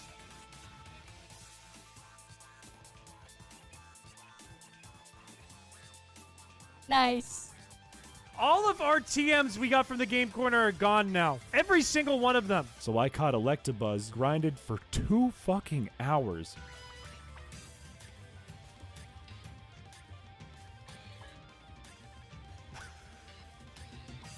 What the fuck is that? Is this juicy? I went back to Pokemon Mansion. Attack of the Killer Queen? Why do I know that? And got boom boomed again. Fuck. Why didn't I run? Why didn't I run? Why didn't I run? So I grinded for another 2 hours with my dog shit team, wasting plenty of money on Pepto-Bismol, and avoided the hell out of Pokemon Mansion. I grabbed an Aerodactyl and a Hitmonlee to ensure my team was truly mid. Spent another hour in the game corner and another 3 hours grinding. Chat got a little bored at this point. I hate it. Yeah. Damn, she's hot. Then I decided to go back to Pokemon Mansion one last time, only out of spite, and I made a rule. If I got boom boomed again, I would donate 50 members, and that's when it happened. But the other ones I like all the other ones. Shiny coughing.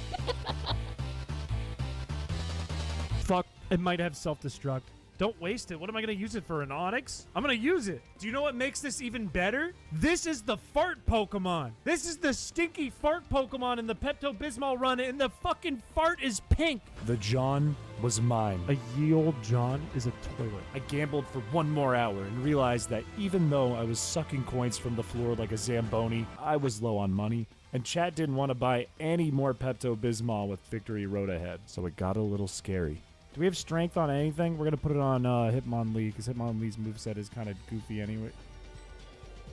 He doesn't have strength. How did I not pick up strength? I have to go all the way back with no... I don't want to teach Fly to... I already did your moveset. I don't want to teach Fly to you. If I run out of steps in Victory Road, it's over. I just wasted more steps. Fuck! I have, like, serious anxiety happening. I don't really want to fight any trainers. I'd like to just get through this and get to the porta potty at the Elite Four. I hate this. 5 Peptos left. Maximum, we have, like, 400 steps. This is agony. I'm not even supposed to go this way, am I? No, I'm supposed to go this way. This is a waste of steps. Don't get nauseous. Don't get a bellyache. Come on, baby. Get me to that porta potty. Get me to that porta potty. Where is it? Where is it? And after taking my final porta potty break, all that was left was the Elite Four. Lorelei was easy between Lapras and the old John. Easy. Okay. Easy. All we had to do was stick to the plan. Bruno was swept by Jinx. Easy. But Agatha, with her own stinky, gassy team, took me for a ride. Don't hit yourself. You're bigger, you're better. Come on, baby. No. You piece of shit. Don't, what? Oh! Don't miss. Don't miss. You piece of shit. Don't Wait, you dare hit yourself. Miss? What? Just hit him. Just hit him. All you have to do is hit him once. Once. Oh, I was using double Thank team. you. How much does it do? Nope. Oh, fuck. Okay, John, hit him. And it missed again. Don't crit. Holy shit, that went terrible. Oh no, John is trash. Haunter has no attacking moves. So all we do is put John back in. It's going to use Hypnosis.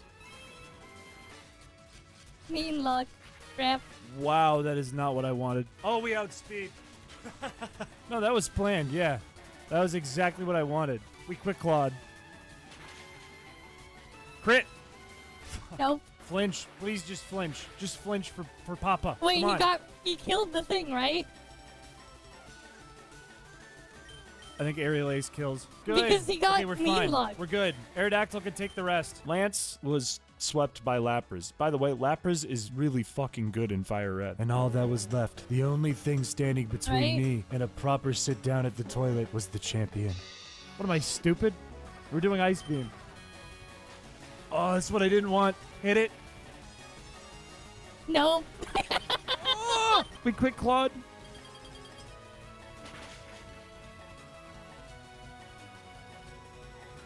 That sand attack is actually really bad. I don't like that one bit. I think we sack something just to ensure we kill this. John, I love you. You're the fucking perfect Pokemon for this run. But do I need you? Why? Just kill me. Kill me. Kill my fucking Pokemon. I just want to get Lapras in. All you have to do is kill me. What are you doing? Would he heal? Would he heal or would he see the kill? Because I could just switch to Lapras and get a free kill. Yeah, baby! That was free. Look, do you think I didn't plan that? Come on, that was planned. That was planned from the beginning. I was just trying to keep it interesting. Venusaur's a little scary, but its only attack is Solar Beam. If we outspeed this thing, it's done. Okay. It's done. Unless that was a Quick Claw pop. But that would be crazy if we got 2 Quick Claw pops in one battle. Oh, that's How are we getting so lucky with that Quick Claw? It might go Arcanine with the Sun. No, it's the one Pokemon I'm scared of. Okay. Jinx might be the play here. Jinx can take some fucking Psychics. Keep trying, dumbass. This isn't gonna OHKO. But goddamn, does it do enough? Oh, he's going Arcanine. What are you, stupid? Land it. No, miss. Rock miss. Don't do a lot. Don't do a lot. Don't burn. Don't do a lot. Don't burn. And he's burned. I think Aerodactyl goes down. Flinch. Let's go. Oh, Aerodactyl's still going to go down.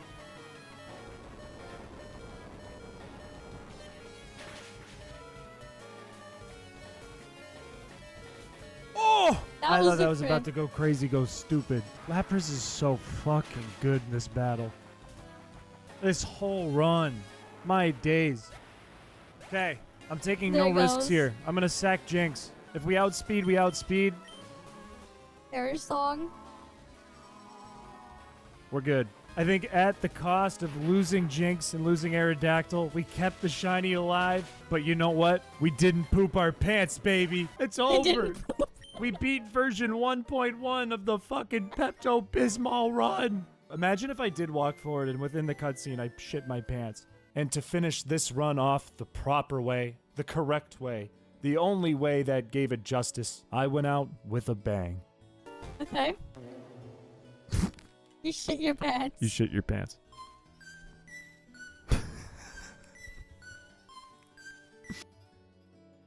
Okay, that was definitely... Wait here, where's the poop?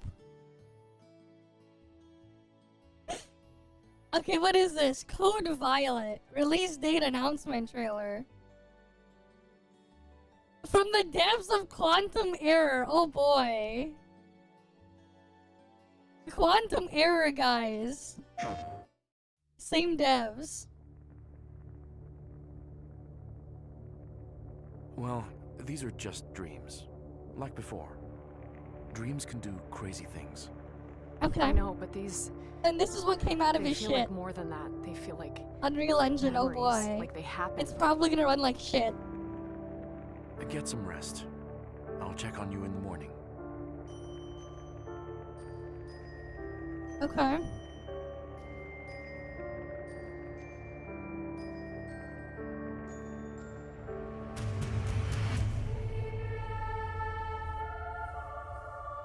You're more important than you understand. There is something different about her.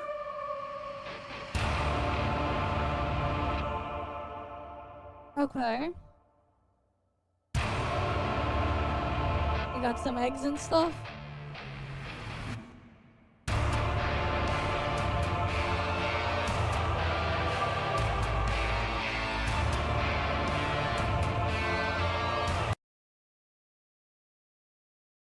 And you know the reason they didn't do a PC version because they didn't want NSFW mods, but look at those pre-orders and the deluxe edition costumes.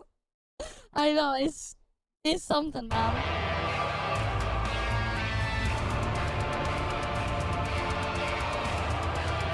It's not like everyone's gonna be messing around with NSFW mods either or whatever anyways.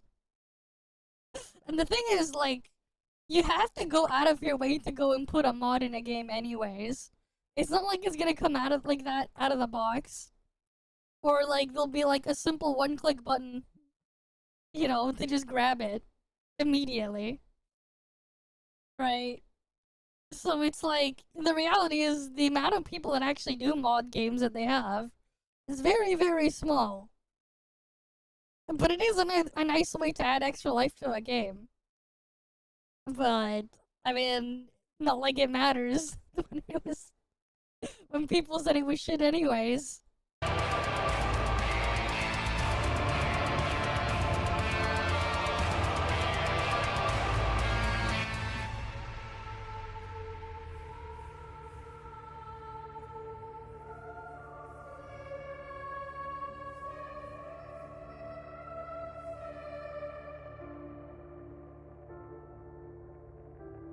They prefer Sony no refund policy. No, it's actually... Here's the thing, right? The Valve window for refund is 2 hours, no questions asked. But you can technically get a refund after the 2-hour period. It's just that it's gonna take a lot more to convince them, because then you have to get someone from customer service to approve it. But it's 2 hours, no question is asked. And the thing is as well, refunds cost them money. Refunds are expensive. So it's a combination of both of those factors. If they get a refund, well, yeah. They have to pay up. Refunds are expensive. But yeah, you basically have that 2-hour, no questions asked. That part.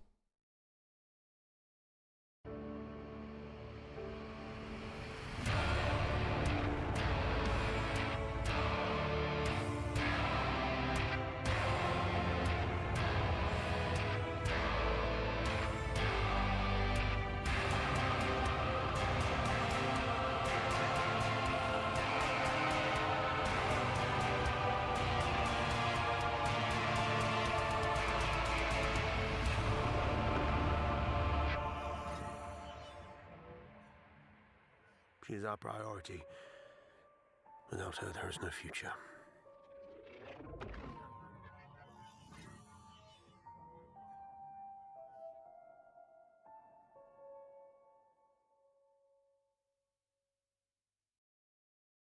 Yep.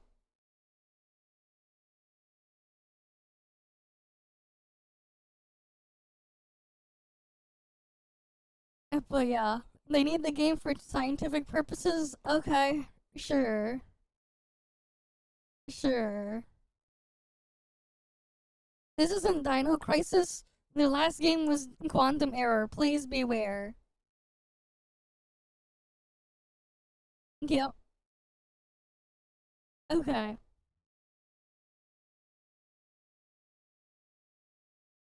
And there we have it.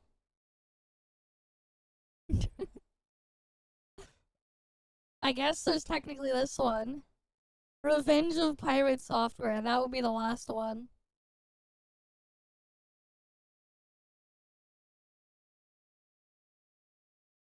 Right? Revenge of Pirate Software? So, I'm gonna be honest with you. I hope that your initiative gets everything you asked for, but nothing you wanted. Yeah. Why did you do such a thing? Yeah, why would you do such a thing? On Stop Killing Games. Pirate killing video games is evil. From my point of view, the gamers are evil. Well, then you are high. I thought your initiative had failed and died. Oh. Die? No. Became stronger. Yes. Okay. It's over, Pirate. We have the signatures. You underestimate my ego. Don't double down. And now, for the thrilling second entry. We stopped killing games, but what now? Ladies and gentlemen, hold those fists high, drop a salute in chat, turn on my favorite freedom tune, and listen up. We stopped killing games. Okay. What now? Can our heroes take the fight to Parliament? Can we enact sweeping legislative changes that ensure that gamers across the world own the things they buy? Would be nice. In the next 20 minutes or so. Yeah, probably. Because of your tireless efforts and many, many others, we have all spread a ton of awareness for the Stop Killing Games initiative, and it has amassed over 1.3 million signatures. God bless democracy.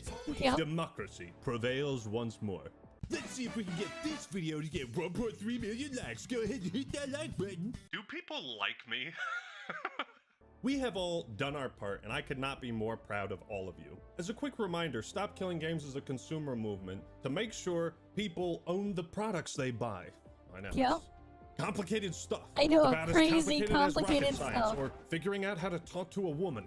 But the simplest way to explain it is that this is a movement that truly is black and white. There is very little gray here. You are either pro-consumer or you're pro, yes, I want corporations to be able to revoke access to the things I buy.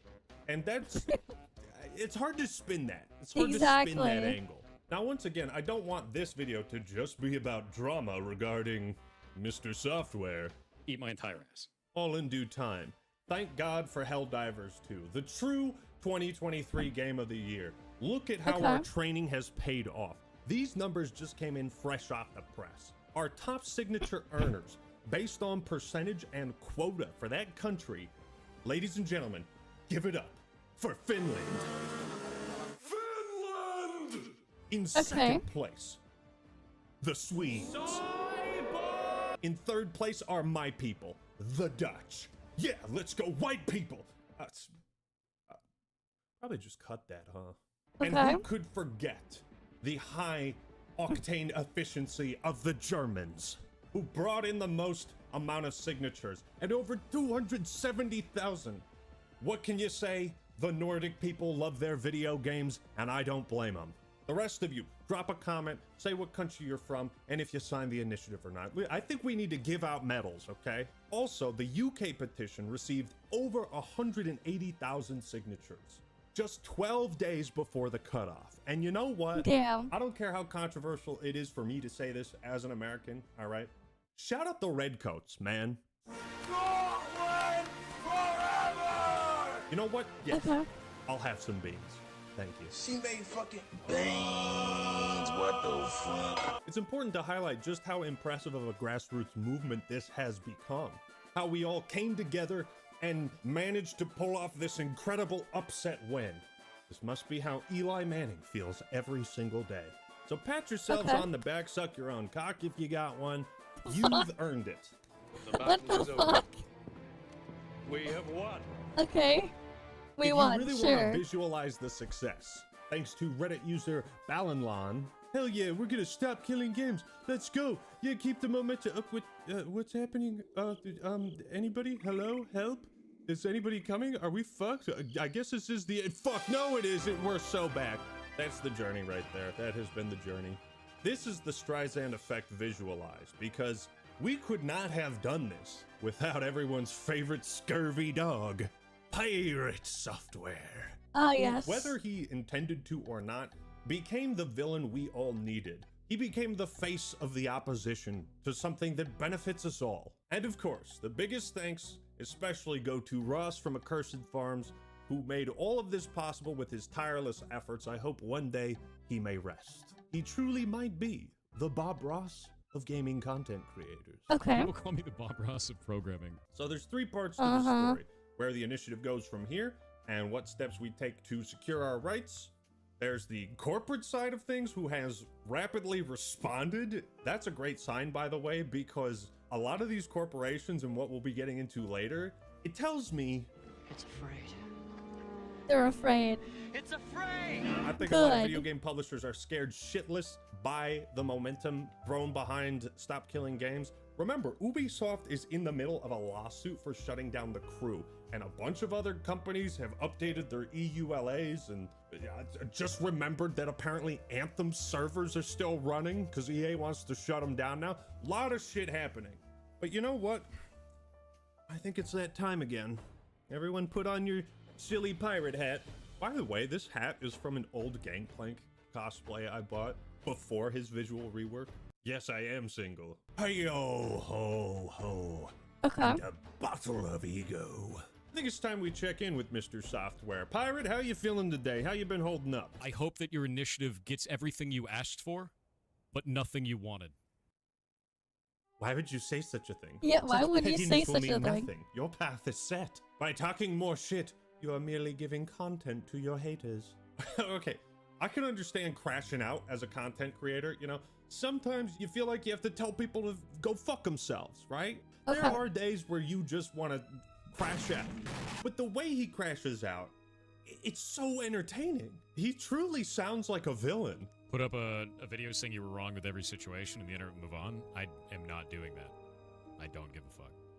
Yeah, Okay. simply bend the knee and lie about how you feel and everyone will stop bullying you. That's a great idea, dude. Yeah, no, eat shit. If you had traveled far enough, rather than waiting for the echo to reach you, perhaps you would have seen it for what it was. Pirate, man, had you just corrected Let's see if we yourself can get people once to people event were farm. pointing out that you misinterpreted they the want. movement, had you acknowledged what Stop Killing Games was really about earlier, rather than waiting 10 months to be hit with all this backlash, perhaps you would have seen the situation for what it was, and avoided all this unnecessary pain you've brought upon yourself.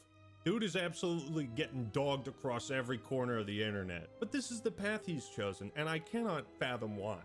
Now, I don't mean to kick a matey when he's down.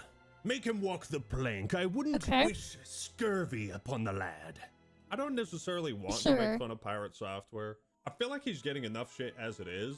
But you want my honest opinion of the guy? I think he just needs to learn how to apologize and mean it.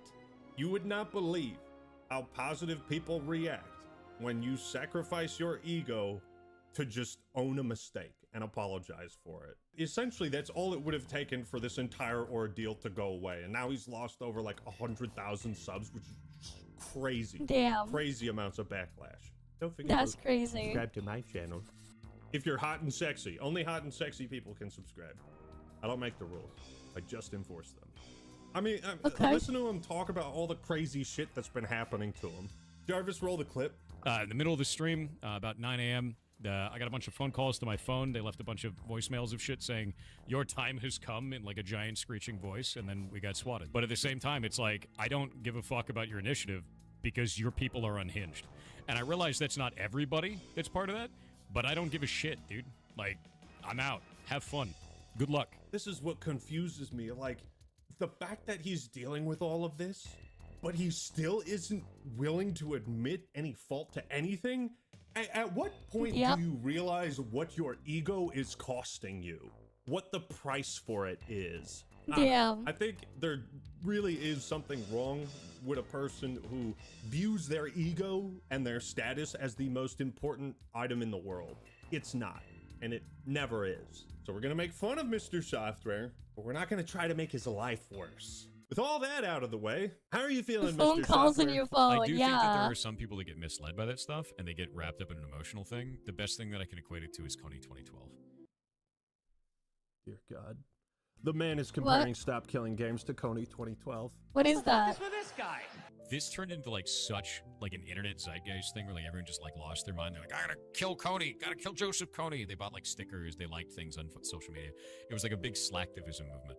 And essentially calling them both slacktivism. Well, we actually accomplished something, okay? I don't know what the fuck Coney 2012 ended with. Nobody's even talked about that as far as I'm concerned. I don't know what like the hell a that decade. was. Is that why you're comparing Stop Killing Games to Coney 2012? Because you think they're gonna end the same way? Nothing actually happens. The whole movement falls apart and the guy behind it ends up like masturbating in a public street after doing a bunch of acid or whatever. What? Whatever the fuck that guy did. He just keeps doubling down. Okay. Twice the pride, double the fall. There have been multiple videos exposing Pirate's claims of working for Blizzard.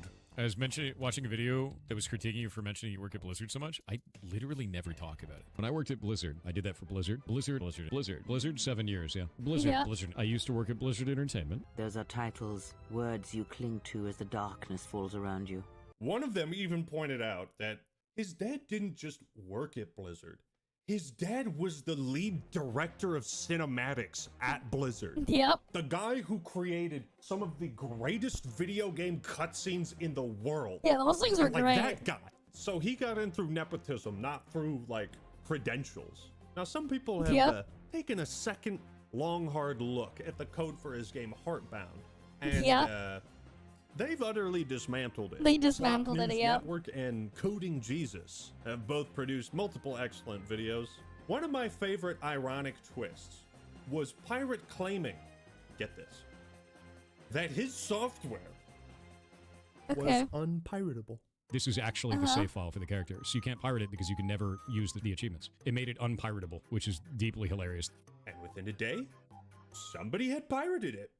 I was curious how long it took for the game with the unpiratable DRM to be cracked after it was released, and this is what I found. 1 day and 17 hours after the game was released on Steam, there was already a home rip floating around. Rip. Once again, shout out the writers of this season's Life on Earth.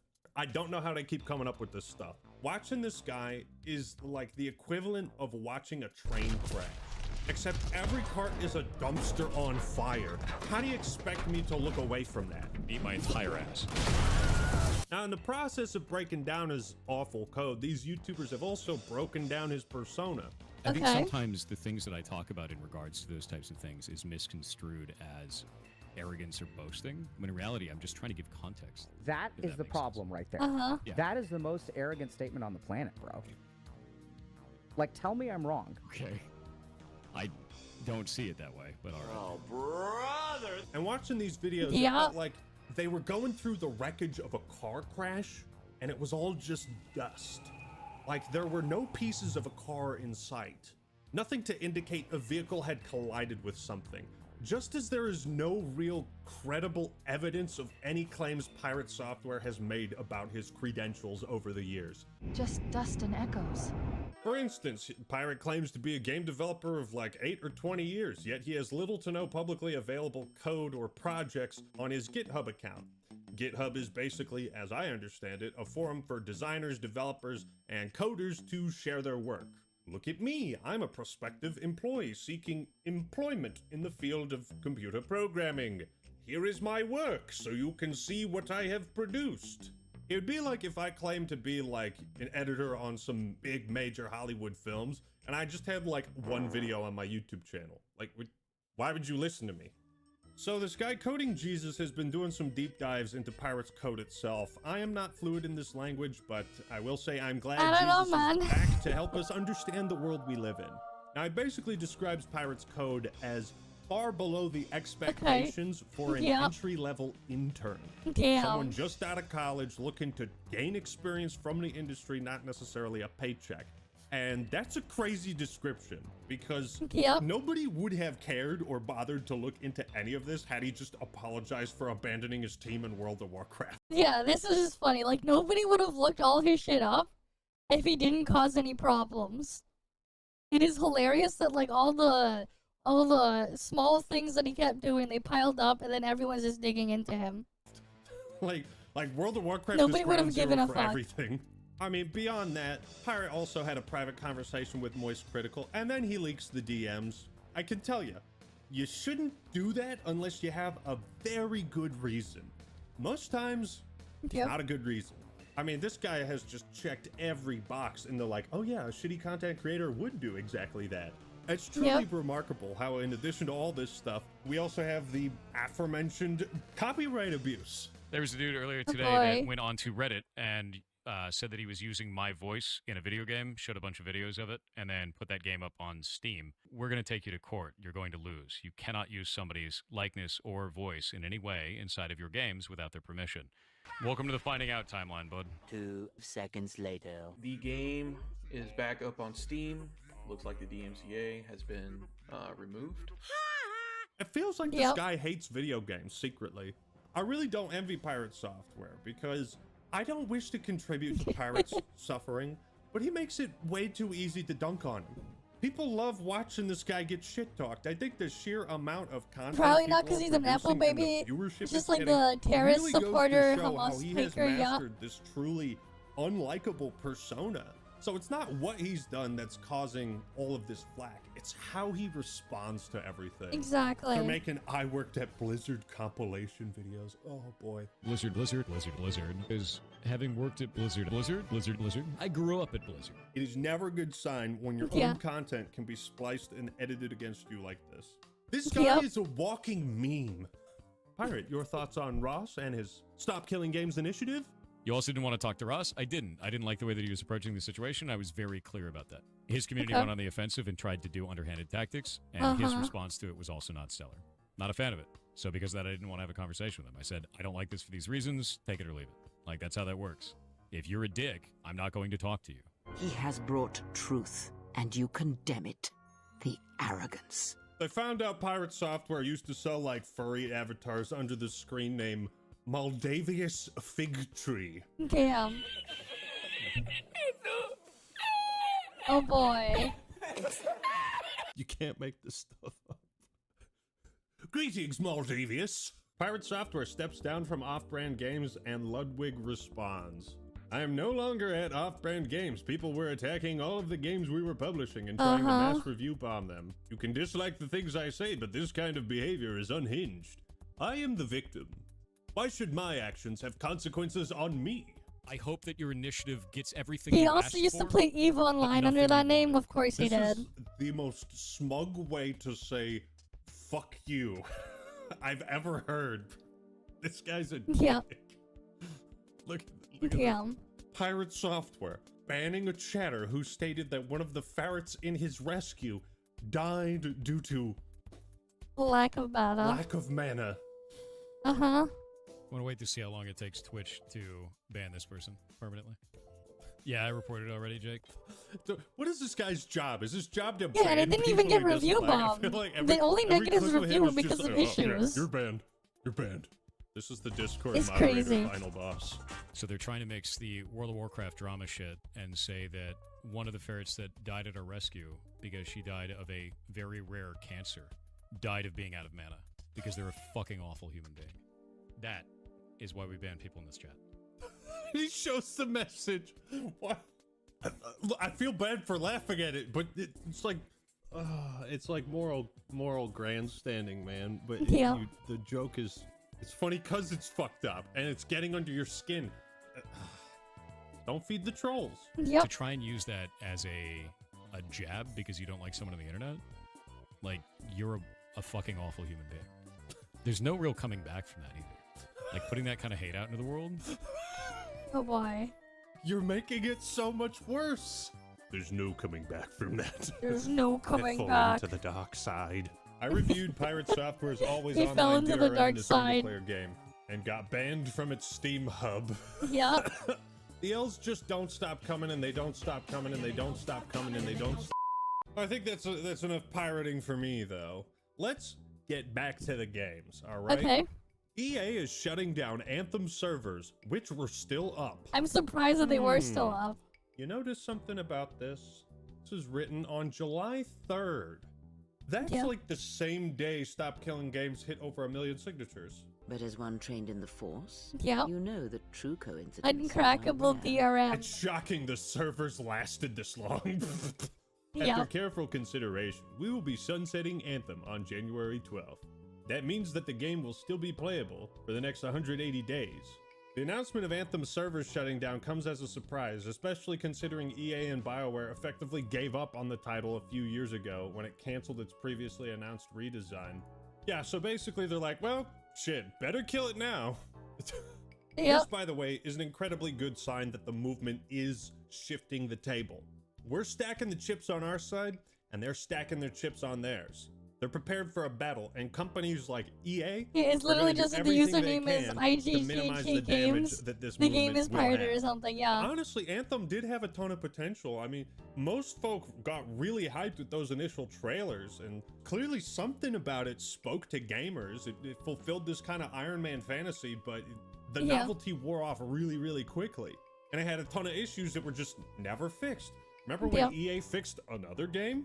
Or I should say DICE. Remember when DICE fixed that one game that we just made a video on talking about its redemption? You should have tried. Should have tried. What else? Ubisoft wants gamers to destroy all copies of a game once it goes offline. Damn. What a headline. Ubisoft has updated its EULA to avoid potential legal issues by discontinuing support for its games. Shocking how all this is happening. Yep, it's all happening now. At the same time. The EULA End User License Agreement now states that the company reserves the right to stop supporting a game at any time for any reason. Damn. Jesus. Ubisoft, a company once known for its great games, has received nothing but criticism from its fans. The company has hit rock bottom, but the thing is, there is no rock bottom, and it continues to fall deep into the abyss until it becomes bankrupt. Jesus. Holy shit. Obey Your Ramen is spitting. He's writing facts right now. Why it matters? The company has fallen so low that it wants to avoid any legal consequences by terminating users' access to products, which it aims to do sooner for many legacy titles. Look at this blurb from their EULA. You and Ubisoft may terminate this EULA at any time for any reason. This EULA will terminate automatically if you fail to comply with any of the terms and conditions of it. Upon termination for any reason, you must immediately uninstall and destroy all. Uninstall the product and destroy all copies of it in your possession. Are you out of your fucking mind? Are you out of your mind? What? Is that that's a real quote? When I'm in a can't possibly ruin my reputation anymore competition and my opponent is Ubisoft, this is why we need to bring back worst company in the world award. Ubisoft literally saw all the hate Pirate was getting and thought, these gamers deserve a better class of criminal, and I'm gonna give it to them. But that's not all. We have actually seen members of government, so that's not a product then. EU openly come out and support Stop Killing Games. We got a man on the inside. But there's one last piece we have to look at. This is our true opposition. This coalition, Video Games Europe, is very opposed to Stop Killing Games. In fact, they consist of a lobby of a variety of different corporations. You can probably guess who's on this list. EA? Yup. Ubisoft? You better believe it. Yeah. And this is their response. Level Infinite's there too. Tencent's there. The passion of our community. However, the decision to discontinue online services is multifaceted, never taken lightly, and must be an option for companies when an online experience is no longer commercially viable. Guys, if we pull the plug, just get over it, you fucking bitch. We shouldn't even have to guarantee the bare minimum for you. Imagine if they had a way to make old cartridges just short circuit. Yeah, they never asked all that stuff. Like your N64, and they publicly denounced them. Or whatever. Imagine if like Activision and EA did that type of shit. In their current form, they would do it if they could. And you know why they're trying to kill all these old games? Because those are the ones we're playing. Yep. It's impossible. They're the better ones. A study reported on in PC Gamer. PC gamers spend 92% of their time on older games. Yep. Well, if they're still playing the older games, maybe they're not buying the new ones. You don't say. We need money. We understand that it can be disappointing for players, but when it does happen, the industry ensures that players are given fair notice of the prospective changes in compliance with local consumer protection laws. Translation. We only want to do the bare minimum that we are legally required to. Prospective changes equals shutting the game down. This isn't like, oh, the servers are going to go down for 48 hours on this date. No, this is your purchase is null and void. You can't do that. You know, look, We should really be thanking these corporations. I mean, think of how kind it is for them to let us know ahead of time that our purchase is going to be retroactively invalidated, and we have nothing to show for it. I love how there's no mention of, like, properly informing customers if and when their product will cease to function before they buy it. If we're buying a license and not a game, that needs to be made abundantly clear to everyone. You should have to click a box on the Steam page that says this game might be just fucking deleted and you won't have anything to show for it. But of course, they don't want to do that. Yeah, And they don't by the want way, to. You don't want to do that either. You think you do. But Yeah, you it's don't. good. Private servers are not always a viable alternative option for players, as the protections we put in place to secure players' data, remove illegal content, and combat unsafe community content would not exist and would leave rights holders liable. Rights holders? Like who? If you're abandoning the game and it's turning into vaporware, then nobody really owns it. You're relinquishing your legal responsibilities to it. Am I wrong? Am I getting something mixed up in the translation? Isn't that how it would work? Yep. Clearly you don't care if there's an unsafe community if you're just willing to completely abandon it all. In addition, many titles are designed from the ground up to be online only. In effect, these proposals would curtail developer choice by making these games prohibitively expensive to create. Then stop as making if they're them. not already. This is the problem with the video game industry. All these major corporations think, oh, well, every game, we're not going to invest in something unless we... Yeah, they gotta make this crazy thing. It's like, then don't. Technically, you're not relinquishing your rights because your use of copyright is a perfectly fair and balanced system. It's messed up. We put like $100 million, $50 million But they're into also it, a it fault becomes for the next messing it up. Fortnite.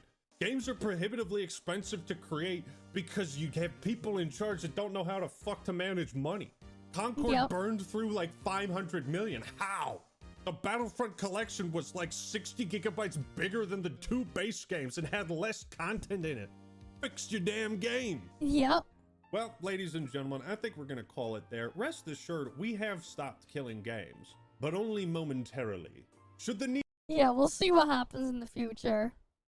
Hopefully we can get more from that. Alright, good initiative though.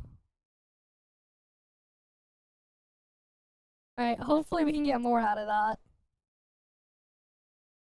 Because it's just crazy that all that stuff happened anyways. It's... To quote Scott Ross, that's like saying make a paper airplane is too expensive because you're making it out of the Magna Carta. I mean, hey, if you want to make it out of the Magna Carta, then yeah, it would be too expensive. Yeah, it's too expensive because I gotta make it out of the Magna Carta. Like, bro, what? What do you mean you gotta make it out of the Magna Carta? What the fuck? But, like, here we are, you know? Here we are. I think NT finally posted a translation thing of the thing they were doing. What's this? I have a notification here. Oh, cool. I got a follow the other day. Let's look it up.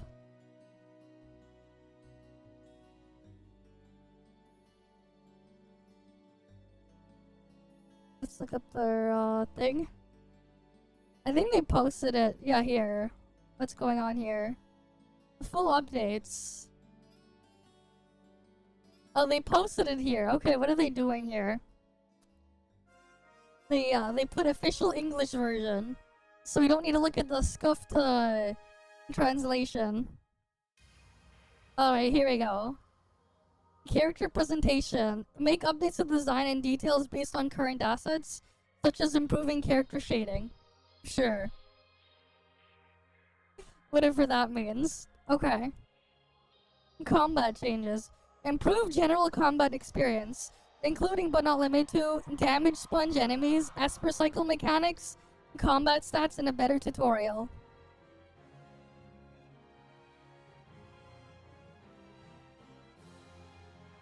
Yeah. Oh yeah, I love that thumbnail, man. It was hilarious.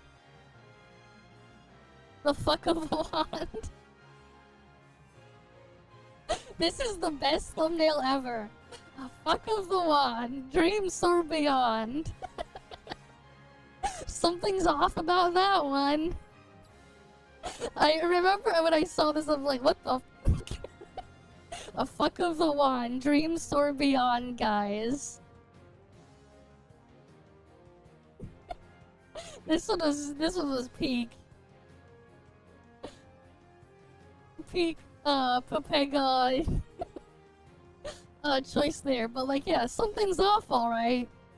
Something is definitely off about that one. It's probably the Hitachi magic wand, let's be real. Right, Hitachi's magic wand, best wand.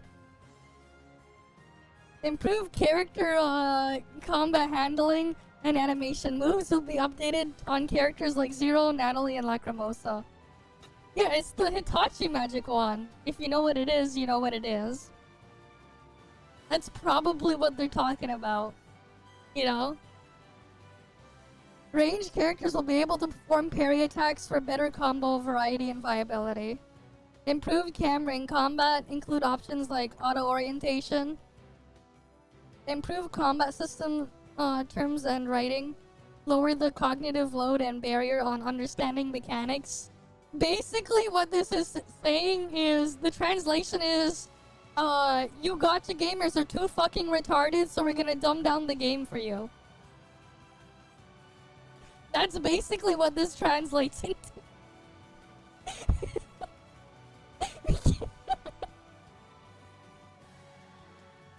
Right? Like actually.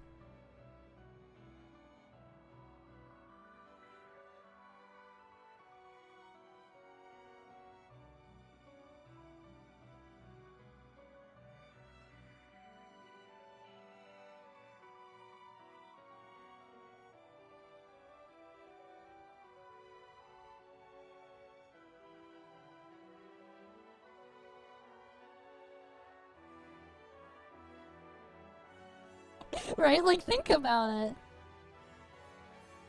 It's like you read that, it's just like, improve combat system terms and writing, lower the cognitive load and barrier.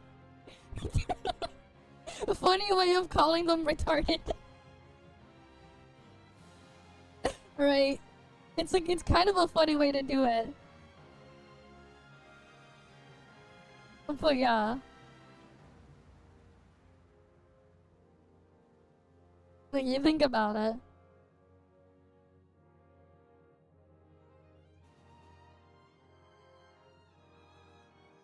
You think about it, right? In a way, it's like, you're basically calling them retarded.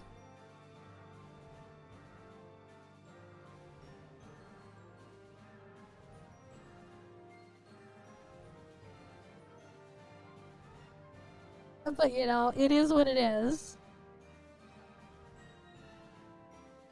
What a funny way to go about it, you know? Improve visuals for playable characters such as animations for running, walking on stairs, and cloth physics. Okay. More S-Class characters will be included in the next test, including Daffodil and Jiwan, along with other A-Class characters. Sure. Move Pawn Moonlight from episode to spin-off for better flow and pacing. Enhanced story dialogue presentation effects for greater expressiveness.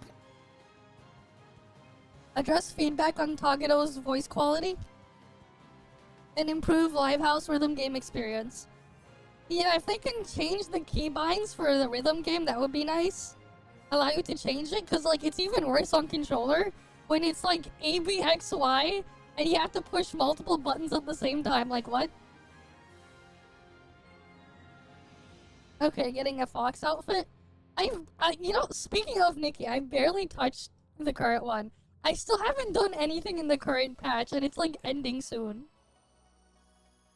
I haven't like done anything in there, which is crazy. Again. But yeah. Refine side storylines comprehensively, including flow improvements for Miles Apart, and full voice acting for a retrograde poem for you. Okay. Nice. Adding more voice acting? Fix clipping issues and action frame skipping throughout storylines to deliver seamless, immersive gameplay. I have to do everything for it. We'll do it tomorrow, maybe. I don't know. Enhance Heatherall's atmosphere and diverse NPCs. Exactly.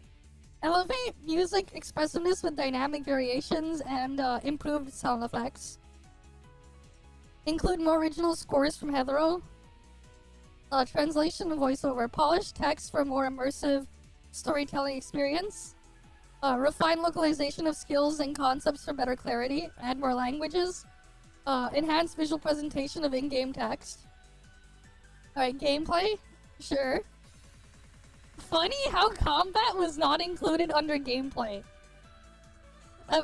Funny how they didn't put combat underneath gameplay.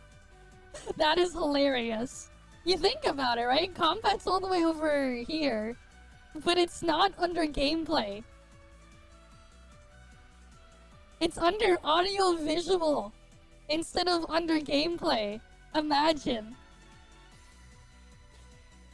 In the future, we're committed to delivering more detailed and reliable tutorials, more realistic and smooth driving experience, and easier and freer targets for all appraisers.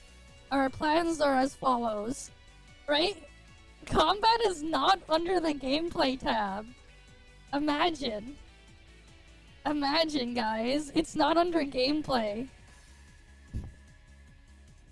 Almost as if combat wasn't the main focus. Right? Almost as if it wasn't the main point of the game. Right? It's crazy.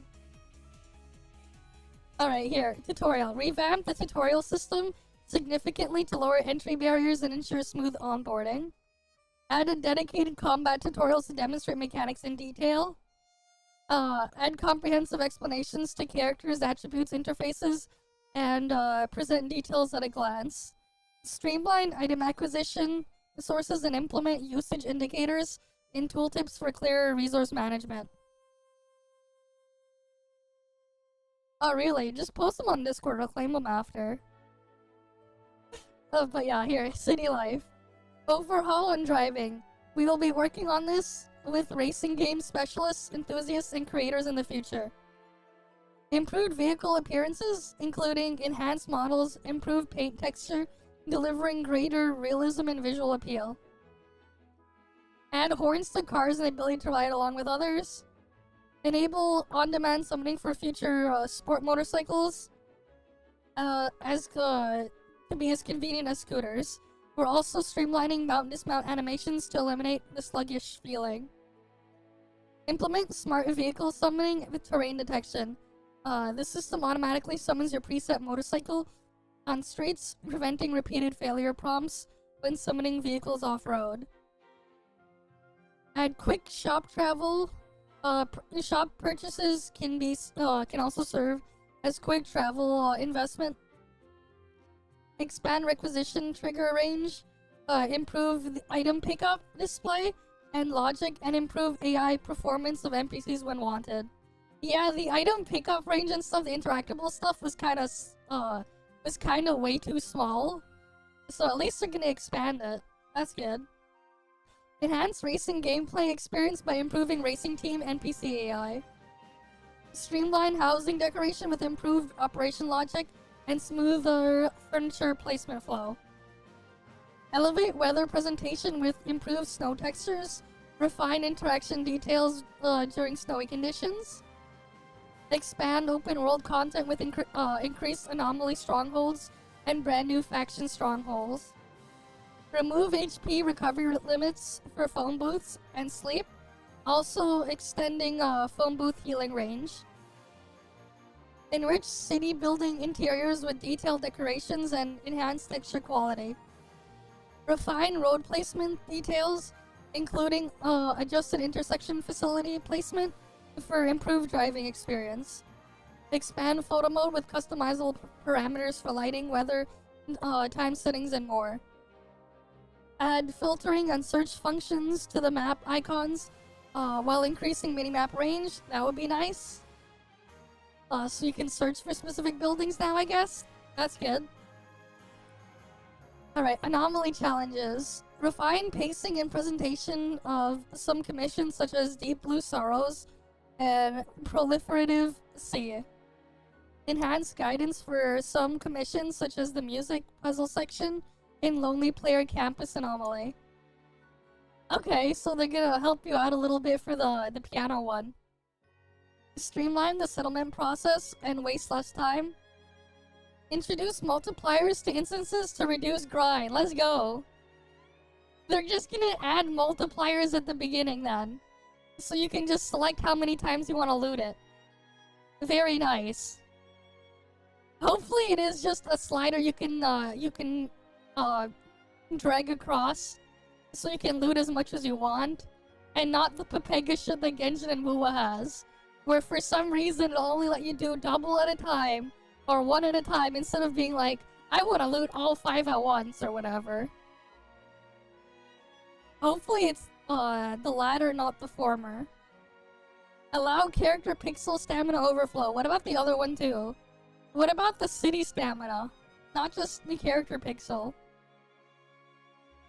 Improve beyond the rails through enhanced guidance, detailed descriptions, and refined mechanics. Improve entry methods and related processes for beyond the rails. Okay.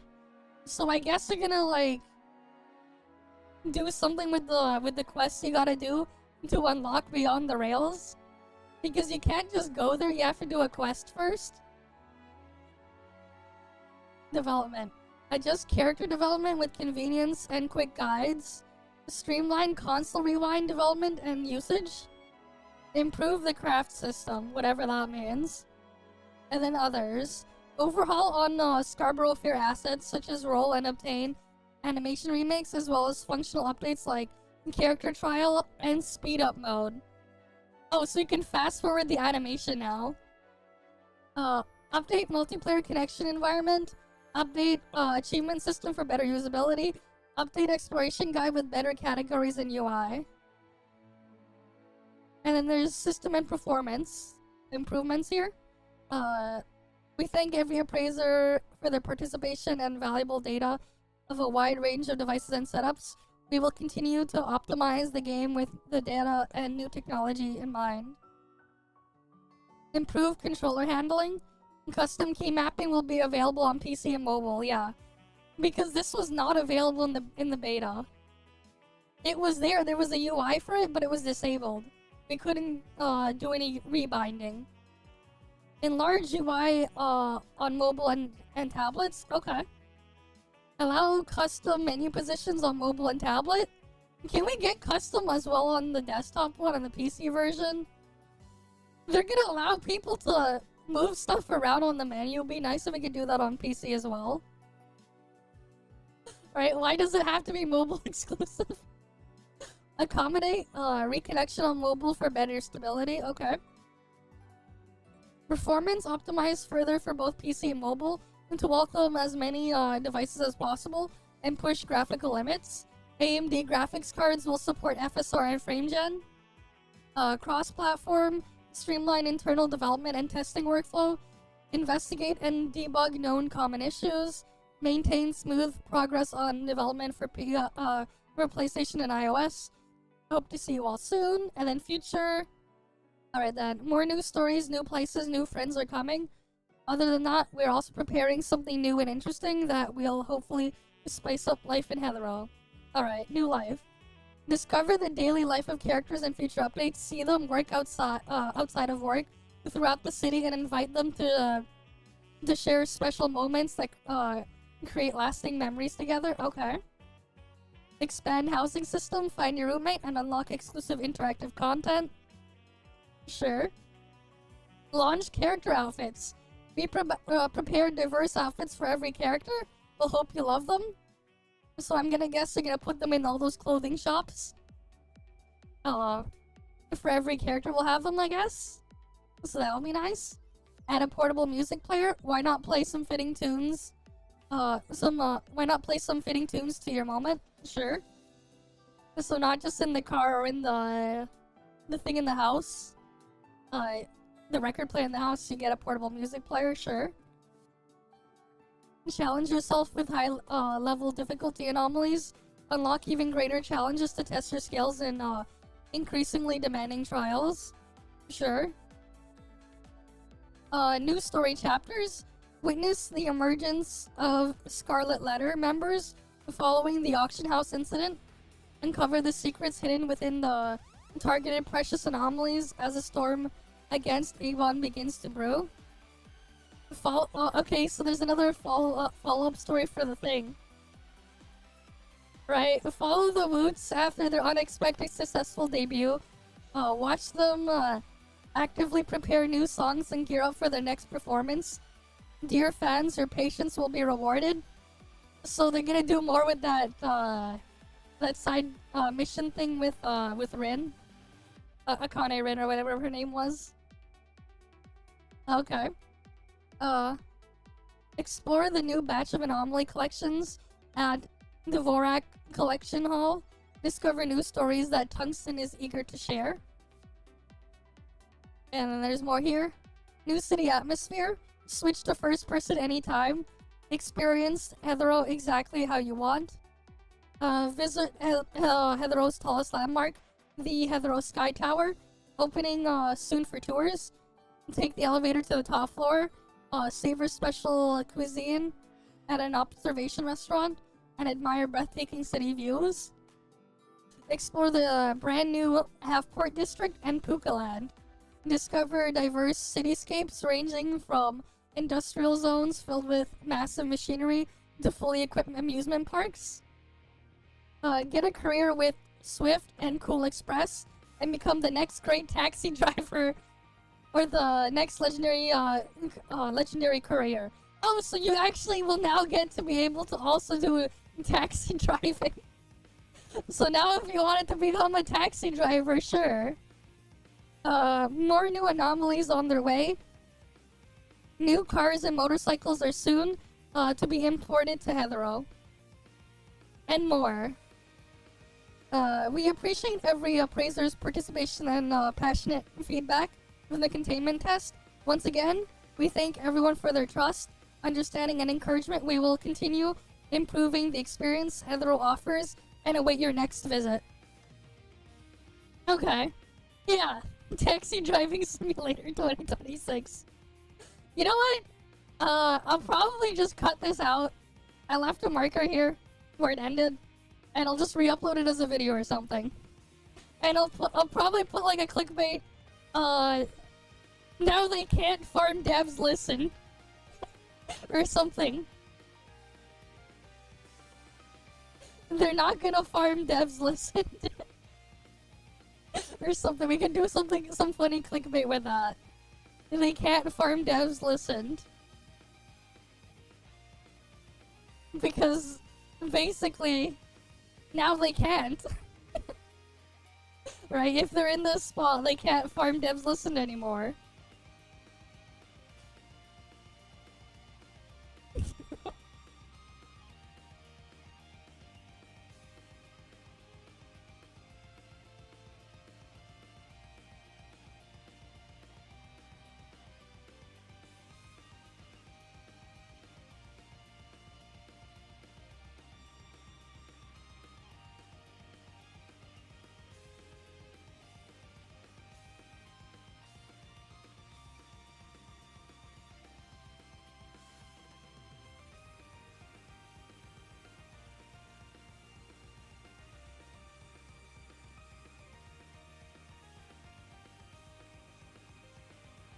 But yeah. It is funny though. Improve cost, like the improved combat system terms and writing, lower the cognitive load and barrier. Funny way to say skill issue. Right, it's like a really funny way to say skill issue.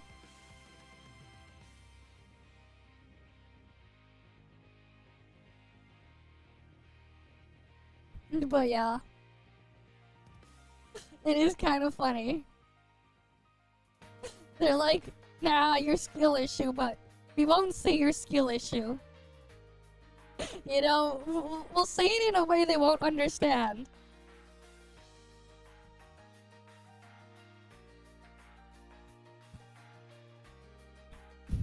Right. Funny way to go about that. But yeah, I could probably cut that out and upload it as like a separate video or something.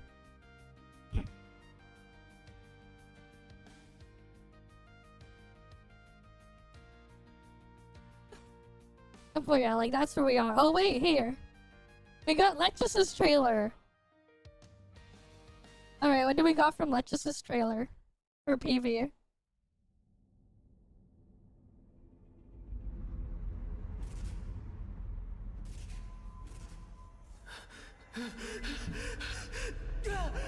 Okay.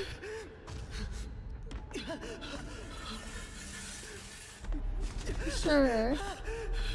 Why'd they give her a scythe, man? They could've used other weapons, but they gave her a scythe.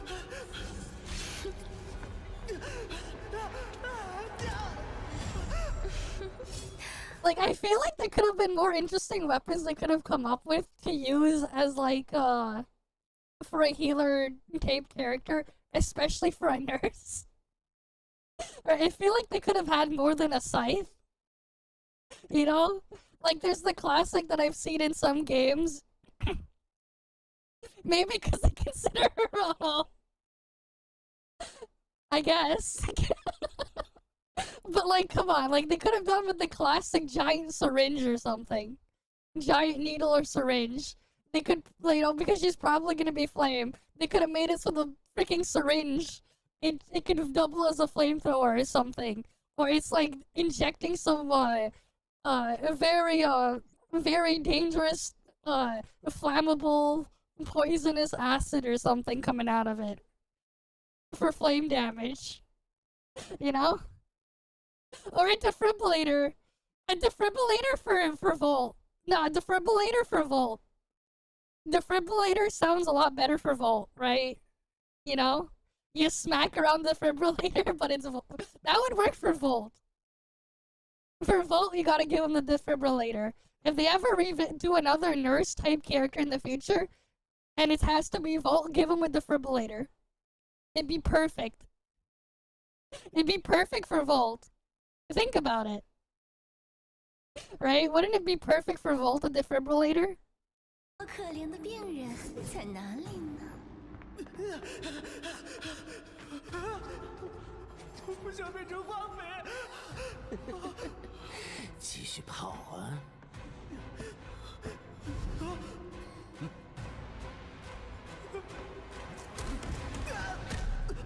Yeah, syringe-shaped flamethrower. Yeah, why not? 叫破喉咙也不会有人来救。请问什么水？需要医疗援助吗？疗程正式开始。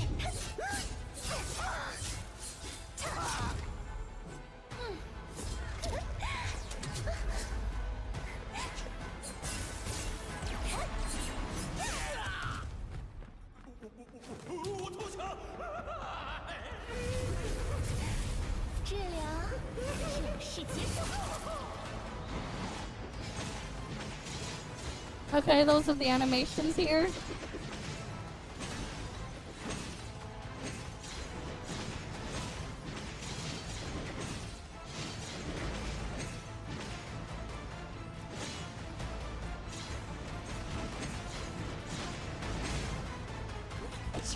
She's not right. I know, where's the flame? I don't exactly see flame here.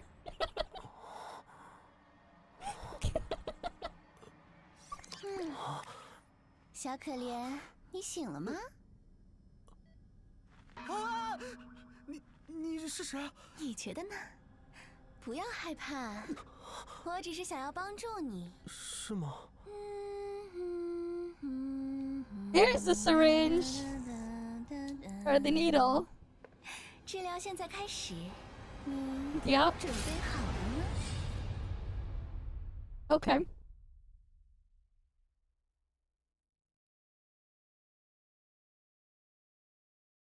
And there you go. There you have it.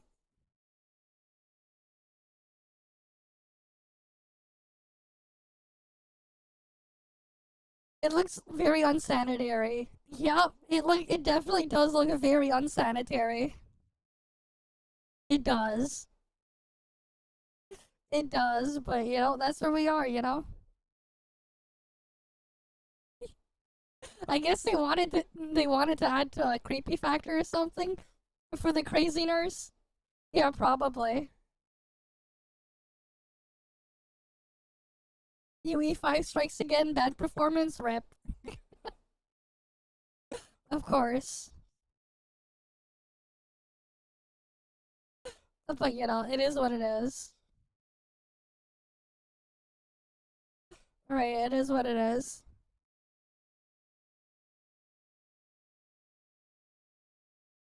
Oh, what's in general? Oh, all the things, all the codes. Cool.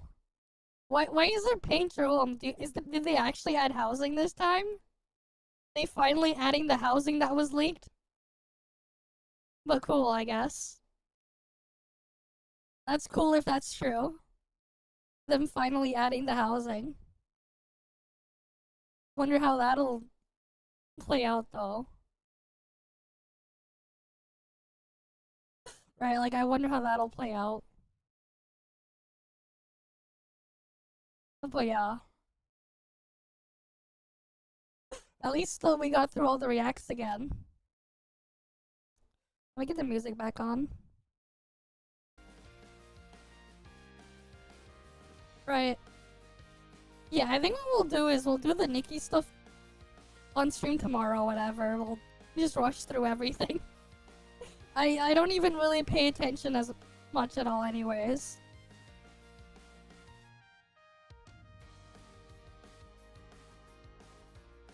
Wait, PlayStation can't decode AV1? I thought they had like an RDNA 2 graphics chip in the PS5.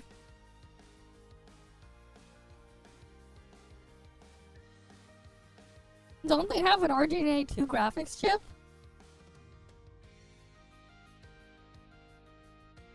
Yeah, 2304 shaders.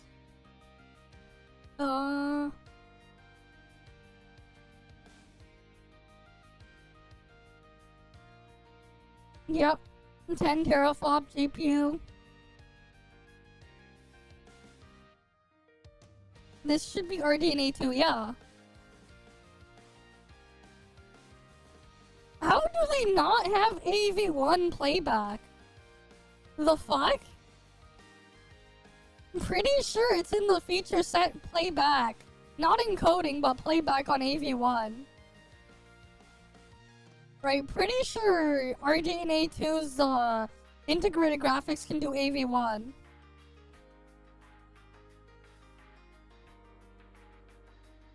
Right, because like my CPU, also my CPU has integrated graphics.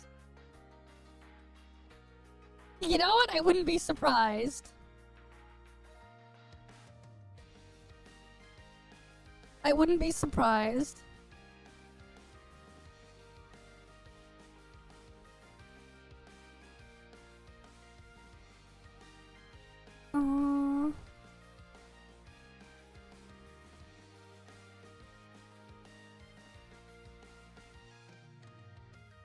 Right, like I wouldn't be surprised.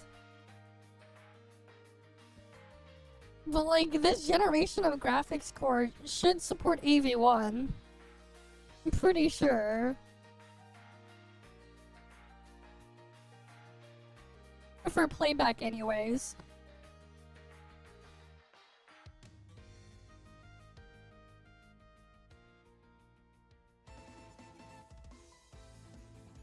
Yes, it does have support. It is on the chip. They can play encoded AV1 video. It offers decoding support. RDNA 3 is where they added the encoder, but their encoder is shit. So you don't pay attention to their encoder. AMD's encoder is shit. But we can still play back the video.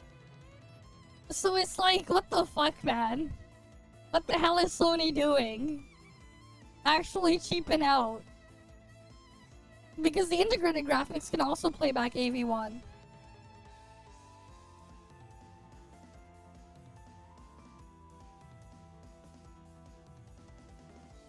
But yeah, like even the integrated graphics support it.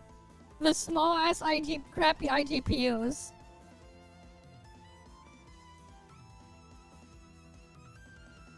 Oh, encoding and decoding are completely different things though.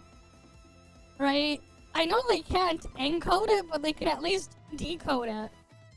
And like the PS5 literally has it in the hardware. The graphics core can handle it.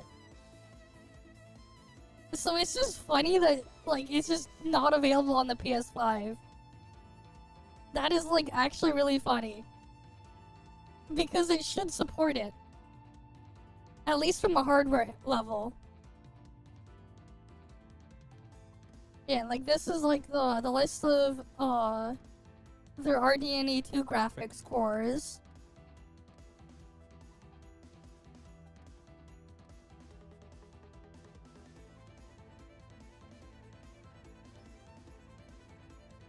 I mean, I guess, but like, I still don't see why they wouldn't. I don't know. I don't know if like someone who bought a defective PS5 or like the weird mining GPU that was actually just a PS5 because those were sold has ever tried to play AV1 video on it to check because they actually did sell it for that type of thing. So like who knows, but like yeah.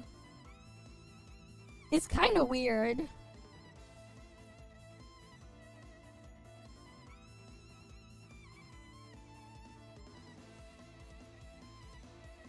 Right, like, it's kind of weird. But, like, here's the thing, though. They still need a way to play back video. And usually the engine that they have, the display engine or whatever, it's tied to, that handles the video playback stuff, they're combined. So, like, it'd be kind of weird not to have it, you know? Because it's usually on, like, the display engine part of the chip. It has nothing to do with the shaders or the core count or the other thing. It doesn't have anything to do with that. It's on a different portion of the chip that handles it.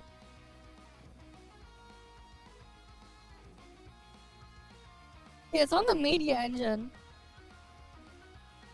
RDNA 2 uses the 3.0, 3.1, and the 3.12 video decoding blocks in its media engine. Yeah. So, like, it'd be weird if they didn't have it. And they just... Like, my guess is they just didn't implement it. Because from a hardware level, it should be there. Like, it should be there from a hardware level.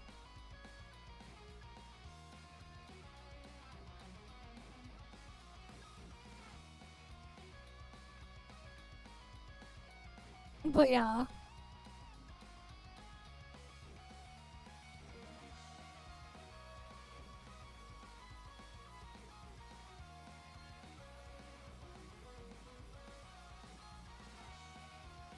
But like, yeah, it is what it is.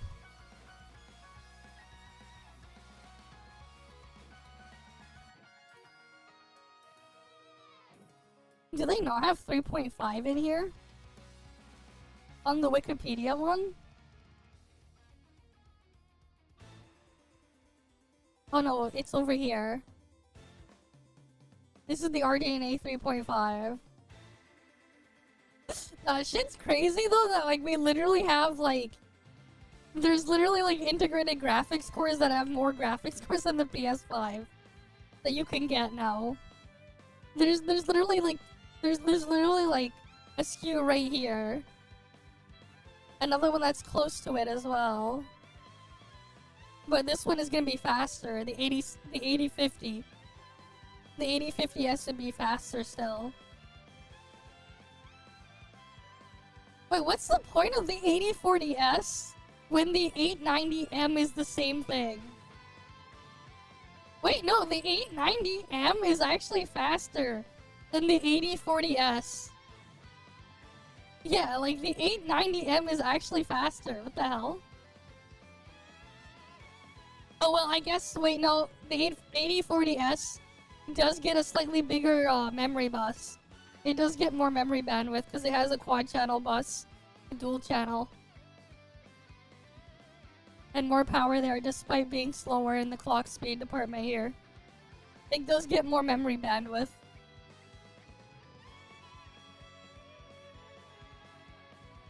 But yeah. I do wonder though, like, how long until we can get like a Strix Halo chip on a handheld? I think GPD has one.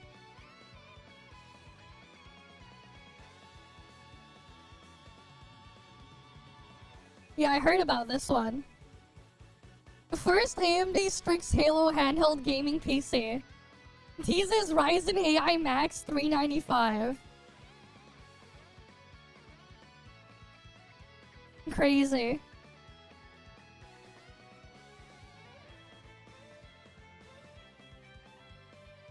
GPD actually gonna release one. That's kind of crazy. 8060S. Clock speed 2.5 gigahertz.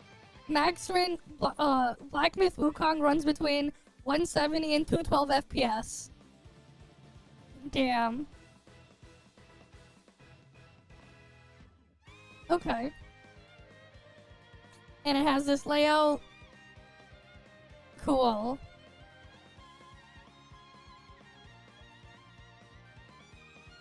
Yeah, they have a very, very high price tag.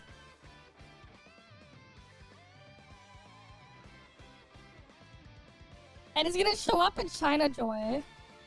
Wait, when is China Joy anyways? When is this?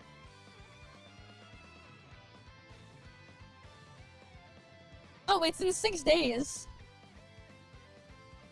It's in 6 days then. 6 days, 12 hours. Okay, it's next week. China Joy. We'll see GPD with their crazy one in a week at China Joy. They'll have that then.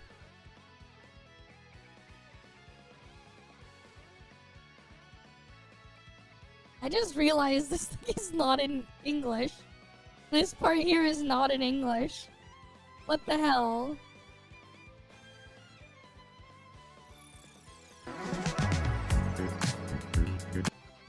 For some reason that thing being there was what stopped the thing from playing music. Damn. Did they update anything else here?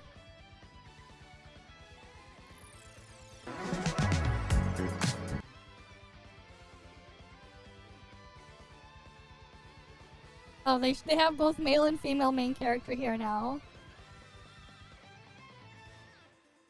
They don't have the other characters there though. BAC has this. Oh, the other ones are not here. And they don't have the Steris Express here. They're not there yet either. Okay.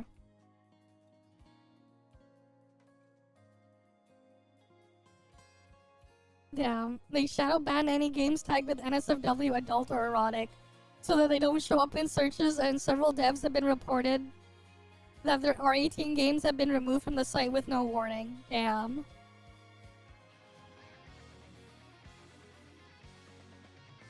Oh yeah, I actually got access to the playtest for Where Winds Meet.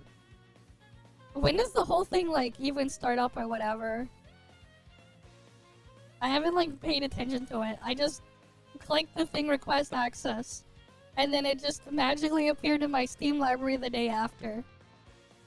What's that about? I'll need to make space to install it, though. If I do try it.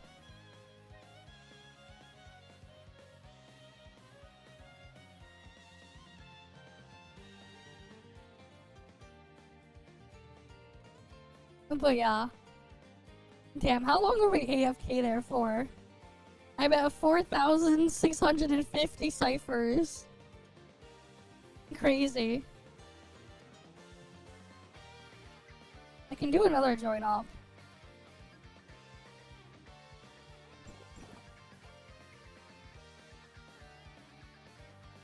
people are just spamming stuff in wall chat there too.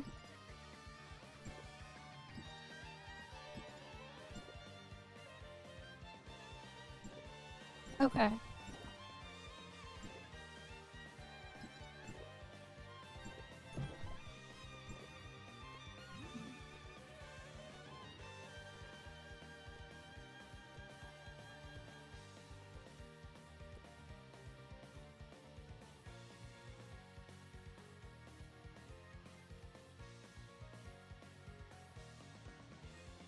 Alright then.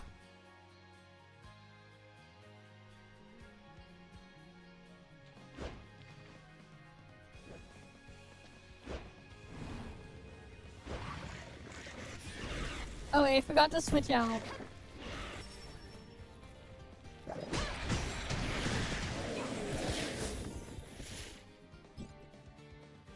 Let me switch then.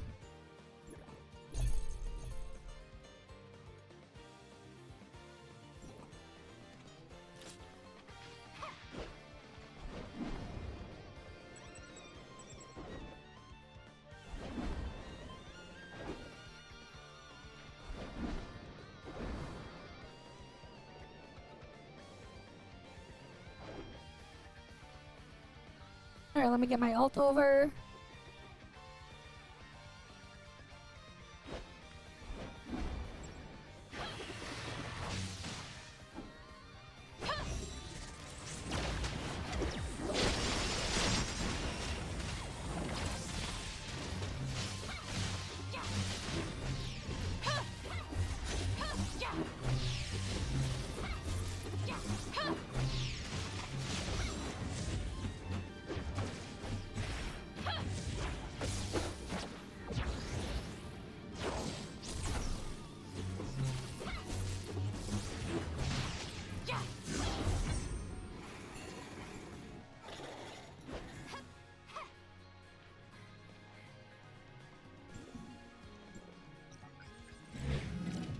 Yeah, the more skin colored outfit. Yep. You could also just choose not to have it. Oh wait, no, that was an old one. But yeah, skin color outfit. Why not? And then we're gonna get the new swimsuit next patch anyways.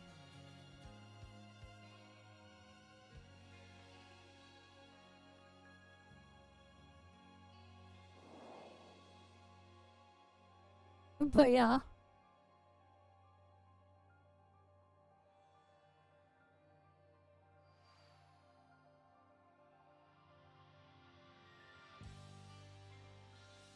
But yeah, it is what it is.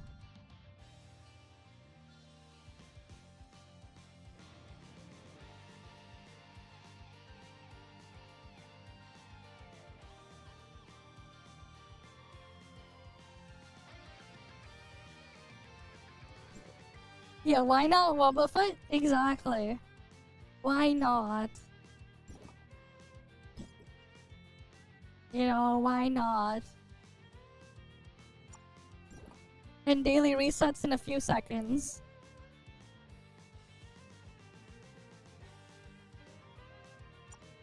So that's just basic control 2s. But yeah, got everything else done. There we go, there's a reset.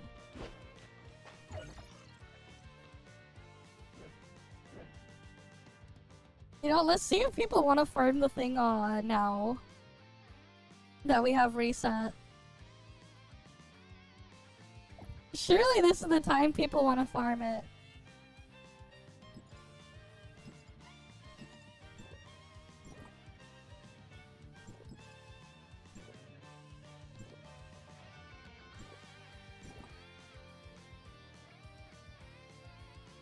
Happy reset. Event point farm anyone? Let's go farm event points. Happy reset, guys.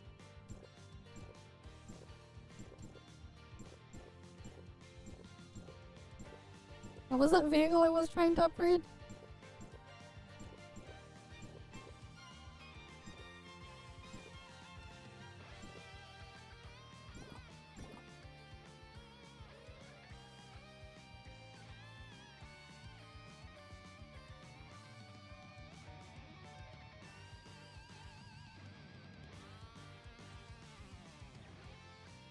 Ah, yes. 3 and 8 is blocked.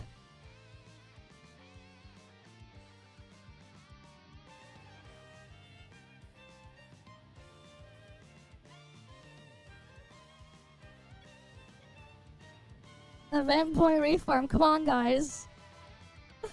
Come in. Let's do it.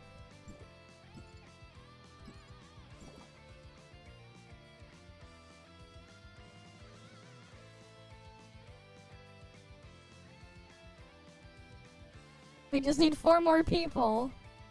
5 more people. 3 more people, I mean.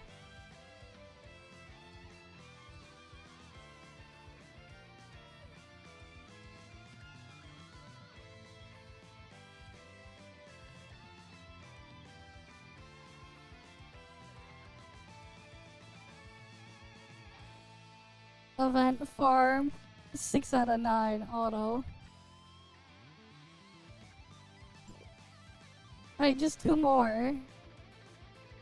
Might as well do it now.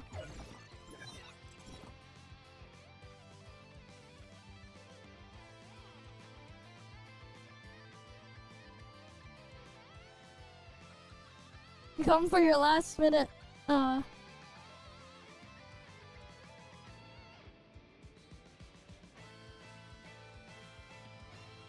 more slot. Come on. You know you want it.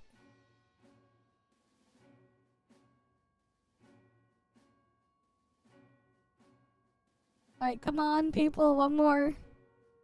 One more spot. You know you want it.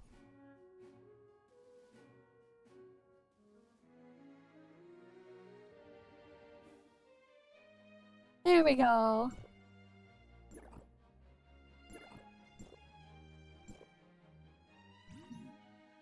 Let's go. Alright, let's go get more event points until I hit the new cap again.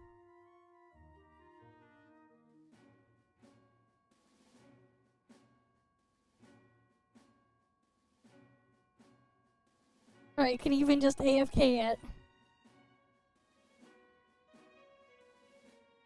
But yeah.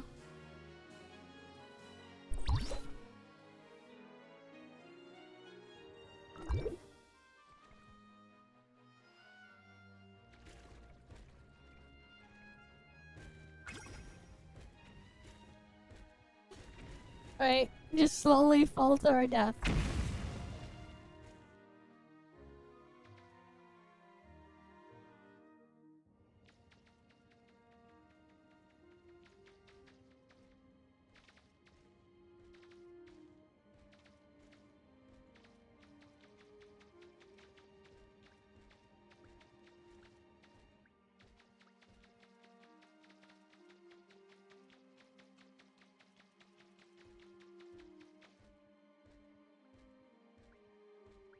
And of course, the last 2 people are fighting over it.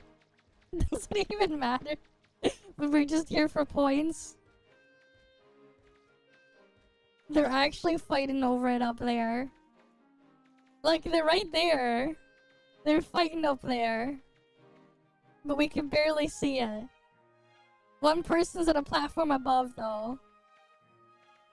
Oh, no, they just fell. They just fell to all the way there. Second last layer. It's just the Rudolph room, yeah. Except with better lighting and changed assets. Yeah, elevator's there too.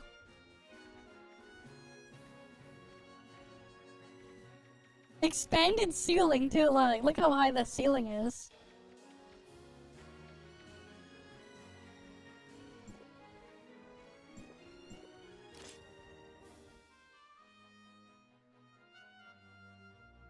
Really elevator experience, yeah. Really did.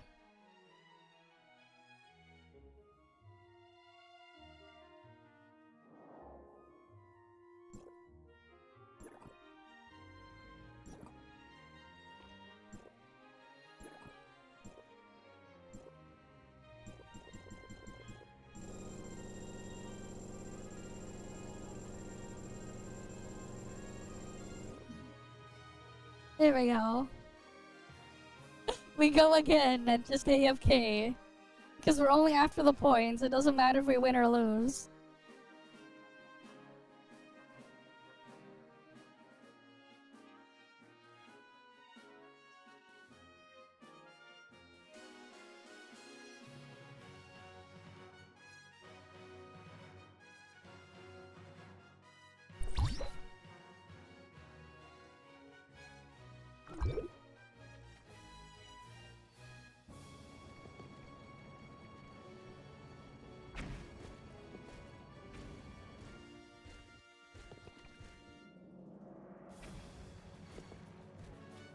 And then we just... There, my ult just died. Oh, I'm still there as Lucia. Oh, final layer, guys. If I jumped beforehand, I wouldn't have gotten, I would have gotten a slightly earlier spot. This just feels so weird though, moving so slowly as Lucia like this.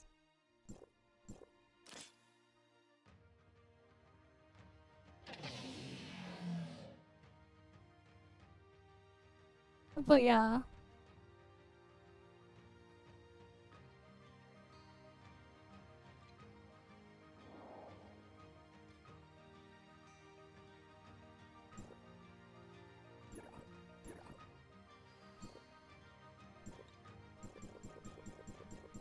I haven't really thought about it, man. I barely even spent time on the test server because I was busy with other shit. Oh, people are loading in. I mean, we get new character, we get new map stuff. New event things are gonna be there. I don't know. I know we get new map, but that's it. Outside of Hipper and new map, that's all I know. I didn't spend that much time on the test server. Oh yeah, Fiona getting her synesthesia, but like, it sucks. Outside of the bug where it was doing the maximum damage per tick, which will obviously get fixed, not much else.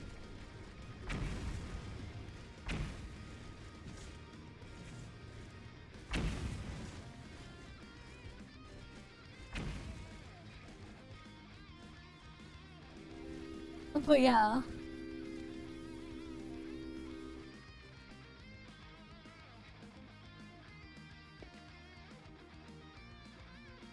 You know, I don't know much else. We'll find out. We'll find out when the patch drops. Right, we'll find out soon.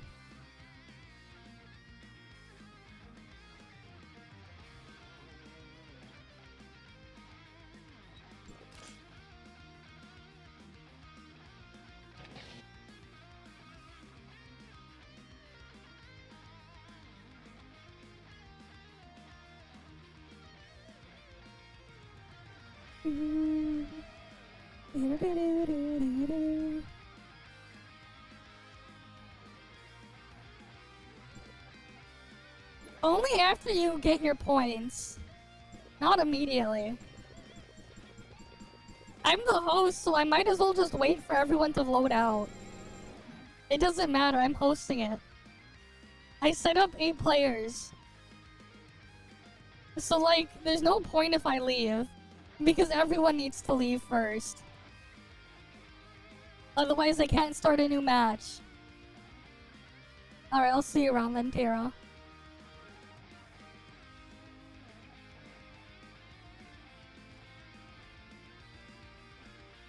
But yeah.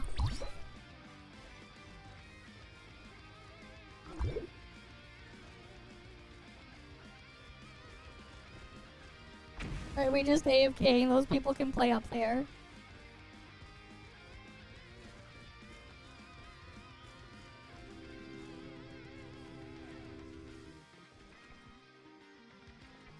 Hey, you know what? Here, let me just go up here.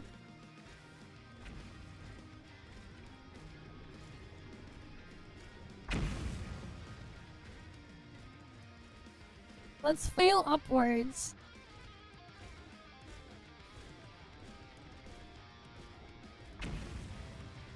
Or not.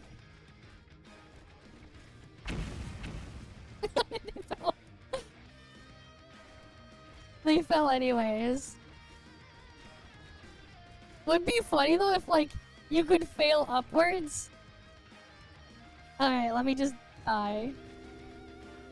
Wait, I was just gonna go die. Sure.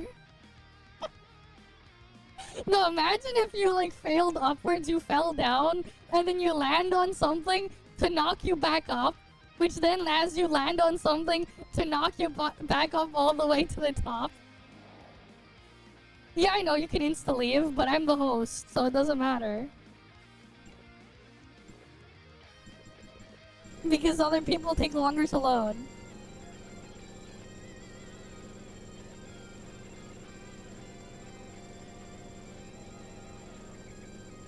How fast can you guys click? Can you click this fast?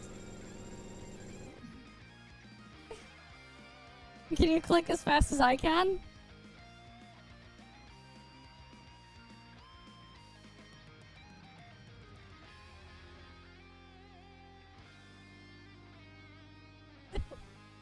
Imagine having auto clicker.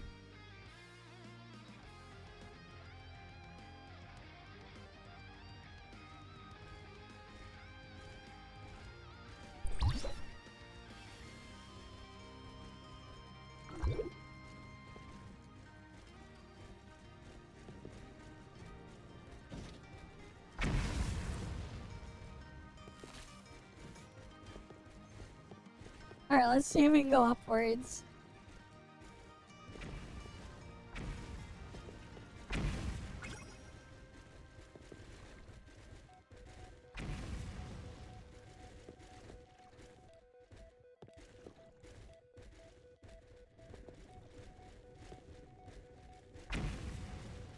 And then we fall. Okay. Sure.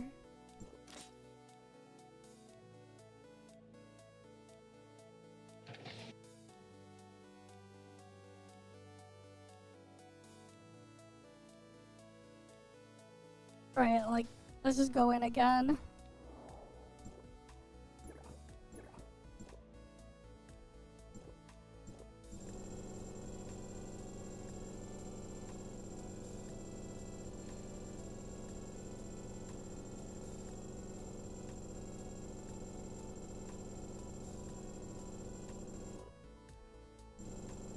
I'm almost at the cap. On my main anyways.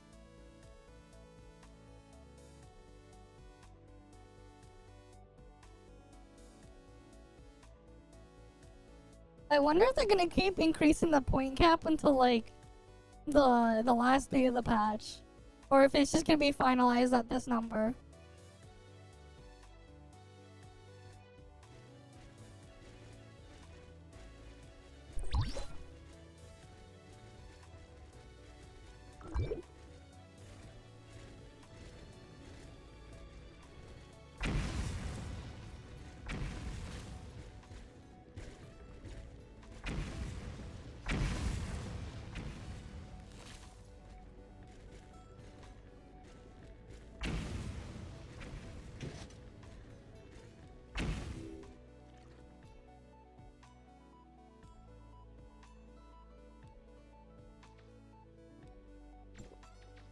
Somehow my ult was the second last one to die.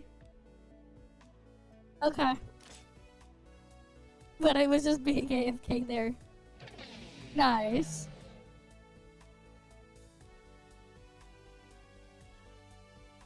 Oh yeah, let's just keep farming our points.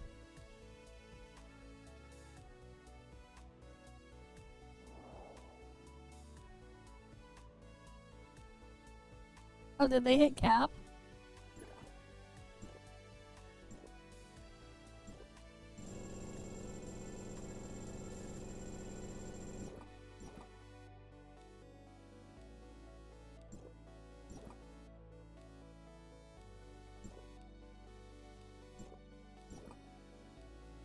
Alright, that guy took the thing. We'll do a couple more of these.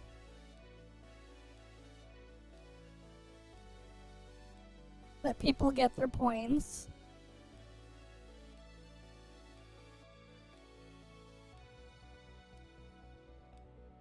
Right, let's help people get their points for the event stuff.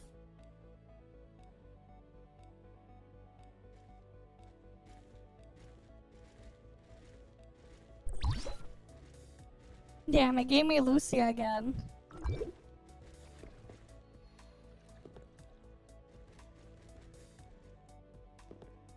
Damn, I can't even get last place.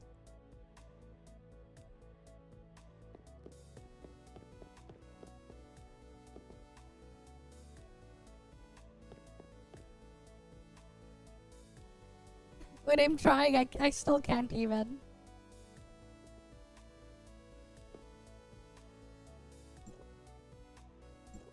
I ended up getting 7th.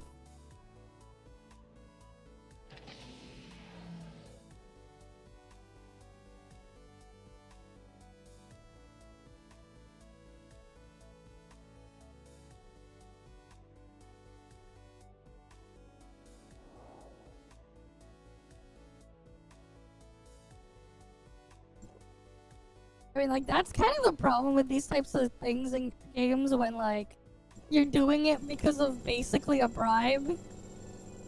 Eventually, people will just optimize the fun out.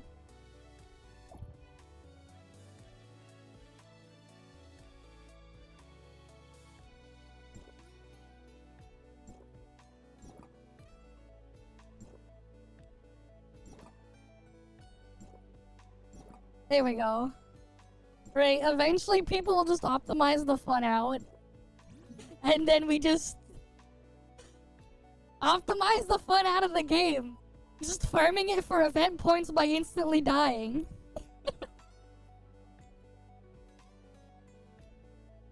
Right, so it just ends up being like, how do we get as much points as quickly as possible?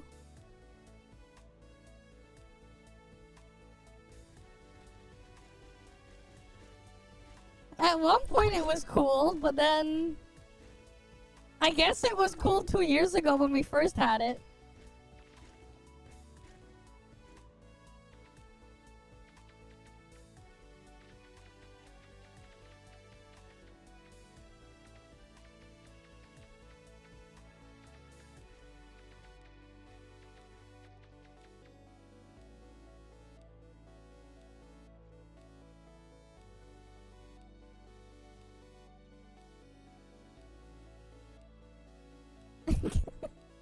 Nice, my alt AFK won that one.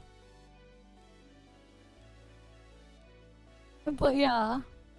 I mean, when the entire thing becomes, how quickly can we just jump off and end it so we can start a new round?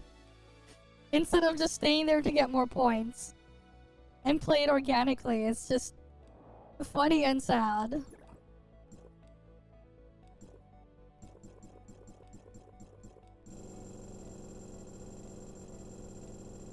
Maybe if they made it so like they gave like a separate point multiplier for the longer the match runs for everyone, that could be a lot more interesting. But yeah, hi Kamaki, welcome, welcome.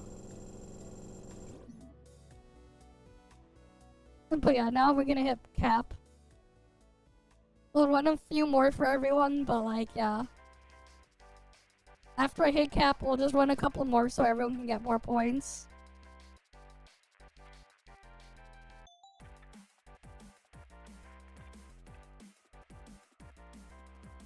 Oh, that other event, yeah, you're gonna need to rush it, man. Gotta hurry.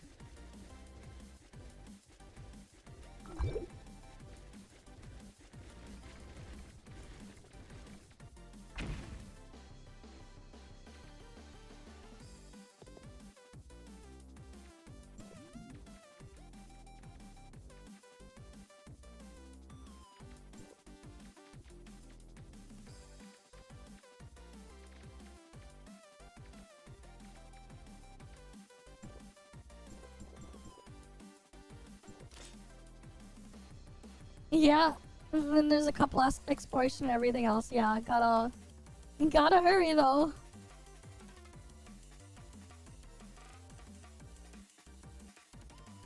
Alright, we're at the end of the patch at least, so there's not much left. Which is nice. You got like 2 days though. Yeah, you have 2 days to do it. Also empty out the event shop or anything if there's still stuff you wanted there. You got 2 days for that.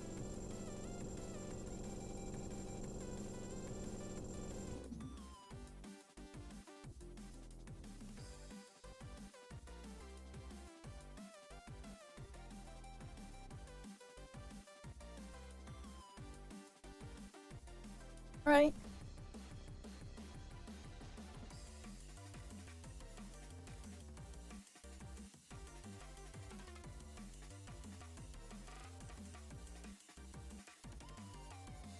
Do-do-do-do-do-do.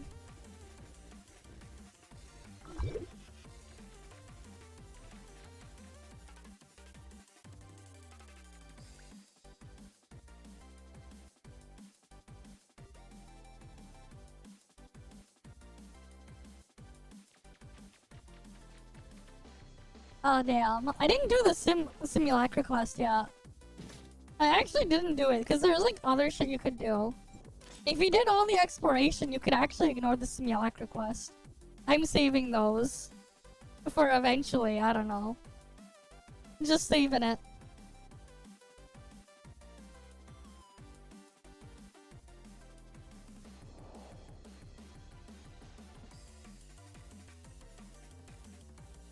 Alright.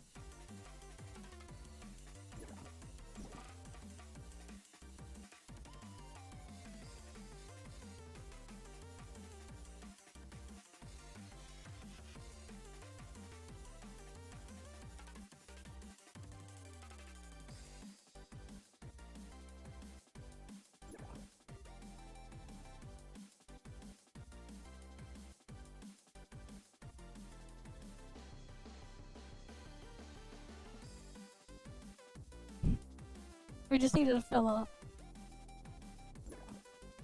One more spot.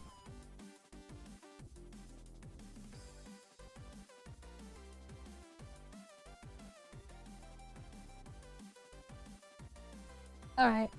I'm doing a few more runs. We'll probably do like 5 more runs or something. I'm just gonna be running my accounts off of the thing. Immediately.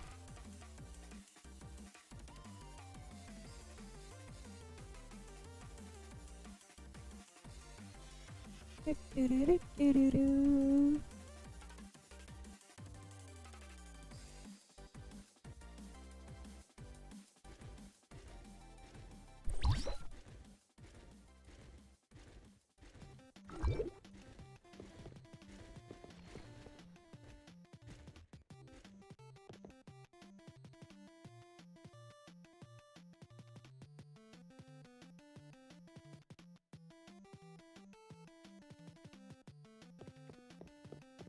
Right, we just let them go through. I obviously immediately just walked off because no point if I'm point capped.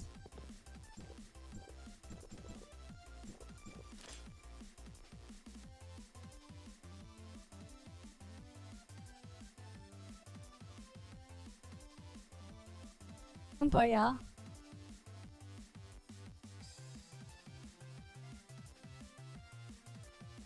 Let's go do another.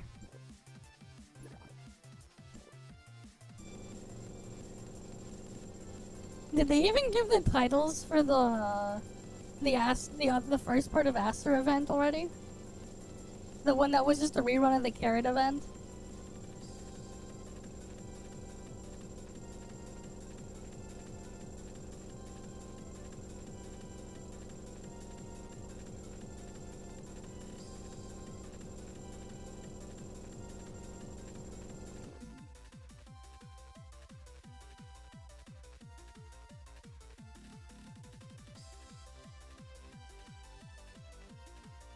Yeah, they actually gave you a team, but like, in the last one it was done so quickly anyways. But yeah, Carrot doesn't have Hyper Body, yeah. It's still annoying though they gave you the scuffed version of Void Piercer. Not the one with the hold skill.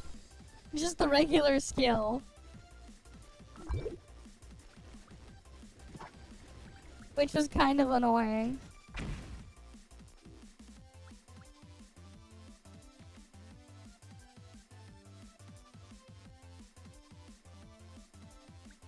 No, I couldn't use the hold skill. I wasn't able to use it for some reason. I don't know why I couldn't use it when I did it. It didn't let me use the hold skill.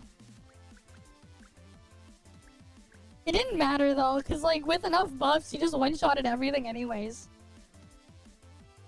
That's true.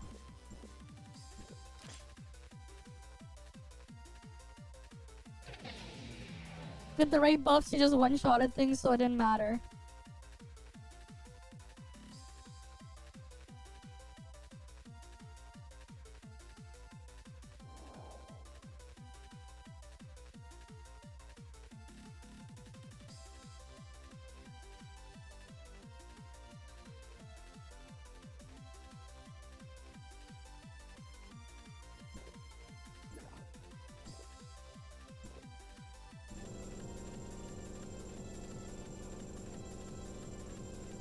Yeah, you just like eventually like I just one-tapped it.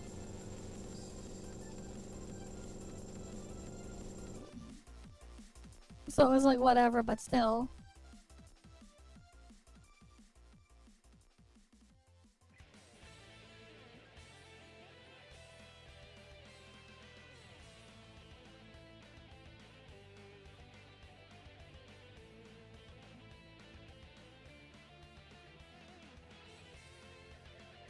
Oh yeah, wait. What's the selector box up to? Is it just up to medium?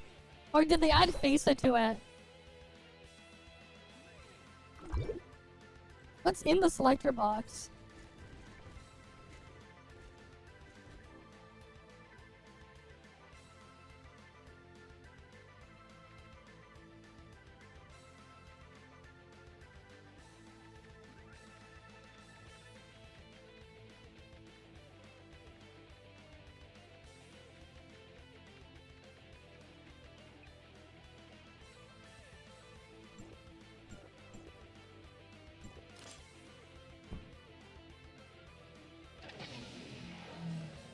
The 0 purple cube? What 0 purple cube?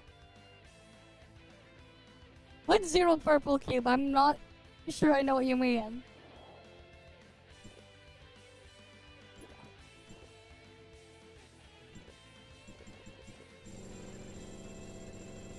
I didn't even do Aster's quest.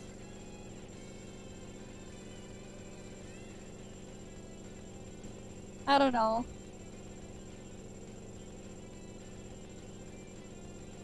I don't remember.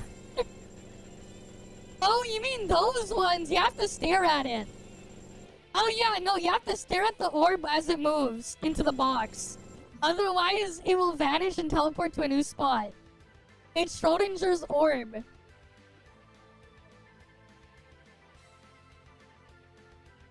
You have to stare at it the entire time. It's like the Schrodinger's cat thing, but it's an orb.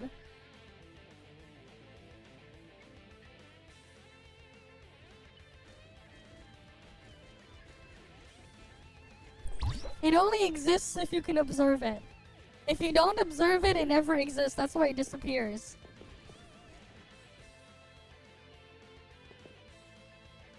It only exists because you're observing it.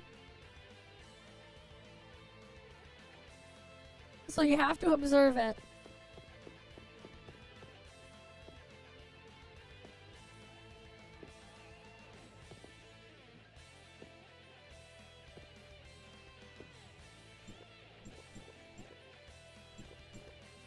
Right? If you don't observe it, it doesn't exist. That's why it disappears.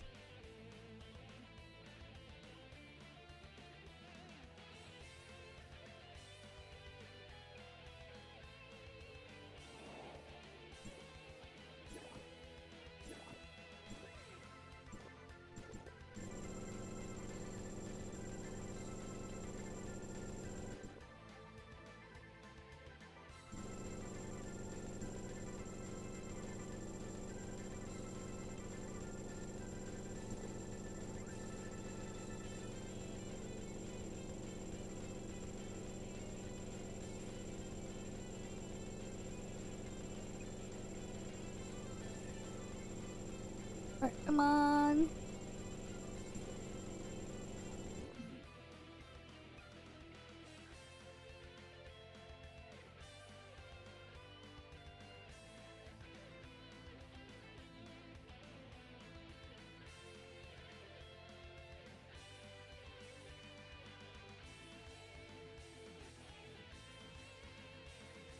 Do, do, do.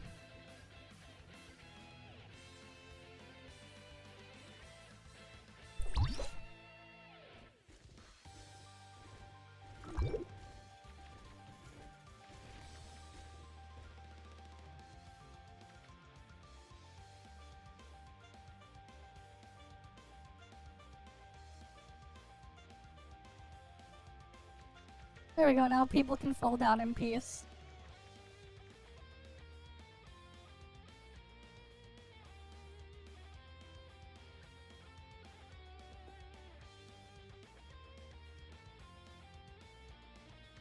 Right, just... there we go. Right, gotta give them the points.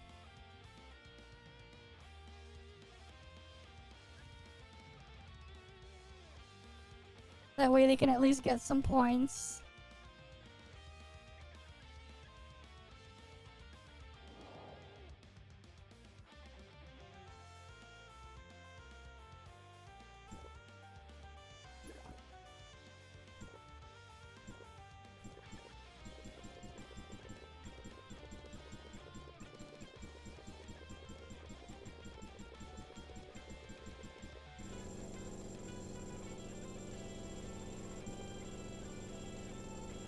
Alright, come on. We gotta wait for them to load so we can do another one. Alright, might as well help them get their points.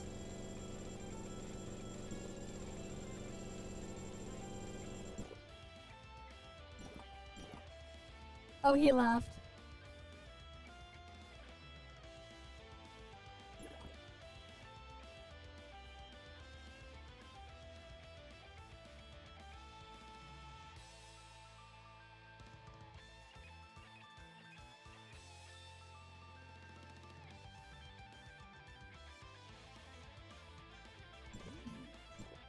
Well, they have like 5 people. They can easily get 3 more. Yeah, Meow. Yeah, Meow was added. Next patch to standard.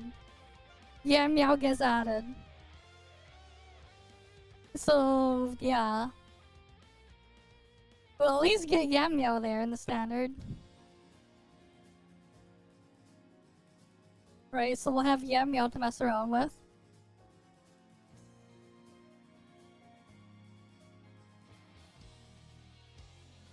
Oh, interesting. Wait. Apparently, EnVtuber will have a presentation on the 3rd during China Joy. There'll be a special organized EnVtuber presentation. So that's cool.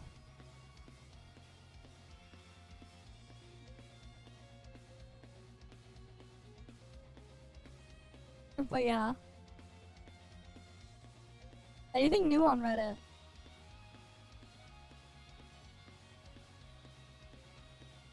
Actually really cool. They made a bug into a feature. Yep. Wait, VR? Wait, what is this?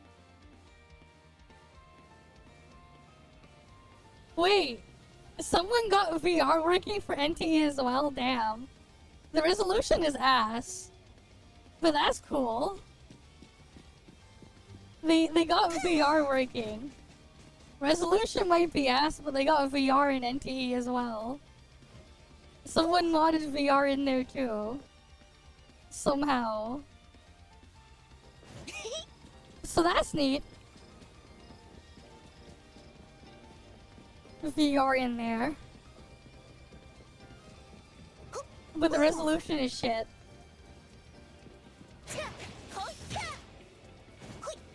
I don't know how they did it, but cool. This basically looks like more content, optimize everything. Yep. It's not coming out this year? Who knows? pretty much covering all the feedback. Nice.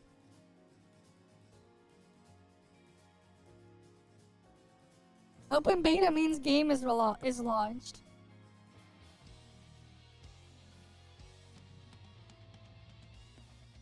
It's not a hack though. Oh yeah, I didn't tell you guys this. I forgot to do it when I had beta access. But even like in the creator Discord, the staff was telling us how to do the bug. They're like, here's a cool thing you can do. Like, it was pretty obvious it was gonna get added in at some point, because even the staff mentioned it. It was behind closed doors, but yeah. Yep, it's a weird thing with publishing there. It's a publishing restriction, so they consider a launch as an open beta. That's why they just say closed beta. Open beta means released. That's why there was a Pega translation with the Wuthering Waves livestream before the game launched, where they called it an open beta and people were like, what the fuck? Because it actually meant released. It's just that in China they call it open beta. But yeah.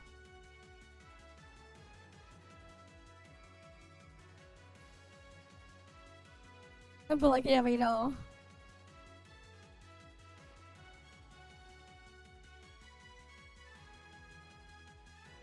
This guy just released it already. Why even bother do another one? What?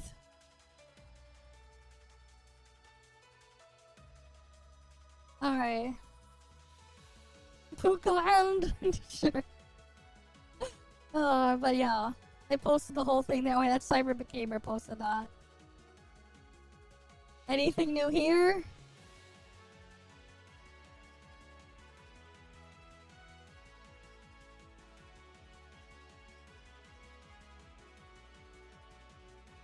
They quit Genshin for another Genshin thing. Okay. Sure. Number of accounts, number of players. Yep. It is what it is.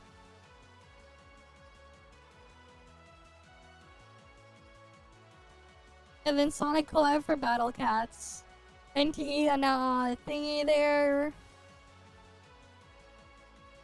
Anything else here?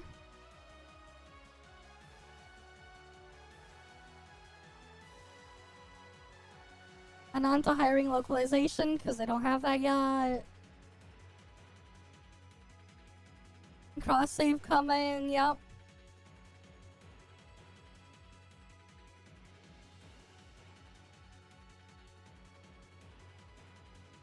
And we're gonna get more Tanium per dollar, basically, with that.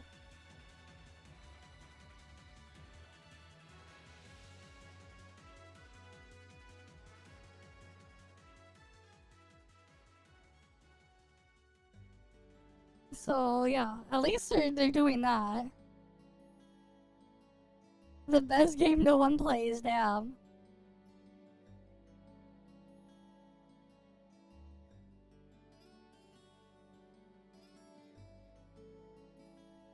Damn, you got this guy there. Cockroach game will probably outlast your favorite gacha. Pretty much.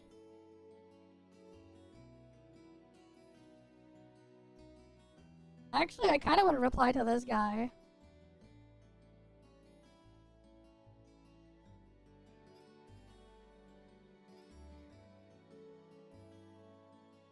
For a vast majority of gacha, if they are purely single player in scuff, player modes, a vast majority of them, basically. Sometimes EoS can be the best thing that can happen, assuming it's done in a way to preserve the original game and all its content.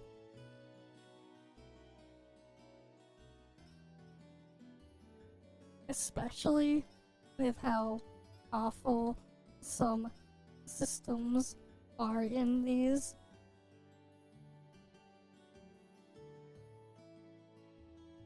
Aspect something like Mega Man X Dive offline situation can be the best thing that could ever happen to these games. Not so much for multiplayer MMOs though, unless they also give everyone tools to host own servers and everything.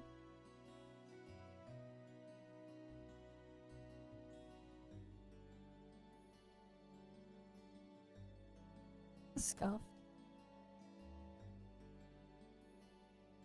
Like, honestly, for a lot of these gacha games, I do think a Mega Man X Dive situation is probably the best thing that can ever happen for the purely single-player ones.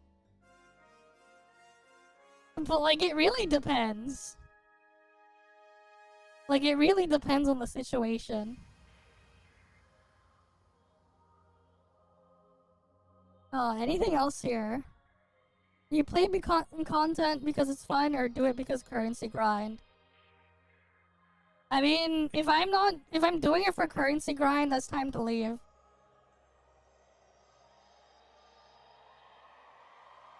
But yeah. You log in not to do dailies, but it is way more fun.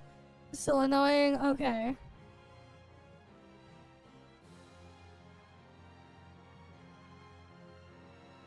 I don't know about that, but I do think it's a good thing overall, at least to start. It's not a complete crossplay though. PlayStation servers are still isolated from the other servers, but at least it means you can. I assume it means if you play on PC or mobile, you can also take your account and play it on your PlayStation. And do vice versa, but you're still locked to whatever your server is between. It's not a full cross-play, it's more of cross-save. I mean, that's part of it, but it's not the only thing. But yeah.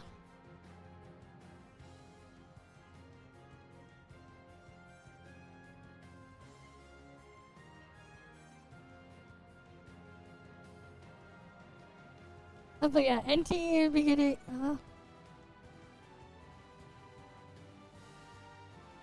Hada's planning to test non-gacha MMO server ToF launching next month.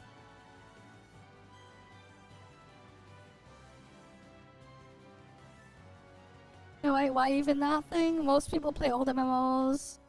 Figured Blue Protocol would have a cautionary tale. Thankfully, they're taking another stab at a relaunch with Tencent. How hopeful is that?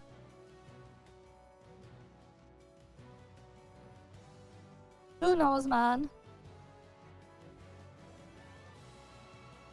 Please don't be NFTs. I don't think they're gonna do NFTs.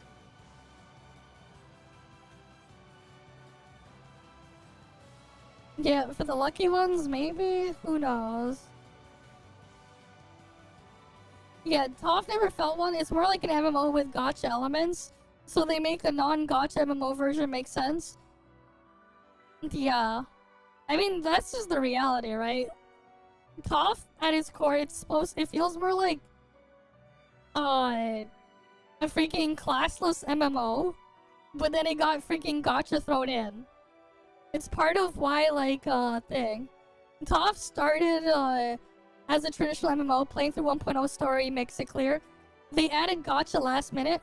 Story 2.0 onwards involved gacha characters like you would expect. Just wondering what triggered this one interest in going non-gacha MMO again? Yeah, I don't think it's that. But they already have like most of the groundwork laid out. So it's like the easiest thing they could do.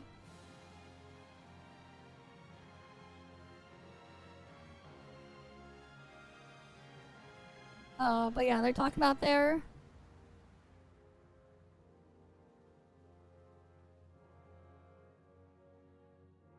Yeah, like they love how every time ToF or NT announces something, and then try to push Agenda to copy, even though it's been in there for a long ass time. It's been in there, just nothing's been happening, you know?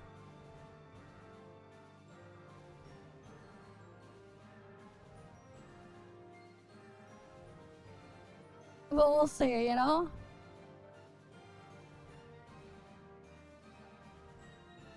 Look, you gotta love this satire comment. How you've been working on their MMO before WoW even came out. The very first MMO as a demo project. Damn, how you existed before 2024, 2004? WoW came out in 2004. They existed another 20 years earlier, damn. WoW wasn't even the first MMO either. It was the first one to really popularize everything. And like, they struck gold with WoW back then, but they were not the first MMO. MMOs were a thing long before WoW. At least like a good 5+ years before WoW. In like the very end of the 90s, the beginning of 2000s, MMOs already existed. Though they were a lot more scuffed and basic. They did technically exist. WoW was just the first one to really strike it. And still nothing has really did what WoW did.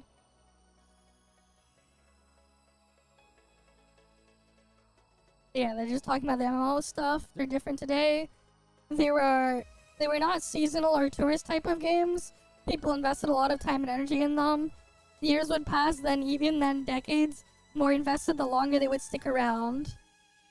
But yeah, things have changed.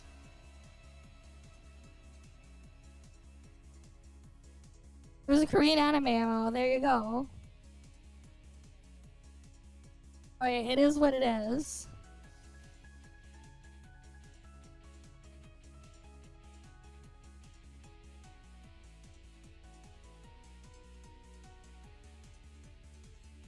Oh, meta posts bring up old posts? Yep. Dina's patent over badge skill level up.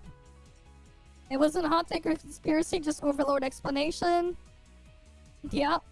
About 8 hours later, Junimar replied. They couldn't decide and told me to post a response from mod authority. Okay.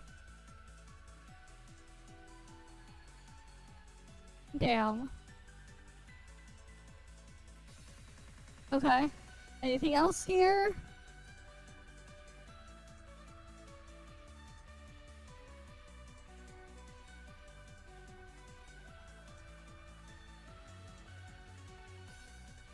Average player range and gender ratio here. 6 males to 4 female players, I assume. 18 to 30 years of age is their average player base. God damn.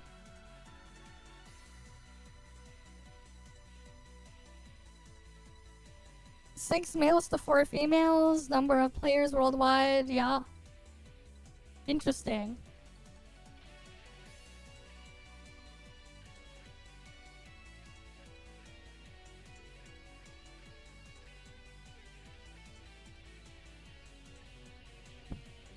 When people say about the Pepeg IGN gameplay.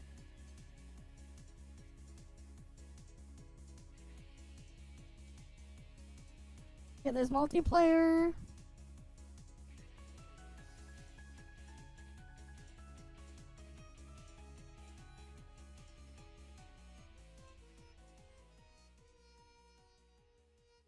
This guy Matt IGN playing it? Okay. This is what they wanted ZZZ to be. Okay. It's a slider with traffic density. If you have it on low, it's gonna be empty. If you have it on the highest setting, it's gonna be packed. It depends on what setting.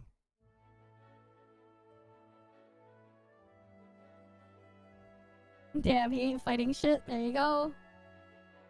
People are PvPing here.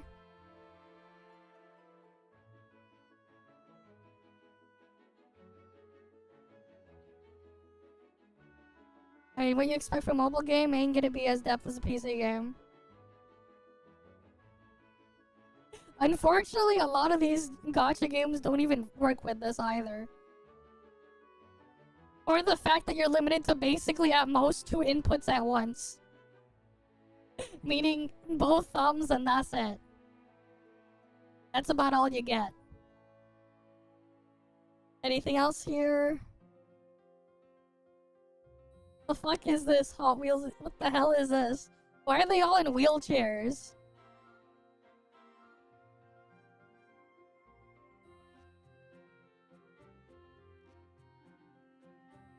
Oh, and there's this one over here. Yeah, they talk about the announcement of the MMO server. Bro, every piece of news from ToF gets wilder and wilder. What's next? Implementing VR MMO like SEO? Don't give them ideas. Uh-huh.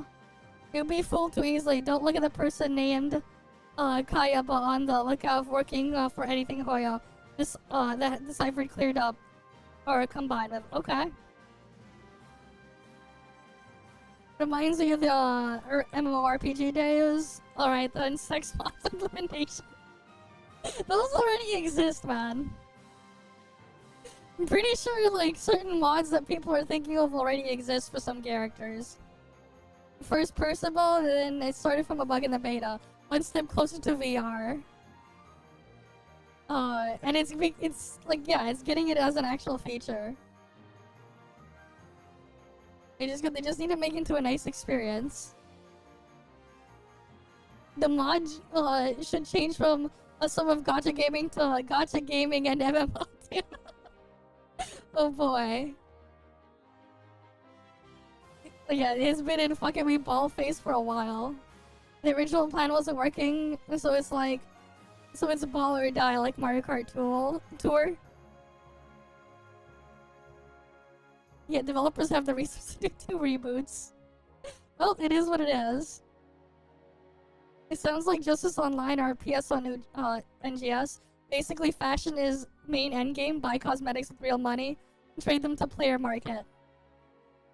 Yep. Blue Protocol is dead. There is more alive than ever in the form of Star Resonance. Yeah, but I don't think it's exactly what people think it'll be. They're hyping it up, but like, I don't know. I do want to try it at least to see what's going on there, but we'll see. ToF is truly a lawless territory where logic never applies. Good for them. So it means ToF will be prohibited to talk about since it's not gacha anymore? Damn. From Doom posting to trend setting. We still get Doom posted in r/MMORPG. Six will have a hard on for that.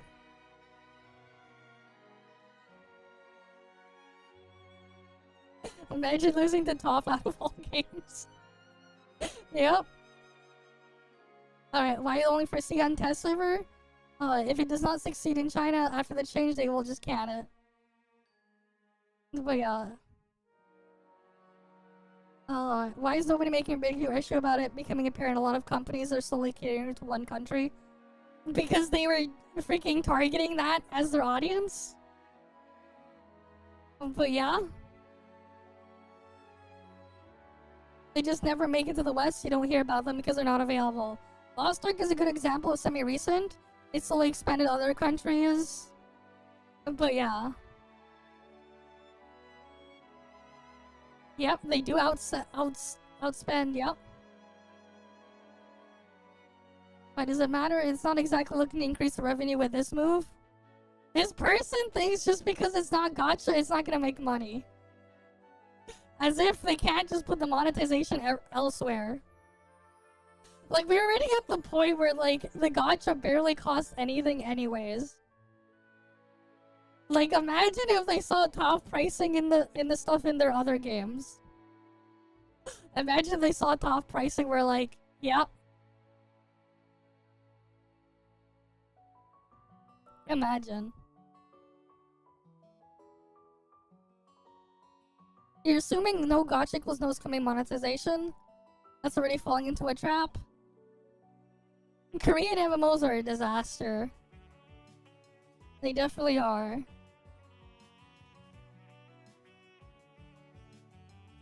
Yeah, they're just doing whatever it wants and seeing what'll stick.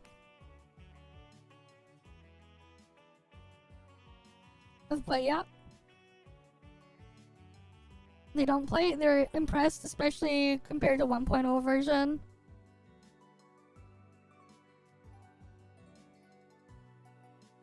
It's improved and evolved. Currently has a lot of water has flowed under the bridge. Okay. Wait, no gacha reminds me of Rumble Fighter and Grand Chase, where you can just play and unlock the fighting styles and characters. We'll see. Yeah, they had pay-to-win equipment and pets. That's different. Okay.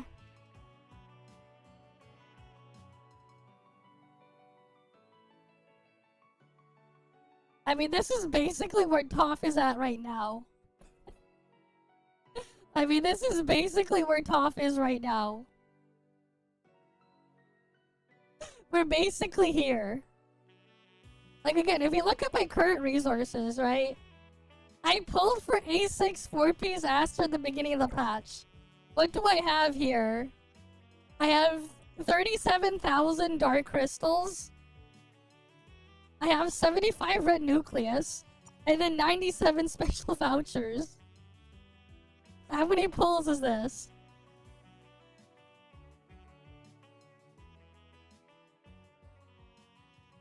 And then...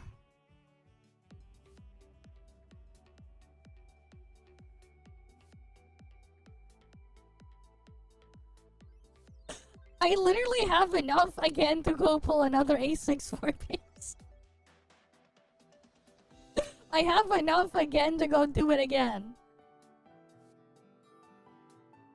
I straight up have enough to do that again. Just from what I'm sitting on. It's basically just mostly cosmetics. And the other thing.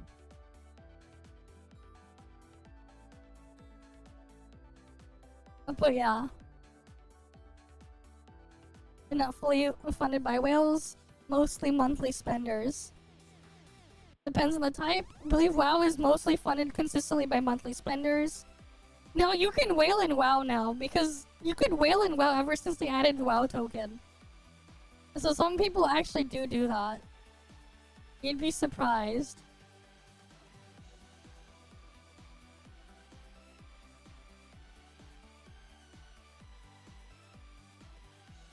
Yeah, ToF at least 10 years.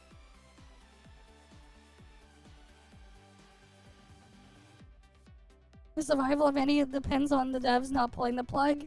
But yeah, the devs being good or the players being smart absolutely nothing to do with the game, yeah?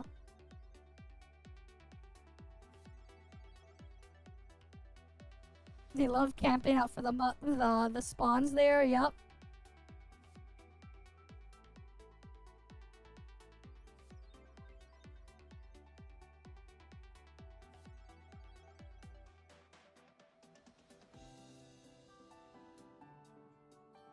But yeah, there we go. After 20 years, we looped back. Except it doesn't play like WoW.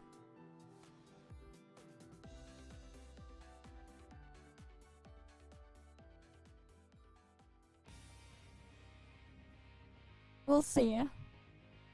But they thought ToF dead. People are saying they quit since 1.0 already. You're still playing, there's still lots of players, easy to find groups, yeah? Yeah, something being free or something else being paywalled. Who knows what they're gonna do? It's probably just gonna be cosmetics. It's very likely they're just gonna monetize the cosmetics like they already have been.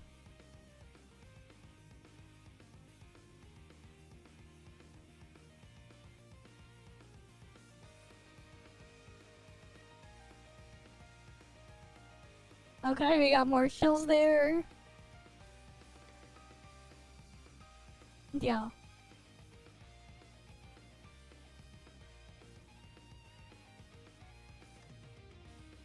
And they're just going there.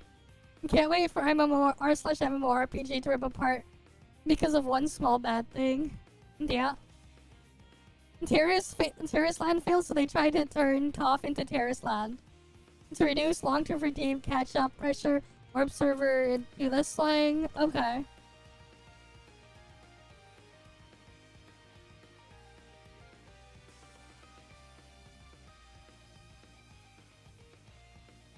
Okay, sure. They were never like ToF? Sure. Seasonal model is exactly like Terrace Land. The game has early pre-launch drama with YouTuber Spid. Removal of the no pay to win. Yeah. Lying about the gender lock for classes. Massive time gating. Very lacking in content. A very pay to win stone system. Broken and badly designed battlegrounds easy to break. PvP putting pre-mades against random. Catch-up mechanics so massive it feels pointless to actually play the game. And then WoW relaunched in China, damn. Yeah, it's like, why play Terrace Land when you can just play WoW?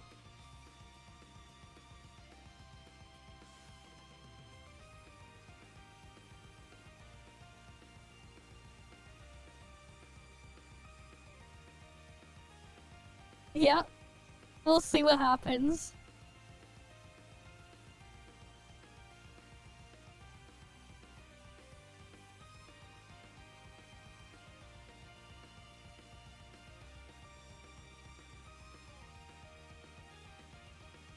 Yeah, because like they're not the same type of game there.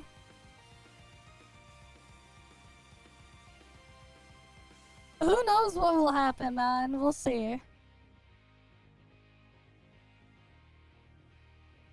Anything else here? Event calendar. Okay, we got event calendar. Alright.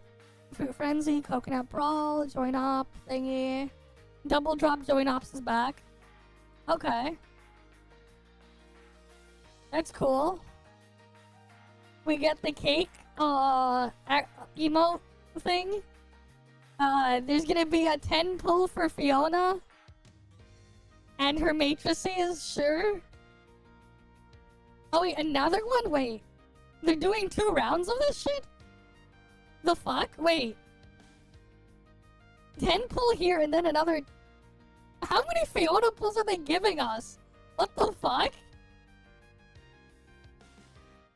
They're giving us a bunch of pulls for Fiona, what the hell? Her matrices are kinda crap now though. Unless you're playing Benediction. And then supply run stuff. And then there's gonna be 20 pulls for Hipper there as well. Usual shit. Cool. And then the other sign-in rewards. Yep. Alright, cool.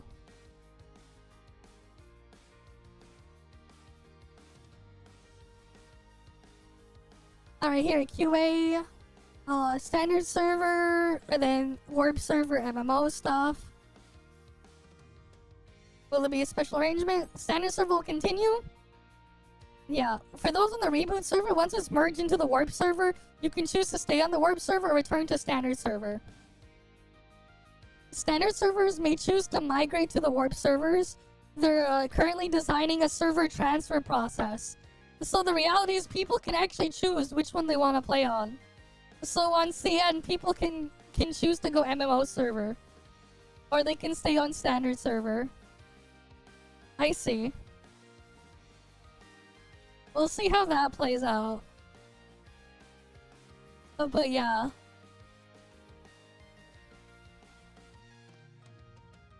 But yeah, how will the collab simulacra weapons be handled? I do wonder.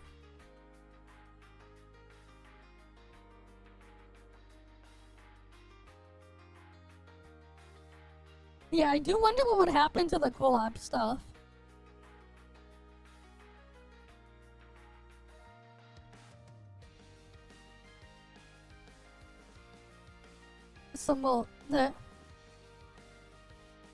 And Ray and Oscar will have some changes, apparently. I don't know what the hell's going on with your connection. But yeah, just like the title said, CN Classic, which is the reboot server EoS, but for MMO server. They're basically doing that. But like, it also makes sense. The warp server does basically do what the reboot server tried to do, but a better version of that, I guess. Oh yeah. As I said though, we've been live for over 6 hours. I think though this is just a good place to end it off then, right? We went over the news of everything,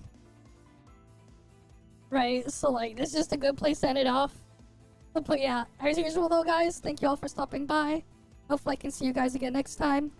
You guys have a good day or night or whatever. I'm gonna go get some sleep. But yeah, hopefully you can actually stay connected to ToF though, Kamaki. But yeah, see you guys. See ya.